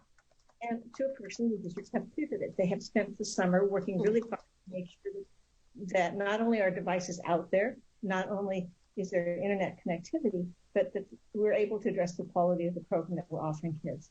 There's been a lot of professional development on technology, but also a lot of professional development on a good quality instructional program and how do you meet the needs of students in special ed or English learners, et cetera, which will fall into the reporting on the LCP update. But for this piece right here, I understand what people are saying. It, in a way that it's past, it was a very intense time with a lot of uncertainty, a lot of changes from are we going to be closed from 2 weeks to a month to whenever the end of the school year was. And other than telling that story, I'm not sure what else they can add at that point. And maybe that's just the story that will be told, and people will see that, in fact, yes, every district was scrambling to try to provide some minimum level of education for our students in a very competitive, worrisome environment. Right. And Linda, I will say that the department will be working with CSESA, with the County Superintendent Services organization, to try to ensure to the greatest extent practicable that the way in which we approach the review of the plans will be consistent. There's still going to be some local variation, but to the extent that we can, we're gonna try to mitigate that. Thank you. That would be great. Thank you, Linda. We're going to go to Tarina now. Hi, can you hear me?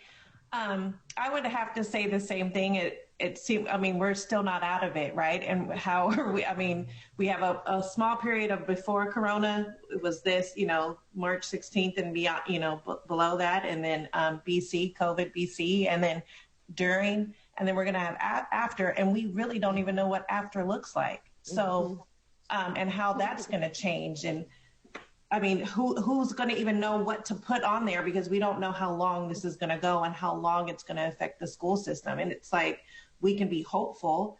And as we know, nothing's going to go back to the way that it was. So to sit here and assume like, oh, okay, everything's going to be back normal and then we can pick right up and say, this is what we're going to do. That's not going to happen. Everything's going to look a little bit different. And I don't know if, like she said, it's the sake for just writing it. It's just the sake for sake's sake, It's like meetings for the purpose of having a meeting, how beneficial is it going to be? And are we really asking the right questions? Right. Because whatever you had already planned is now completely out the door. Correct. Thank you, Trina. Okay, Tara? Yeah, this has been a really important conversation. I appreciate the different perspectives raised here, and then the balancing the tension between making sure people are engaging in a task that both feels manageable, given the really pressing challenges of running a school system during COVID this year. But having accountability for the spending, particularly around supplemental and concentration grant funding.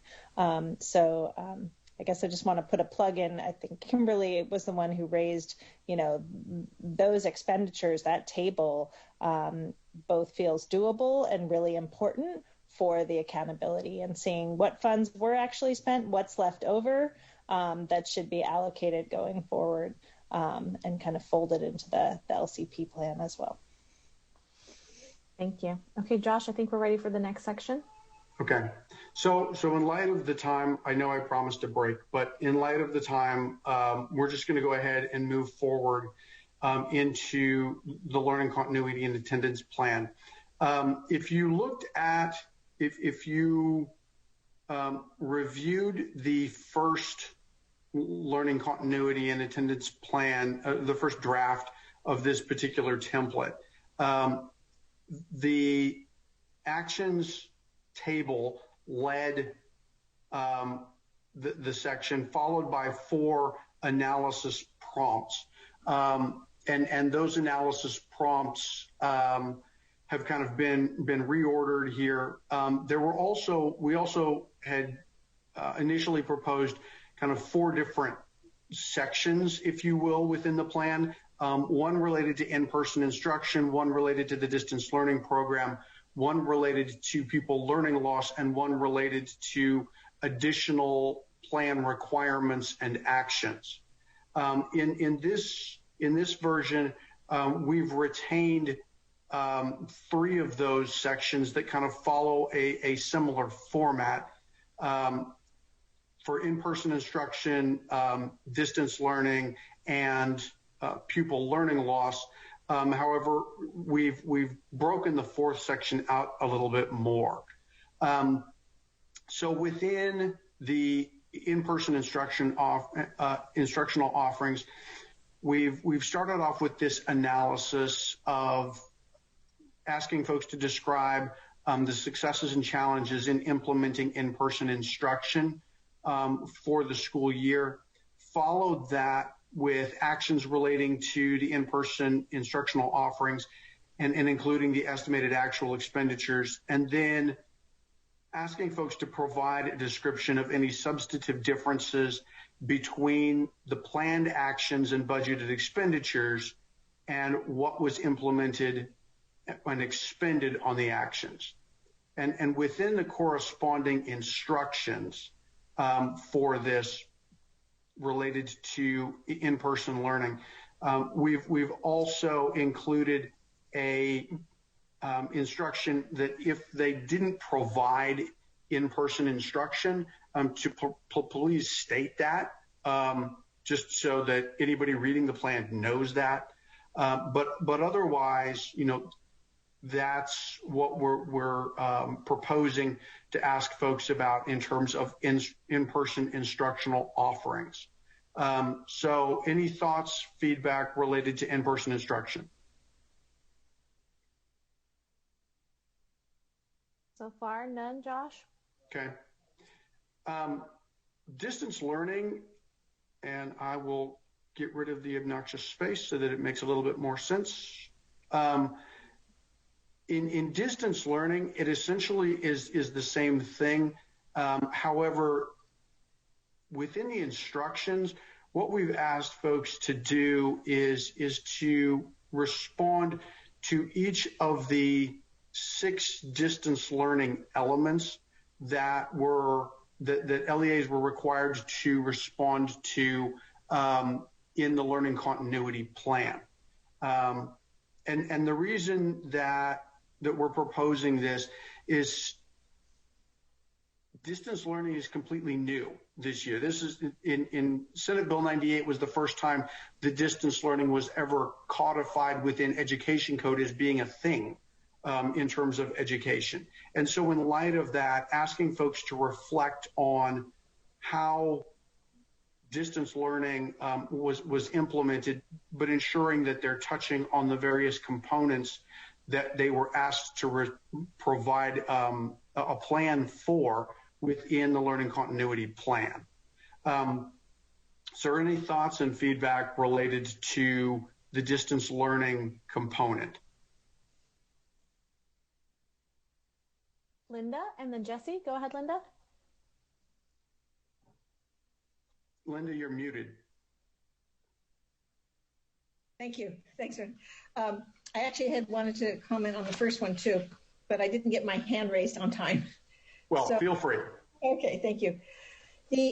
For the analysis of learning loss, one of the things that I don't see in the instructions is any requirement or nudging to make sure you talk about how this impacted the unduplicated students, probably also special ed, homeless. And I'm concerned that without calling that out, it won't be addressed. In the distance learning, it appears. So for clarity, Linda, were you referring to in-person instruction or distance learning? Because we haven't gotten to learning loss yet. In person, I'm sorry. Okay. In person. Thank you.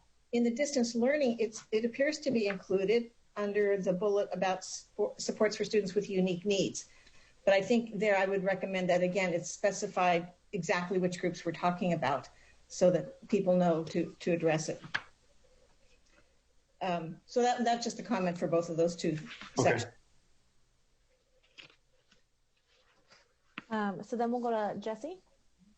Okay, so really quickly, I sort of mentioned it before, and I probably mixed things up, but I always expect people to talk about successes and challenges once they kind of lay out what happened, and then going to the successes and challenges rather than the other way around. So it's a little backwards for me. That's just one thing. The other thing is I'm also interested in a nudge that I think is and this is more related to distance learning and some of the other components that follow, but not in person.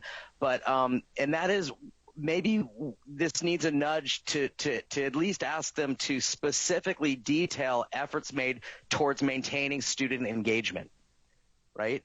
Because I think that that's really important to track here, and it's clearly something that we've put a lot of emphasis on. I mean, everybody has. So we're supposed to be tracking whether are consistently engaged or not, and I just don't want that to fall through the cracks. Now it definitely belongs in distance learning, but I could also see it belonging in pupil learning loss, right?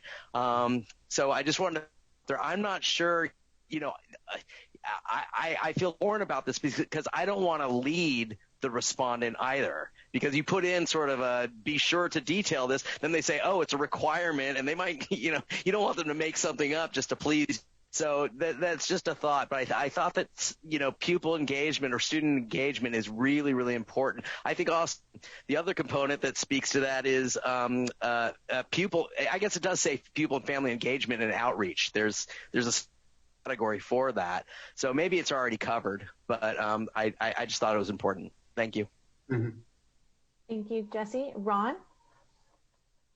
Thank you. Just to reiterate for emphasis what Linda brought up about the students, especially foster youth and homeless youth, and distance learning, putting something in there that really addresses that issue, because I know that it's been a challenge in a number of districts in my area. That's it. Thank you. Okay. All right, Josh, I think we're ready for the next piece. Okay. So the next component is pupil learning loss. And within pupil learning loss, we've got the description of successes and challenges. We've got the actions related and substantive differences. But the other prompt in terms of analysis that we've added in on specifically on pupil learning loss is asking LEAs to provide a description of the effectiveness of their efforts to address pupil learning loss. And the rationale there is that within the learning continuity plan, pupil learning loss was the one section of the plan where LEAs were asked to specifically articulate how progress would be measured around pupil learning loss. And so asking LEAs then to reflect on that and use and how those things were measured, and then specifically, going to some of the earlier comments, here's one of the examples of where we've specifically called out those student groups that were addressed within the prompt in the learning continuity plan. And so how are LEAs reflecting on the effectiveness of their strategies related to pupil learning loss, and how effective were they in or for these different student groups? And so looking at that. So in terms of the pupil learning loss, thoughts, feedback on pupil learning loss? I'll give folks a second. Ron, go ahead. Thank you. I can tell you in the classroom and as far as a district plan, it was difficult where we were in terms of conducting any sort of measurable, something that was data based. And so a lot of what we ended up doing was it was an attempt at it, but it was using the existing curriculum because of the lack of state testing and being able to put out those measures that we usually do. Even our district-wide map testing that we conduct has been delayed, and so just with so many unknowns, I'm sure that you'll get a number of disparate responses to these prompts, because there weren't a lot of ways to do it except for to put something together that made sense. But considering even using curriculum-based measures year over year, we're looking at different student groups, and also a curriculum that has also changed because of different learning types, whether it's hybrid or distance, or so few that are full-time in person. So I'm not sure what to expect in a response to this, and how that can be either aggregated or interpreted to make sense for something to either apply going forward or to make any measurements. Mm-hmm. Thank you, Ron. Diane? Yeah, I just want to echo that this particular piece became, it's like, we don't have the data to say exactly what the learning loss is, or to make a good comparison at this moment. It's almost anecdotal in terms of the type of data that we're using for this. So I just want to echo Ron's statement that this is not a almost as good as flipping a coin to put in data. Thank you, Diane. Jesse, and then Linda. Go ahead, Jesse. So just one thing on the learning loss. I mean, would it be helpful to throw in the word perceived for that effectiveness one, considering how fuzzy it is?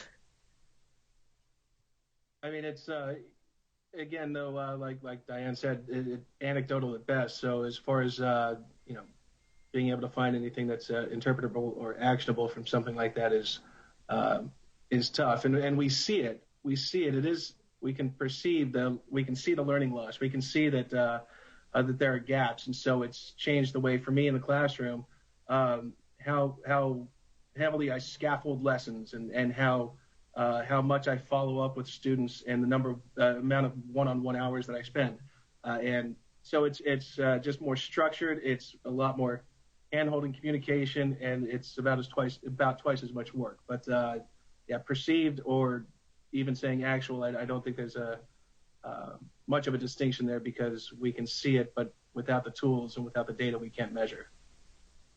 Thank you, Ron. Linda, and then we'll have Nancy and Diane. Go ahead, Linda.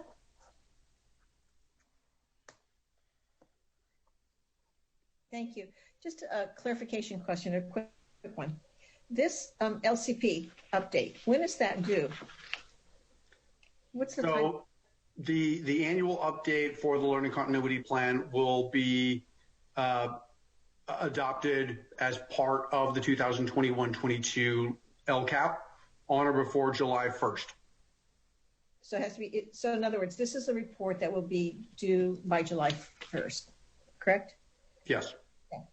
So then I do think it is reasonable to ask, and I wouldn't use the word perceived. I would to ask for what kind of information do we have about mitigating learning loss.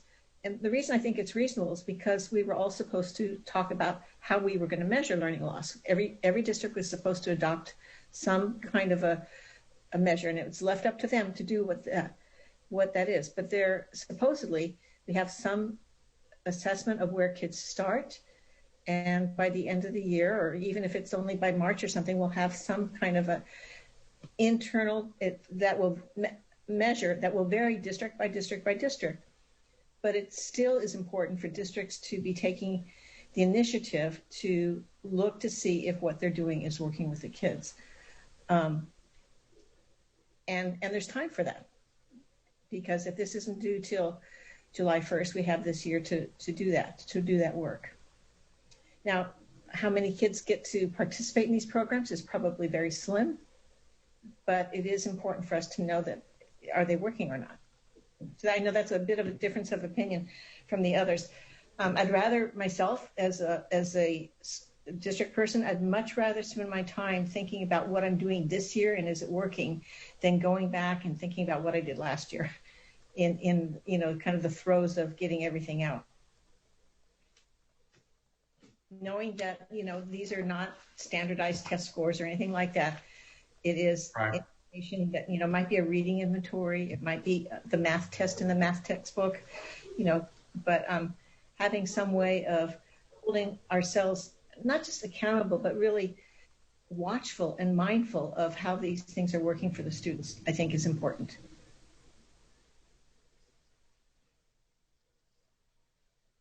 And I guess another comment all along is, if our funding source is telling us there's money for all students and there's money for specific groups of students, then we need to be reporting information out that same way.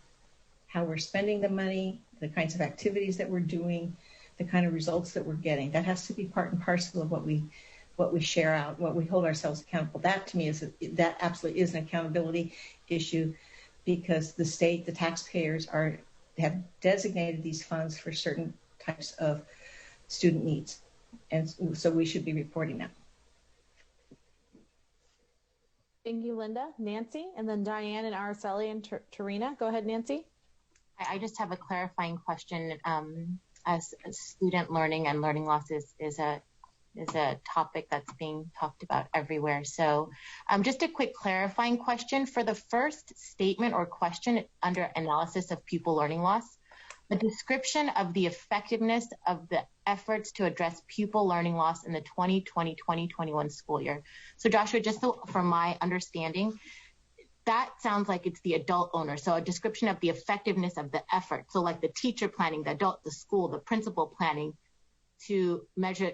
Is that correct? So I'm first talking about my effectiveness.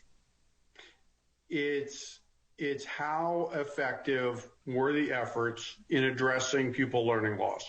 And then how would you measure, like what data points are you looking at? So how effective? Right, the data points were already specified in the learning continuity plan. So using those data points that were specified in the learning continuity plan, how effective were the actions that you put in place to address pupil learning loss? But going back to, I think, a colleague's comment too, it's almost like that narrative, like all of our efforts, I'm capturing the efforts, I'm writing all of those efforts out, and then I'm gonna see if they worked or not using the data points that was already presented. I just want to make sure I'm understanding that. Is that correct? Okay, thank you. Mm-hmm. Diane? My stuff's been dealt with. I'm getting out of it. Thank you. Okay.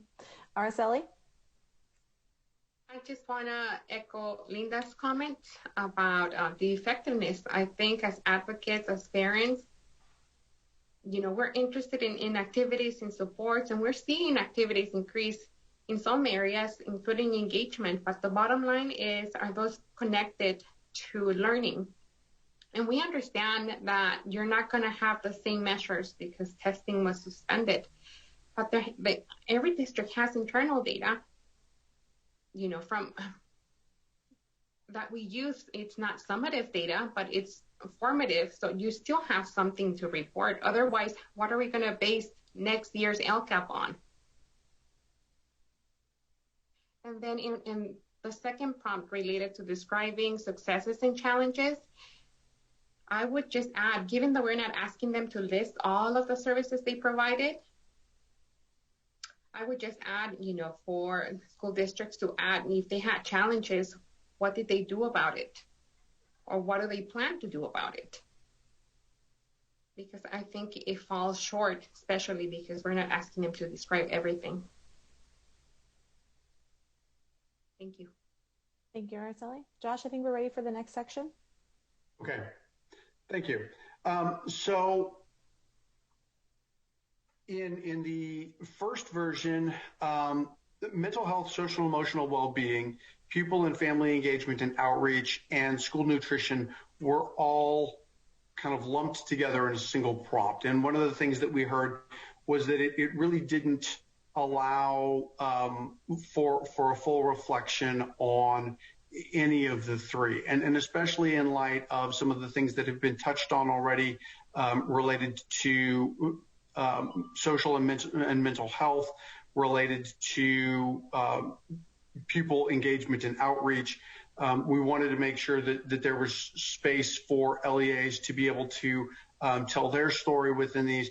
And so we've provided specific prompts related to each of these three components. Within the instructions vary depending on the prompt. So it's not like a one-size-fits-all sort of instruction. Mental health, social, emotional well-being asks for a reflection related to pupils and staff. Pupil engagement and family outreach asks for what were the successes and challenges related to implementing tiered re-engagement strategies. And then school nutrition, it's participating in distance learning or in person if they did in person.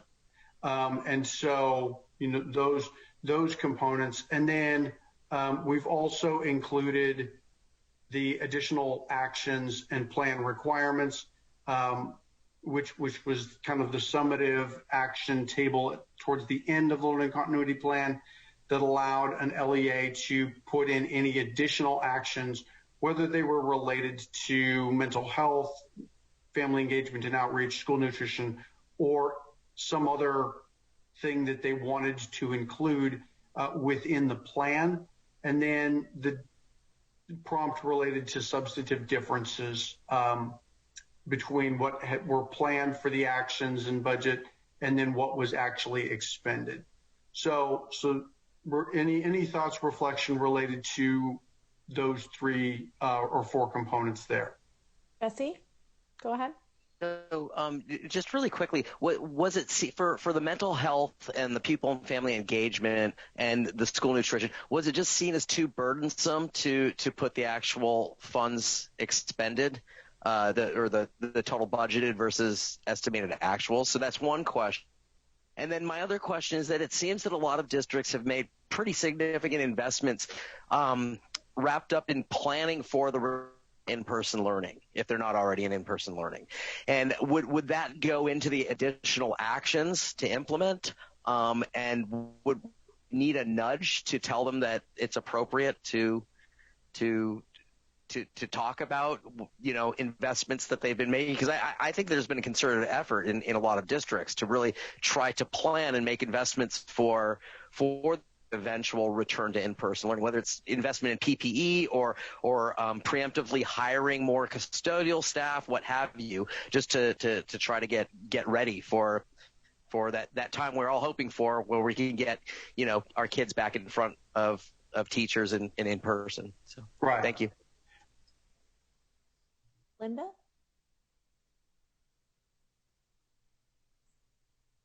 Thank you. So just a quick follow-up. Jesse, could that fit into the distance learning plans, or rather the in-person learning plan section earlier?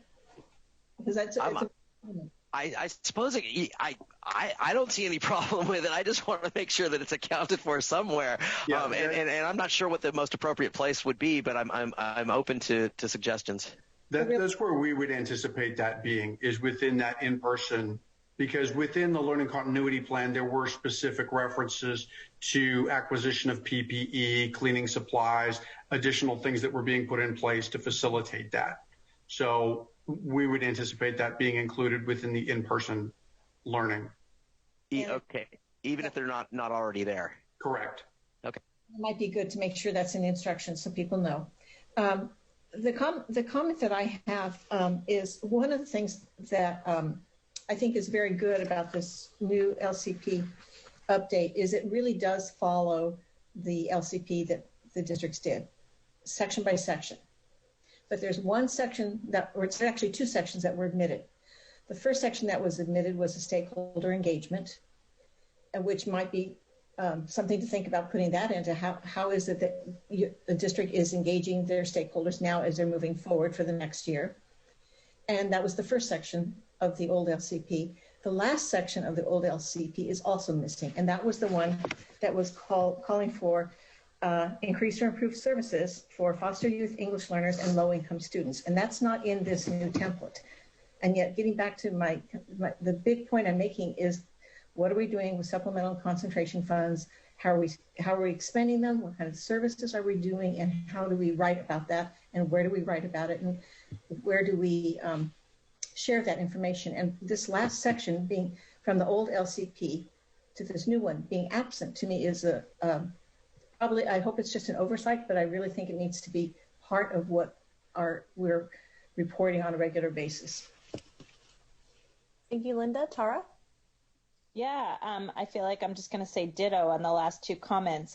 One, just a question about why we wouldn't have also the budgeted funds and the actual expenditures for the mental health, people and family engagement and outreach, school nutrition sections, and questions about how we ensure stakeholder outreach and engagement in the development of these plans. And how that's written about. Thank you. Josh, any other sections? Yeah, the last component here is an overall analysis component. And the overall analysis component we put in to a certain extent to try to, well, rather than asking the same question over and over and over again for each of the different plan components, condensing it and providing an opportunity for LEAs to provide an explanation of lessons learned when implementing in-person and distance learning and how that's informed the development of the goals and actions within the LCAP for 2021-24. And then specifically asking how pupil learning loss will continue to be assessed and addressed as part of the goals and actions for the 2021-24 LCAP, especially for pupils with unique needs. Again, going back to those specific student groups. And so within the instructions, as part of that, we're calling out those student groups that are there, and then kind of to the point that Linda and Tara have already addressed. This last prompt here related to a description of any substantive differences between the described actions and services identified as contributing towards meeting the increased or improved services requirement and the actions and services that were actually implemented towards that. And we're proposing to include that as a way for some level of analysis on that increased or improved services component. Again, historically speaking, any sort of analysis related to the increased or improved services requirement has not been included in the annual update. And we've never done an analysis as part of an annual update on stakeholder engagement, because stakeholder engagement is actually something that's described within the LCAP template for the coming year. So that level, how we're engaging stakeholders, would be captured within the 2021-22 LCAP template, not within the annual update. So thoughts, feedback, comments? So I'm going to have Ed go first, and then Linda. Go ahead, Ed. So this section in particular is just a reflection of how challenging things are really as a practitioner, as a group currently that are trying to manage what's taking place. So first of all, I just want to say, Joshua, thank you for just kind of facilitating this discussion and the appreciation of all the work and the team. So I'll start there. You know, when I think about March until now, and I hear Linda's voice as just an exceptional leader, thinking through all of the components, it makes me think about the LCAP, and then obviously this document, the intent always has been, this is even pre-COVID, equity. Let's look at outcomes. Let's look at accountability, engagement, right? Like all of these pieces, I think were always solid, and that was a part of our conversations early, but the backdrop is just incredible. Last night I was in our county office was assisting with a new superintendency search, right? And so I again, the reason why I'm bringing up Linda, I'm thinking about like a veteran, seasoned, sharp leader who's looking at all of these components, learning loss, nutrition, the social emotional aspect. And then I think about how many new leaders are going to come in during this time. So I'll end with two things. I think what I appreciate about the spirit of these documents is, if I'm a new leader, please give me a template, because I'm going to have a ton of blind spots and I'm going to have so many things coming at me. So allow me to have a framework where I can see all of the moving pieces. So that's one I just want to be able to acknowledge. And then second, I would say as a county office, we have been so close alongside districts in understanding the reality of what's taking place. So when it comes to the implementation and review of these documents, there's going to be empathy and support in a way that isn't intended to be harmful to practitioners, but to be supportive to practitioners in our thinking. And I think that we all at every level are encountering COVID in a different way than we've seen. And what I'm trying to point out is how complex and challenging is this. Like this morning, and I'll end with this, I am shooting a text to Melanie and Sarah, and I'm saying, I'm having to deal with a colleague who just lost a family member to COVID at 12:30 in the morning.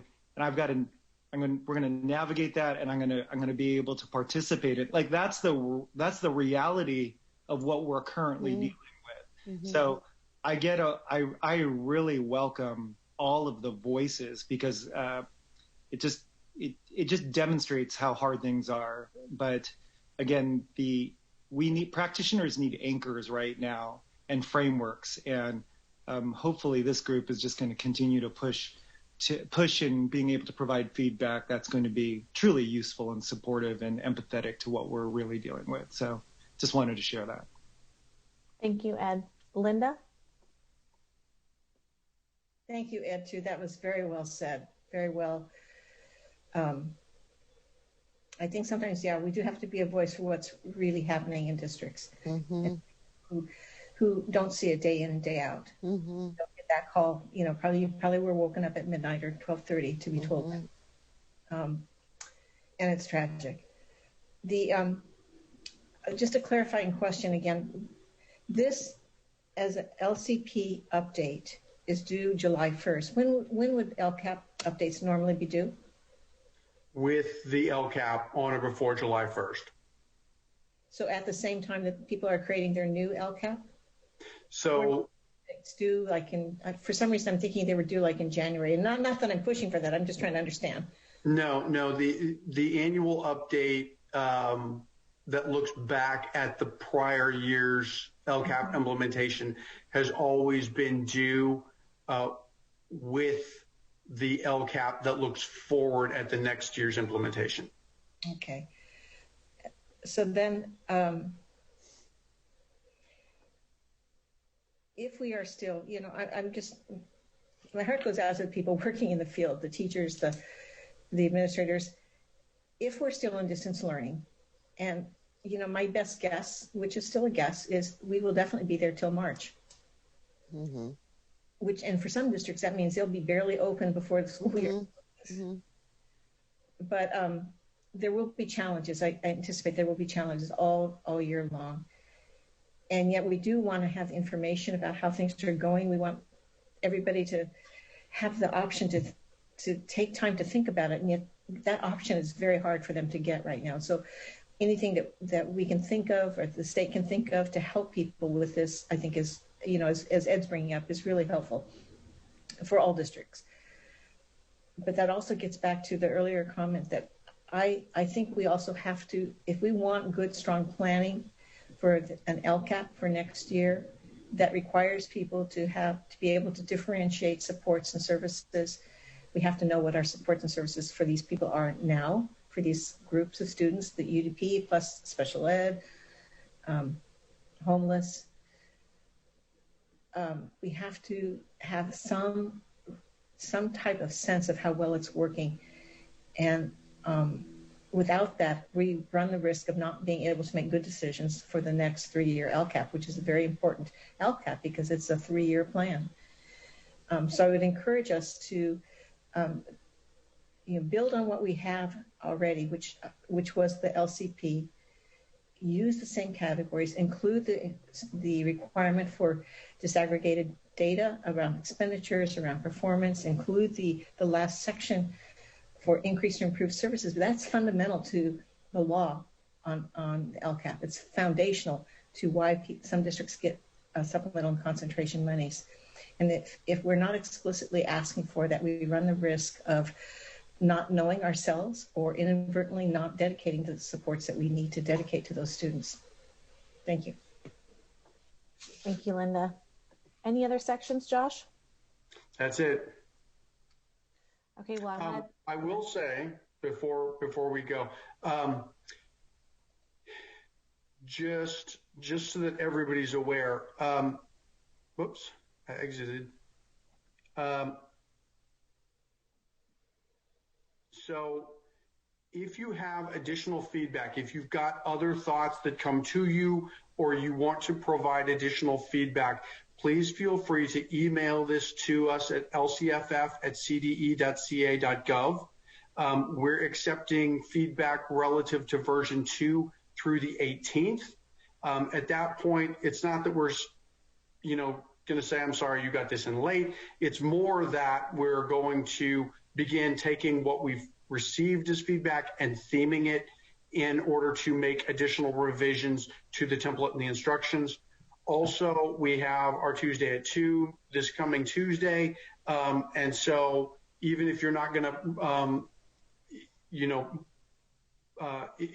involve yourself in that, please just, let others know that that's also going on. And then I'm going to put up the public comment slide so that it's up there. Thank you all. Appreciate your feedback. Thanks, Josh. So we're going to go to public comment. For those of you watching, the number's on the screen. I'll read it for those of you calling in. The number to call is 1-669-900-6833. You'll then be asked to enter a passcode, which is 185506. We'll give folks a minute to call in for public comment. Again, please state your name and your affiliation. And remember to turn down your speaker volume if you're listening to the live feed. And speakers will be limited to 1 minute each. I'm going to give it 60 seconds to allow people time to get through the prompts. Okay.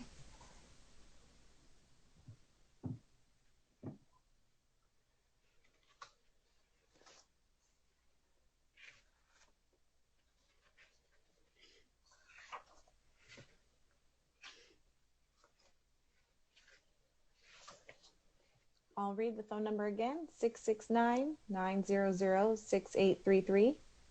And the passcode's 185506.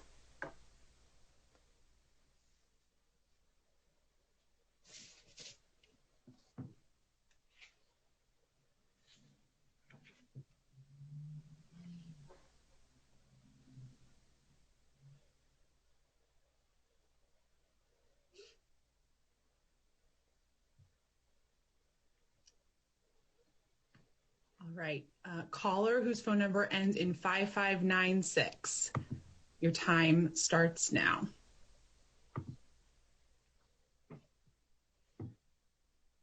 Yeah. Hello. Can you please turn down your background volume? We're getting an echo. I just did, thanks. Thank you. All right. Good afternoon. This is Liz Guillen with Public Advocate. I want to correct a misperception that I think has been created. I think it was done inadvertently. It is true that the annual update is part and parcel of the one document, the LCAP, and it is true that the LCAP is adopted by the board at the same time that they adopt their budget. However, what is not true is that that is when the Local Control Accountability Plan, Parent Advisory Committee, and DLACs, and the CACs, and all the other community stakeholders have to see it. It has been good practice, and we've been developing toward good practice of having these annual updates be developed much earlier. And there's nothing in any of these budget trailer bills that changes that. And I really object to any indication or message from the department or the board or CPAG that that is the case. I think many members were right on track about the utility and the sense of having the annual updates available earlier. Thank you. Caller with phone number ending in 4748. You're unmuted and your time starts now.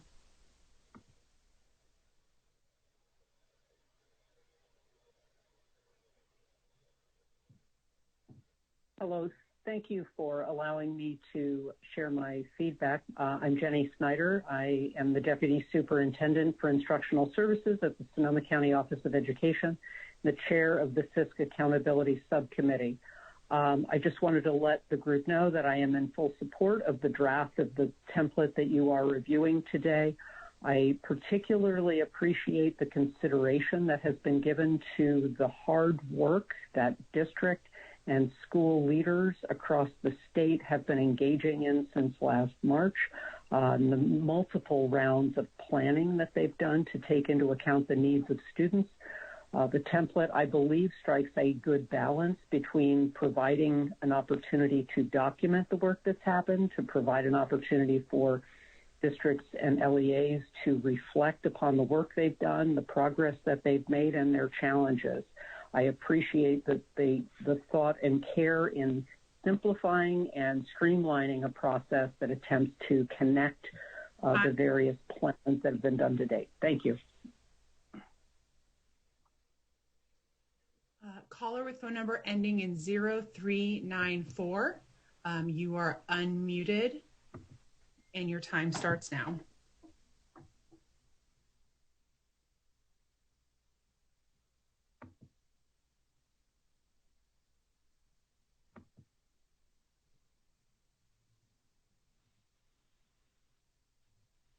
Hello, everybody.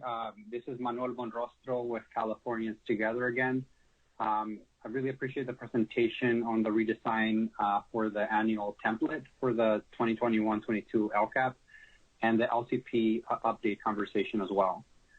Something that we noticed for the LCP update form is that it doesn't currently include designated and integrated ELD under the instructions for distance learning. That is something that should be added as it is essential to a distance learning program that supports English learners. There are also some additional areas that we still think can be improved under the 2021-22 LCAP update. For example, we appreciate the conversation about the annual measurable outcomes. We definitely recommend adding to the instructions that LEA should discuss actual outcomes that are both pre and post March 2020. This would account for changes as a result of COVID-19 closures and distance learning. Additionally, where the state metrics are not available, we appreciate the comments made today about including results of local data as well. Asking further types of information makes sense as it is important and it's also in line with SB 98's requirements to use some data to assess learning loss. Thank you again and have a great weekend. All right, that concludes public comment. Okay, great. Thank you so much, Sarah, for public comment.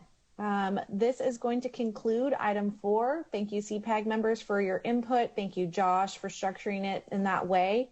We'll now take up agenda item 5, which is general public comment. Public comment is invited on any matter not included on the printed agenda. We'll open the phone line for the public comment queue. Members of the public wishing to provide comment on this item can do so by calling the number on the screen, which I think we'll go back up there in a second. Yep, give me 1 second, please.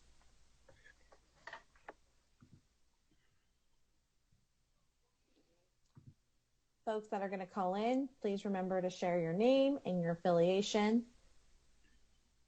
The number to call in, Sarah will probably change that number. That's not the right number.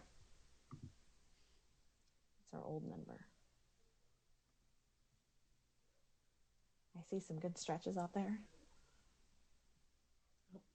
Thank you, Art. All right. So the number, if you'd like to speak on behalf of general public comment, is on the screen, 669-900-6833. You'll be asked for a passcode, which is 185506, and we'll give folks about a minute to dial in. We have one person in the queue already. Caller with phone number ending in 5588. I'm going to unmute you, and your time will start now.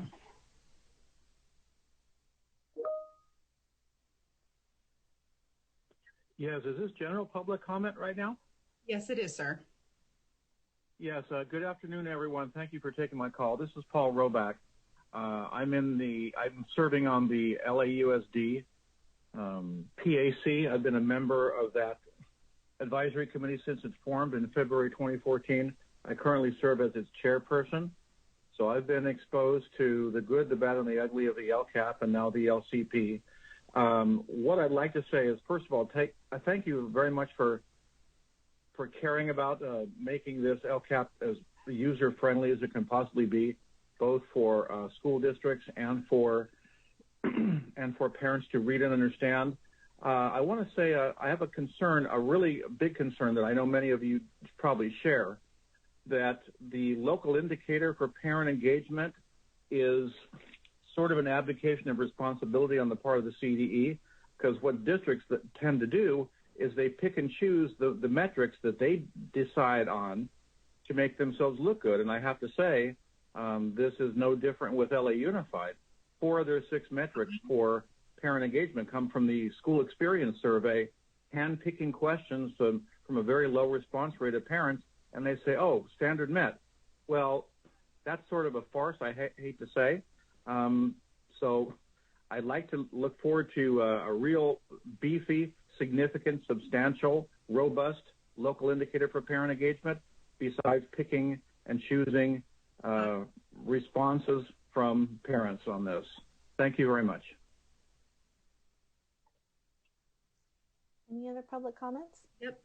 Caller with phone number ending in 5596. I'm going to unmute you, and your time will start now.